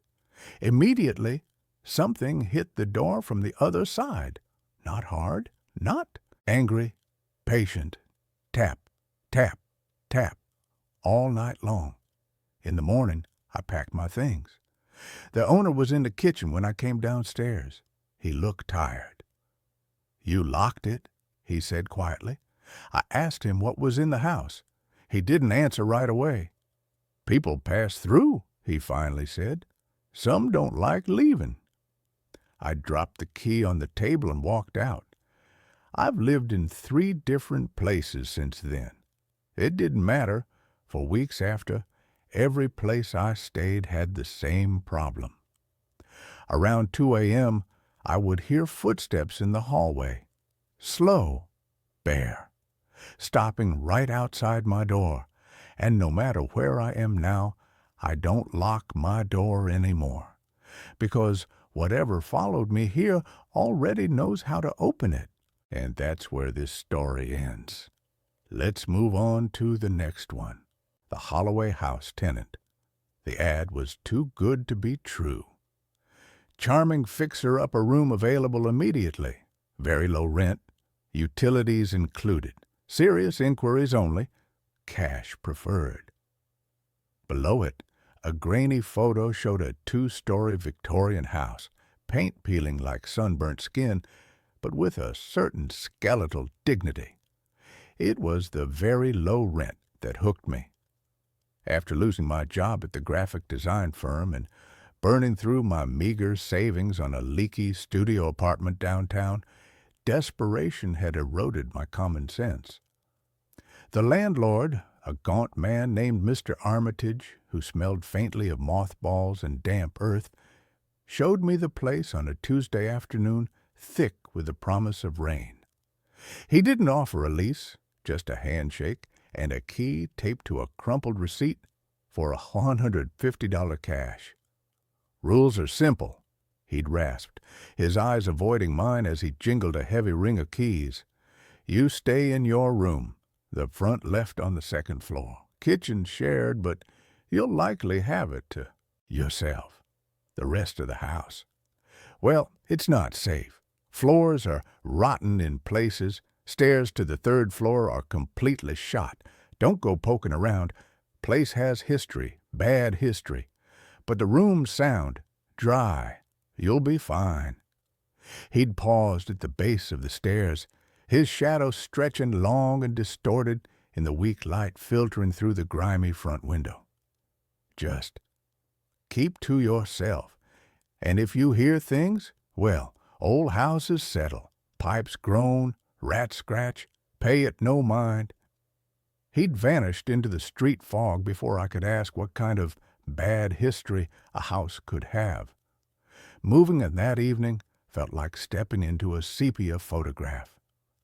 The air inside was cold, thick, and carried the pervasive scent of mildew, dry rot, and something else. A faint, metallic tang, like old pennies left in a damp drawer. Dust motes danced in the beams of my phone flashlight as I dragged my single suitcase up the narrow, creaking staircase. The banister was loose in places, groaning under my grip. My room was exactly as shown in the blurry photo. A small space dominated by a brass bed frame with a thin, lumpy mattress. Faded floral wallpaper curled away from the damp plaster walls in long, sad ribbons. A single, bare bulb hung from the ceiling, casting harsh shadows that made the corners seem deeper, darker. The window, covered by threadbare velvet curtains, looked out onto a tangled, overgrown backyard choked with skeletal bushes and the hulking silhouette of a dead oak tree.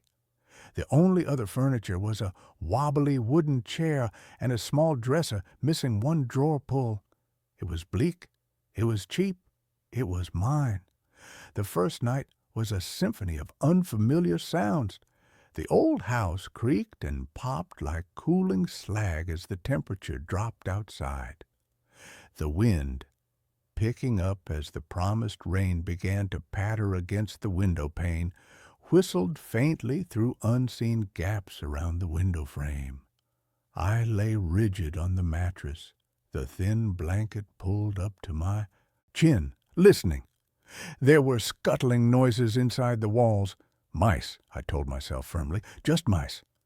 The radiator beneath the window, though cold to the touch, emitted a low, rhythmic clanking, like distant, slow footsteps pacing a hallway. Thump! Clank! Thump! Clank! It was unnerving, but explicable. Old pipes. Settling wood. I replayed Mr. Armitage's words. Old houses settle. Pipes groan. Rats scratch. I repeated it like a mantra until exhaustion finally dragged me into a fitful sleep, punctuated by dreams of falling through rotten floorboards. The next day, the silence was almost worse. The house felt watchful. Sunlight struggled through the grimy window, illuminating dust swirling in the still air. I ventured downstairs to use the kitchen, a cramped, outdated space with cracked linoleum and a sink stained rust brown. The silence there was profound, broken only by the drip of a leaky faucet. I made tea on a small hot plate I'd brought, the hiss of the burner unnaturally loud. As I sipped, I noticed something on the floor near the back door, a single muddy footprint. It was large, booted, and definitely not mine. My sneakers were clean. I stared at it, a cold prickle starting at the base of my spine. Mr. Armitage lived miles away, he'd said. Who else had keys? I checked the deadbolt on the back door. It was firmly locked from the inside. The front door, when I peered down the hall, was also locked. I scrubbed the footprint away with a rag, my hands trembling slightly. It was already here when I arrived. Armitage must have tracked it in yesterday. The explanation felt flimsy, but it was all I had. That afternoon, trying to make the room feel less like a tomb, I unpacked my few books and placed them on the dresser.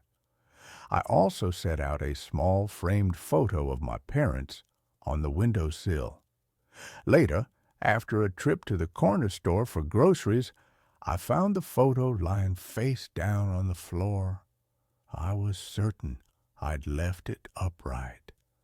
I righted it, my mouth dry. Draft? I checked the window. It was latched shut. The heavy velvet curtains hung perfectly still. I spent the rest of the day exploring the immediate vicinity of the house, trying to shake the unease. The neighborhood was quiet, mostly older homes in varying states of repair. An elderly woman tending roses next door eyed me cautiously when I waved. "You're the new tenant at the Holloway place?" she asked, her voice raspy. I nodded. "Be careful in there, dear," she said, lowering her voice. "That house, it doesn't like strangers. Bad things happened there, long time ago, but the air never cleared." Before I could ask what she meant, she'd retreated inside her own immaculate cottage, closing the door firmly. Night 2 began like the first, but the sounds were different. The settling groans were fewer. Instead, a new sound emerged from the hallway outside my locked room. A slow, deliberate dragging. Like something heavy being pulled across the bare wooden floorboards. Scrape, pause. Scrape, pause. It started near the top of the stairs and moved slowly down the hall towards my door. My heart hammered against my ribs. I held my breath, straining to hear over the blood rushing in my ears. The dragging stopped right outside my door. Silence. Thick, heavy silence. Then a soft, rhythmic tapping on the wood just below the knob. Not knocking, tapping. Tap, tap, tap, tap. Like fingernails or claws. I squeezed my eyes shut, pulling the blanket over my head, trembling. It's the wind in the eaves, its branches on the window. But the window was silent. The tapping continued for a full minute before stopping abruptly. The dragging sound resumed, moving slowly back down the hall and down the stairs. I didn't sleep. I sat hunched on the edge of the bed, back pressed against the cold wall, a kitchen knife clutched in my sweaty hand, staring at the door until the gray light of dawn seeped around the curtains. Day 3 was a blur of exhaustion and heightened paranoia. I called Mr. Armitage repeatedly. No answer.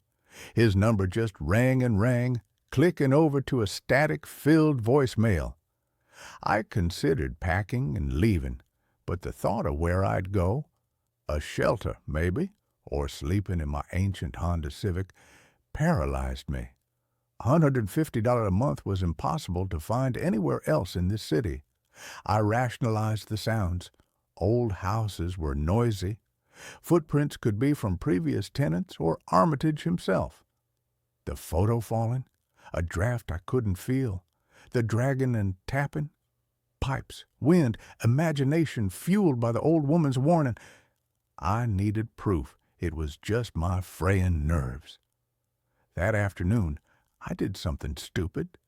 I went downstairs and rummaged in the kitchen junk drawer till I found a stub of pencil and a torn piece of brown paper bag. I wedged the paper tightly under my bedroom door, the pencil balanced precariously on top of it like a crude alarm. If the door opened even a fraction, the pencil would fall, waking me. A child's trick, but it was all I had. The night was still, no dragging, no tapping, just the familiar creaks and the persistent drip, drip, drip from the kitchen faucet I hadn't been able to fully silence. I almost relaxed. Almost. Then, around 3 a.m., the dripping stopped. The sudden silence was louder than the noise. I lay frozen, listening. A new sound began. From the inside of my room, a soft, wet, slithering sound, like something heavy and moist being pulled slowly across the floorboards. It came from the direction of the closet, a small, shallow space with no door, just a curtain of cobwebs. The slithering stopped near the foot of my bed. I couldn't move, couldn't breathe. My eyes strained in the near total darkness. Then a sound that froze the blood in my veins. A low, guttural whisper, so close it seemed to brush against my ear. It wasn't words, not exactly. It was a wet, bubbling exhalation that shaped syllables with a wet, rattling tongue. Stay. It lingered on the word, thick with a hunger that had nothing to do with food. Warm. Another wet pause. Warm. The slithering sound resumed, moving slowly around the side of the bed, towards the headboard, where I lay paralyzed. I felt the mattress dip slightly, as if an immense, unseen weight had settled on the edge near my pillow. The smell hit me then, the metallic tang from the hallway, now overwhelming, mixed with the reek of stagnant water and decay, like something dredged from a deep, muddy river. It filled my nostrils, thick and cloying. A cold, damp pressure brushed against my ankle beneath the blanket. I choked back a sob, biting my lip until I tasted copper. The whisper came again, directly above me now, the breath hitting my cheek like a fetid breeze. Don't go. It sighed, a sound of profound, possessive longing. Mine, now. The cold pressure slid up my calf. I squeezed my eyes shut, tears streaming down my temples into my hair. It's not real. It's a nightmare. Wake up, wake up. But the cold, wet touch was undeniably real on my skin. The smell choked me. The whisper vibrated in my bones. With a sob tearing from my throat, I lashed out blindly with the knife I still clutched, swinging it wildly toward the source of the breath. My arm met only empty air. The pressure vanished instantly. The smell dissipated as if a window had been thrown open. The slithering sound retreated rapidly back towards the closet, then faded into silence. I lay there shaking violently, the knife still raised, gasping for clean air. Dawn came slowly, gray and unwelcome. I didn't check the closet. I didn't move from the bed till the light was strong enough to banish the deepest shadows. The pencil alarm was still perfectly balanced on the paper wedge under my door, undisturbed. No one had come in. It was already here. I spent the day in a daze, jumping at every creak. I tried Mr. Armitage again, straight to voicemail. I went to the neighbor's house, pounding on the door. No answer. The little cottage was locked up tight, curtains drawn. Panic, cold and sharp, began to override my fear. I packed my suitcase frantically, throwing clothes in haphazardly. I had to leave now. As I zipped the bag, I noticed the framed photo of my parents on the windowsill. It was facing the wall again. I hadn't touched it. I snatched it up, stuffing it into my bag, my hand shaking so badly I almost dropped it. I grabbed my keys, the knife still clutched in my other hand, and fled the room. The hallway outside was dim, the only light coming from the grimy window at the end of the hall. The air was colder here, smelling faintly of dust, and that underlying metallic tang. I hurried towards the stairs, my suitcase banging against my leg. Halfway down the first flight, I stopped dead. At the bottom of the stairs, sitting on the bottom step, was a pair of muddy boots. Large work boots, crusted with dark, wet earth. They were arranged neatly, toes pointing towards the front door, as if someone had just taken them off. They hadn't been there yesterday, or this morning. My breath hitched. I looked up the stairs behind me. Nothing but shadowed gloom leading to the second floor. I looked down at the boots.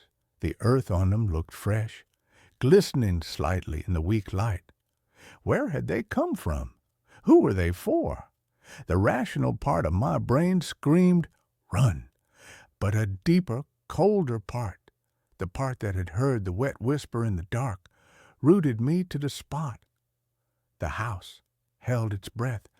The only sound was the faint, rhythmic drip, drip, drip from the kitchen faucet, echoing up the stairwell like a slow, steady heartbeat. I forced my legs to move, stepping carefully around the boots, my eyes never leaving them. I reached the bottom of the stairs. The front door was 10 feet away. Freedom. I could see the weak daylight through the beveled glass pane. I took another step, then another. My hand reached for the cold brass knob. As my fingers brushed the metal, a sound stopped me cold. Not from behind, not from above, from inside, the wall beside me. A slow, wet scratching. Not mice. Deliberate, methodical. Scratch, scratch, scratch, like fingernails, long broken fingernails, dragging slowly down the inside of the plaster. It moved downwards parallel to my own descent, stopping just as my hand closed on the doorknob. Silence. Then a soft, wet thump against the other side of the wall panel, right at head height, as if something heavy had leaned against it, waiting, breathing.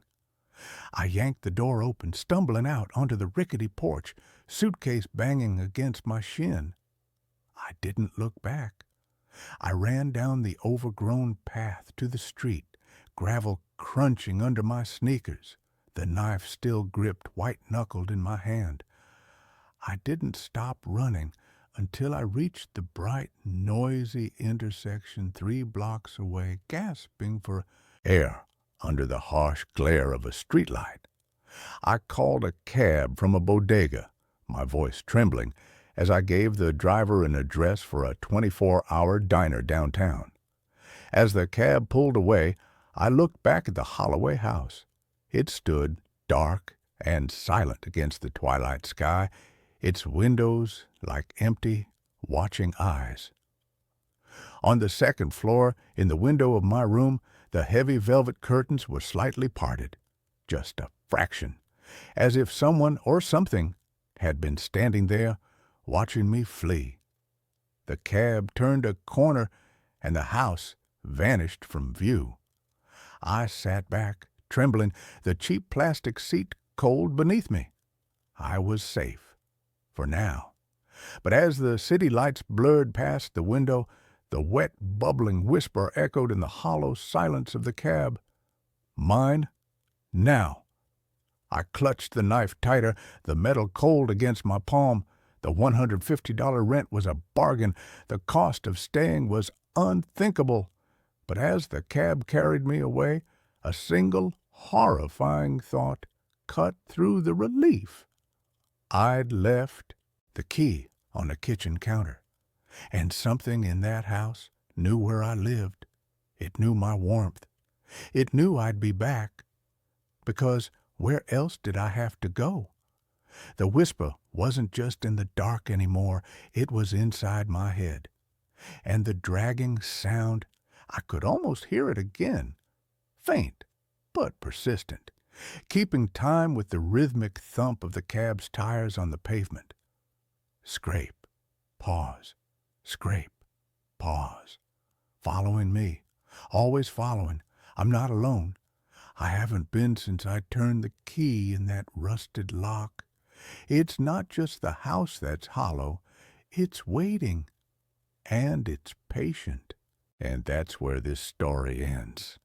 Let's move on to the next one. My carbon monoxide detector has been going off every night at 3 a.m. for the past week. I don't know what to do anymore.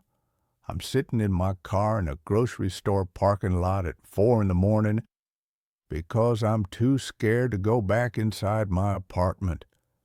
I know how insane this sounds, but I need to write everything down before I forget again. Let me start from the beginning. I live alone in a one-bedroom apartment on the 3rd floor of an old building in Minneapolis. I've been here for 8 months. It's not fancy, but it's mine, and the rent is cheap. I work from home doing tech support, so I'm in the apartment pretty much all day, every day. About 2 weeks ago, I installed a carbon monoxide detector. I know I should have done it sooner, but I kept putting it off. My mom kept nagging me about it after her friend's husband died from a faulty furnace, so I finally ordered one on Amazon. It's one of those digital ones with a screen that shows the CO levels. I put it in the hallway between my bedroom and the living room, plugged it in, and forgot about it. Everything was fine for the first week. Then last Monday night, I woke up to the detector screaming. The alarm is loud, really loud, and it was going off right outside my bedroom. I grabbed my phone. It was 3:07 a.m. I stumbled out into the hallway and looked at the detector. The screen said 0 ppm, 0. No carbon monoxide detected, but it was still blaring. I unplugged it, thinking maybe it was malfunctioning. The alarm stopped. I stood there in the dark hallway for a minute, listening, but everything was quiet. I plugged it back in. It beeped once to show it was working, displayed 0 ppm, and stayed quiet. I went back to bed. The next night, same thing. 3 a.m. exactly, the alarm started screaming. I checked it. 0 ppm. I unplugged it, waited, plugged it back in. It stopped. I figured the detector was defective. I was going to return it, but I got busy with work and forgot. Wednesday night, 3 a.m., the alarm went off. Again. This time, I was annoyed enough that I actually got out of bed faster. I unplugged the detector and brought it into my bedroom so the alarm wouldn't wake me up if it went off again. I left it on my dresser, unplugged. I went back to sleep. At 3:47 a.m., I woke up to the alarm going off again. The detector was still on my dresser, still unplugged, but the screen was lit up and the alarm was blaring and the screen said, p.m. That's when I started to get scared. I took the batteries out. The detector is supposed to have a battery backup in case of power outages. I removed them completely. No power source at all. The alarm kept going. I stood there holding this dead detector in my hands while it screamed at me. The screen was still lit up, showing 0 ppm. Even though there was no possible way it could be getting power, I threw it in my closet and shut the door. The alarm was muffled, but I could still hear it. I put a pillow over my head and eventually fell back asleep. In the morning, I opened the closet. The detector was silent, screen dark, completely dead. I looked at it for a long time. I thought about throwing it away, but part of me wanted to figure out what was happening. I posted about it on a tech support forum. People said it was probably a manufacturing defect, that sometimes electronics can hold a charge and do weird things. Someone suggested I get a replacement and also call my landlord to check the furnace. I called my landlord that afternoon. He said the furnace was inspected in September and everything was fine, but he'd send someone to check again. A maintenance guy came by on Friday. He spent 20 minutes looking at the furnace and the vents and said everything looked good. No leaks, no problems. I asked him if he'd ever heard of carbon monoxide detectors going off when they're not even plugged in. He looked at me weird and said, no. After he left, I took the detector out of my closet. I put the batteries back in and plugged it into the outlet in my living room far away from my bedroom. I wanted to see if it would go off again. Friday night, 3 a.m., it went off. I got up and checked it. 0 ppm. I unplugged it and took the batteries out again. It kept beeping for about 30 seconds, then stopped. Saturday, I bought a completely different detector from a different brand. I installed it in the hallway and put the old one in a drawer in my kitchen. Saturday night, 3 a.m., the new detector went off. I checked it. 0 ppm. But here's the thing that made my blood run cold. I could hear another alarm going off too, muffled from the kitchen. The old detector in the drawer was also going off. Both detectors, different brands, one with no power source, both going off at exactly 3 a.m., showing no carbon monoxide present. I sat on my couch with all the lights on until sunrise. I didn't go back to sleep. Sunday morning, I did some research. I looked up everything I could find about carbon monoxide detectors malfunctioning. The only thing that made sense was electromagnetic interference. Sometimes power lines or other electronics can cause false alarms. But that wouldn't explain the detector going off with no power.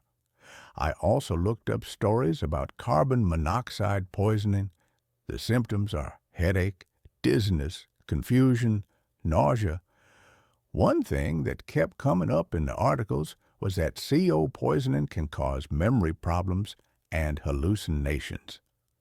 I started to think, what if there really is carbon monoxide in my apartment? What if the detectors are malfunctioning and not showing the real levels? What if I'm slowly being poisoned, and that's why I'm seeing impossible things like unplugged detectors turning on? Sunday afternoon, I bought a third detector, a professional grade one that cost $200. The reviews said it was the most accurate on the market. I also bought a pack of those disposable CO badges that change color if they detect gas. I put badges in every room. I installed the new detector. I opened all my windows, even though it was freezing outside. Sunday night, I didn't sleep. I stayed up watching the detector. At 2:55 a.m., I was staring right at it. At exactly 3 a.m., all three detectors started going off. The new one in the hallway, the one in the living room, and the one in the kitchen drawer. All of them, simultaneously, all of them showing 0 ppm. I checked the CO badges.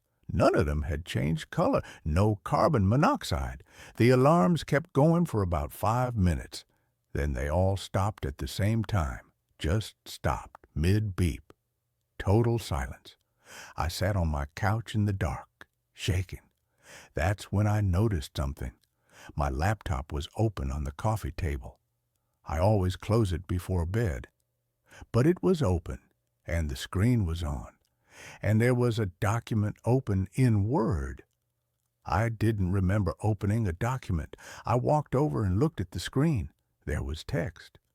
Pages and pages of text. I started reading it. It was a journal, my journal, entries going back months. But I don't keep a journal. I've never kept a journal. The entries were about my daily life.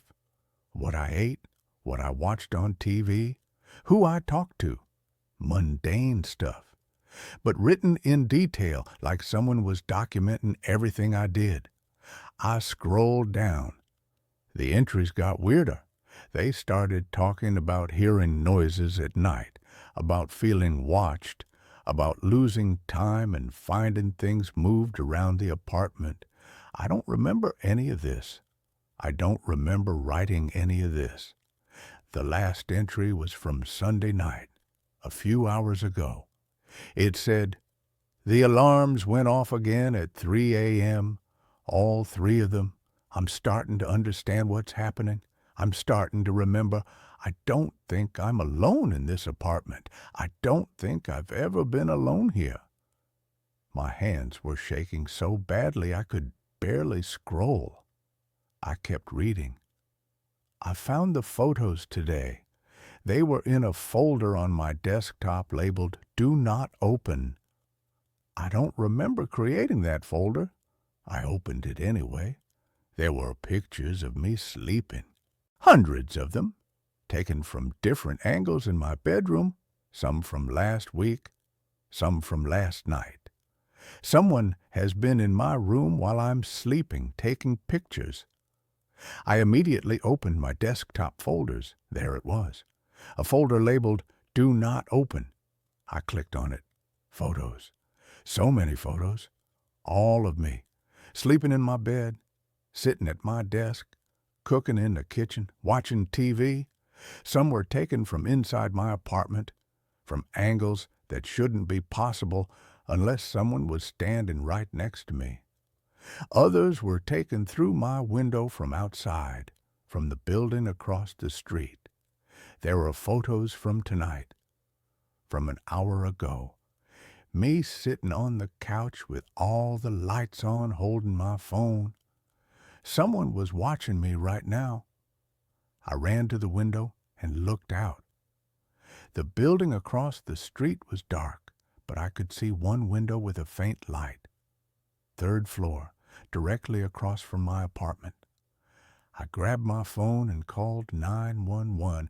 I told them someone was stalking me, that someone had been in my apartment taking pictures. They said they'd send an officer. While I waited, I kept reading the journal. The entries got more disturbing. I think I'm losing time. I'll be working and then suddenly it's hours later and I don't remember what happened. I found a video on my phone today. I don't remember recording it. It's 47 minutes of me just sitting at my desk, staring at the wall, not moving, just sitting there. I watched the whole thing. I never blinked. Not once in 47 minutes. I checked my phone. I found the video. I couldn't watch it. I couldn't watch myself sitting there like that. The detectives are trying to warn me. The 3 a.m. alarms, that's when they come into my apartment. That's when I'm most vulnerable, in the deepest part of sleep. The detectors can sense them, even if they can't detect carbon monoxide. They're sensing something else. No, no, that was crazy. That didn't make any sense. But what did make sense? Detectors going off with no power. Detectors going off with no gas present. Photos of me that I didn't take. A journal I didn't write. The police arrived around 4:30 a.m. 2 officers. I showed them everything. The detectives, the photos, the journal. They looked at each other with expressions I couldn't read. They searched my apartment. They checked the closets, under the bed, the bathroom. Nothing. No signs of forced entry. No signs that anyone had been there besides me. They asked if anyone else had a key to my apartment. No, just me and the landlord. They asked if I'd been feeling okay, if I'd been stressed, if I was taking any medications. I said no. I said I was fine, but I could tell they didn't believe me. One of the officers took my laptop to look at the photos more carefully. He opened the folder. It was empty. All the photos were gone, deleted in the last 10 minutes, according to the file properties. "Is this some kind of prank?" he asked. "No, I swear they were just there, hundreds of photos." They looked at each other again. The other officer found my journal document still open in Word. He started reading it out loud. But it wasn't the same. The entries were different now. Normal entries about normal things. Nothing about being watched or losing time. Nothing about photos. "This seems like a pretty standard journal," he said. "That's not what it said before. It was talking about someone being in my apartment." They asked if I'd been drinking or using drugs. I said no. They asked if I'd considered talking to someone, maybe a therapist. They gave me a card for a crisis hotline. They left around 5 a.m. They said to call if anything else happened, but I could tell they thought I was having some kind of breakdown. After they left, I checked my laptop again. The journal was still open. I read through it again, just to make sure I wasn't crazy. It was different. It had been changed. Someone had changed it while the police were here. I checked the folder of photos. Still empty, but the deleted files, I could recover those. I downloaded a recovery program and started scanning my hard drive. It found fragments, pieces of the photos that had been deleted. Not enough to see full images, but enough to see parts. A piece of my bedroom, a corner of my face, a timestamp showing they were taken last night. Someone had been in my apartment. Someone had taken these photos. And then they deleted the evidence while the police were here, which meant they were either still in my apartment somewhere or they had remote access to my computer. I slammed my laptop shut. I grabbed my phone, my wallet, and my keys. I left the apartment and went to my car. That's where I am now. It's 6 a.m. The sun is starting to come up. I've been sitting here trying to make sense of everything. I keep coming back to the carbon monoxide detectors. Why 3 a.m.? Why do they all go off at exactly 3 a.m. showing 0 ppm? I looked it up. 3 a.m. is called the witching hour. But that's just superstition. But it's also the time when your body is in the deepest sleep, when your REM cycle is at its peak. It's when you're most vulnerable to sleepwalking, night terrors, sleep paralysis. What if I'm doing this to myself?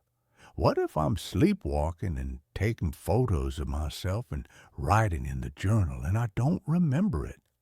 What if the carbon monoxide detectors are going off because I'm somehow triggering them in my sleep? But that doesn't explain how the detector went off with no power. That doesn't explain the photos taken from outside my window. Unless I'm not sleepwalking. Unless there's something else wrong with me. I called my mom. It's early, but she always wakes up at 5:30. I told her everything. She was quiet for a long time after I finished. "Honey," she said carefully, "I think you need to see a doctor." "I'm not crazy." "I didn't say you were crazy, but what you're describing, the memory problems, the lost time, finding things you don't remember, creating, those could be symptoms of something medical, a brain tumor or seizures or even just extreme stress. What about the detectors? What about them going off with no power?" She didn't have an answer for that. I told her I was going to get a hotel room for a few days just until I figured things out. She said that was a good idea. She asked me to promise I'd see a doctor. I promised. I'm about to drive to a hotel. But I needed to write all this down first, while I still remember it clearly. Because I'm starting to worry that I'll forget again. That whatever is happening to me will make me forget. Like it's made me forget before. If you're reading this and I've forgotten, here's what you need to know. 1. The carbon monoxide detectors go off at 3 a.m. every night. 2. There are photos on my computer that I didn't take. 3. There's a journal on my computer that I didn't write. 4. Someone has been in my apartment while I sleep. 5. I'm losing time and I don't know what I'm doing. During those gaps, I'm going to the hotel now. I'll update when I can. Update. 2 p.m. Same day. I checked into a hotel around 7 a.m. and immediately fell asleep. I woke up at noon feeling better, more clear-headed. I decided to look at my phone. I had a dozen texts from my landlord. The first one was from 8 a.m. "Your neighbor below you called. She said your alarm has been going off all morning. Please turn it off." The rest were increasingly angry messages about the noise and threatening to enter my apartment if I didn't respond. I called him. "I'm not in the apartment. I've been at a hotel since 6 a.m. "Well, something is making noise in there. I'm going in." I told him to go ahead. I wanted him to check anyway to see if anyone was in there. He called me back 20 minutes later. I went in. Your carbon monoxide detectors were all going off. I unplugged them. You really need to get those checked out. They're defective. Was anyone else in the apartment? What? No, it's empty. Why would someone be in your apartment? I explained about the photos and the journal. He was silent for a long time. "Look," he said finally, "I don't want to overstep, but have you been feeling okay? Like mentally okay? Everyone keeps asking me that. I'm fine. Can you just check the windows? Make sure they're all locked from the inside?" He checked, all locked, no signs anyone had broken in. After we hung up, I opened my laptop. I wanted to look at the journal again to see if it had changed again. The document was gone, completely gone. Not in my recent files, not anywhere on my computer. I searched for it, nothing. I checked my browser history to see what I'd been looking at last night. The history had been cleared, all of it, wiped completely. Then I noticed my webcam light was on, the little green light that shows when the camera is active. I haven't used my webcam in months. I opened my webcam software. It was recording. It had been recording since I opened my laptop at the hotel, recording me sitting here reading, typing. I checked the saved videos folder. There were hours of footage, days of footage, videos of me in my apartment, working, sleeping, walking around. The timestamps went back weeks. My webcam had been recording me this entire time without my knowledge. I slammed the laptop shut and covered the webcam with tape. My heart was racing. Someone had accessed my computer remotely and turned on my webcam. They'd been watching me for weeks, maybe months. I called the police again. This time I told them about the webcam, about the remote access, about someone hacking my computer. They said they'd send someone from their cyber crimes unit. While I waited, I did something I should have done days ago. I called my doctor and made an emergency appointment because my mom was right. Even if someone is stalking me and hacking my computer, the memory loss and lost time isn't normal. Something is wrong with me medically. The appointment is tomorrow morning. The cyber crimes detective showed up at my hotel around 3 p.m. She took my laptop to examine it. She said if someone really was accessing it remotely, they'd be able to find evidence. She asked me the same questions everyone asks. Have I been feeling stressed? Any medications? Any history of mental illness? I told her no, but I'm seeing a doctor tomorrow, just to rule things out. She said that was smart. She also said something that scared me. She said that in cases like this, where someone has access to your computer, they can also have access to your phone. They can track your location, read your messages, even listen through your microphone. I'm writing this update on a public library computer because I'm too afraid to use my phone anymore. I don't know who's watching me or why. I don't know what's real and what I'm imagining. I don't know if I'm sick or being stalked or both. All I know is that I can't go back to that apartment. Not yet. Maybe not ever. Final update. 1 week later. I'm writing this from my mom's house in Wisconsin. I left Minneapolis 4 days ago, and I'm not going back. The doctor's appointment revealed something I wasn't expecting. I have a brain tumor. It's small, benign, located in my temporal lobe. The neurologist said it's been there for a while, probably years, slowly growing. It's in a location that can cause memory problems, hallucinations, seizures, and something called confabulation, where your brain creates false memories to fill in gaps. The tumor explains a lot. The lost time, the confusion, finding things I didn't remember creating.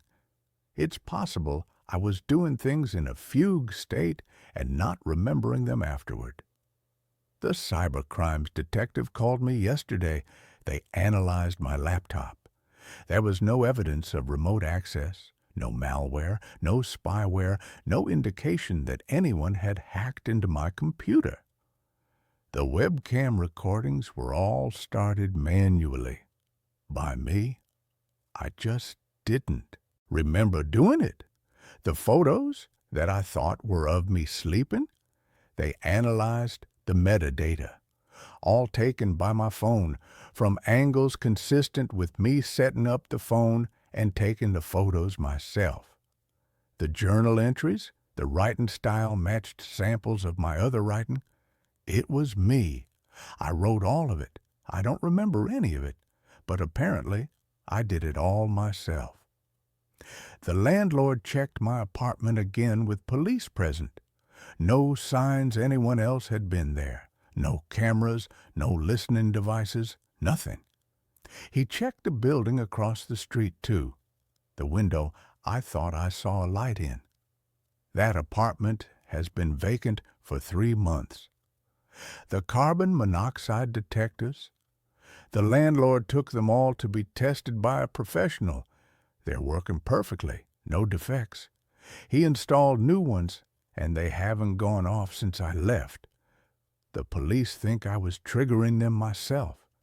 In my fugue states, I was unplugging them, removing batteries, moving them around.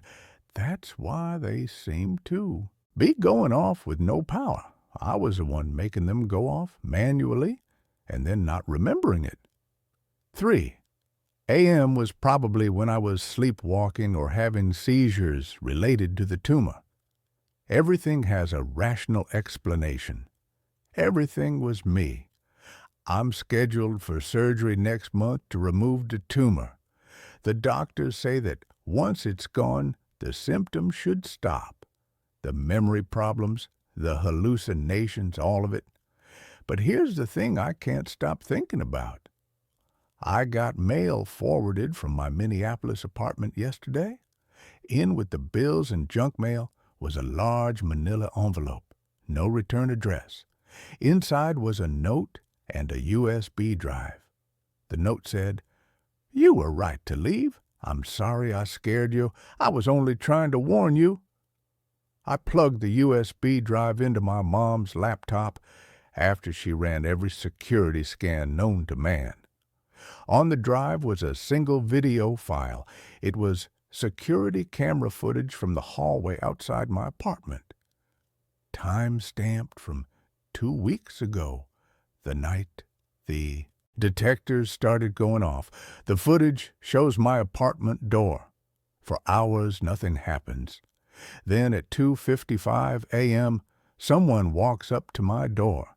They're wearing dark clothes, and their face is covered. They stand outside my door for a few minutes, just standing there. Then they pull out a key and unlock my door. They go inside. They're in there for exactly 12 minutes. Then they come back out, lock the door behind them, and walk away. This happens every night for a week on the footage, always between 2:55 and 3:15 a.m., always the same person, always with a key. I showed the footage to the police. They contacted my landlord. He swears only he and I have keys to that apartment. He changed the locks when I moved in. There are no other copies. But someone had a key. Someone was coming into my apartment every night, and I was so deep in tumor-induced sleep that I never woke up. The police are investigating. They're pulling more security footage from the building. They're interviewing neighbors. They think it might be a maintenance worker or previous tenant who kept a copy of the old key before the locks were changed, or maybe it's someone else entirely. The tumor surgery is in 3 weeks. After that, maybe I'll remember. Maybe my brain will work properly, and I'll be able to piece together what was real and what I imagined. But I keep thinking about that note. I was only trying to warn you. Warn me about what? About myself and what I was doing in my fugue states? About the person who was breaking into my apartment? About something else entirely? I don't know. And the scariest part is that I might never know, because even after they remove the tumor, even after my memory comes back, I'll never be sure what was real. I'll never know which parts were my sick brain creating false memories and which parts actually happened. Was there really someone in my apartment? Or did I create that memory to explain the missing time? Were the carbon monoxide detectors really going off? Or did I just think they were? Was someone watching me? Or was I watching myself and forgetting it? I can't trust my own memories anymore. I can't trust my own brain. And that's scarier than any stalker could ever be. The one thing I know for certain is this: I'm never going back to that apartment. Whatever was happening there, whether it was all in my head or whether someone really was coming into my home every night while I slept, I can't live with that uncertainty. My mom says I can stay here as long as I need to. After the surgery, I'll figure out what comes next, but right now, I'm just trying to hold on to what's real. Trying to trust that the doctors know what they're doing. Trying to believe that once the tumor is gone, I'll be myself again. If I ever really knew who that was. If you're reading this and you're experiencing anything similar, memory loss, lost time, finding things you don't remember creating, please see a doctor. Don't do what I did and let it go on for months. Get help immediately, because you might have a tumor, or you might have someone breaking into your home every night, or both, and you won't know which until it's too late.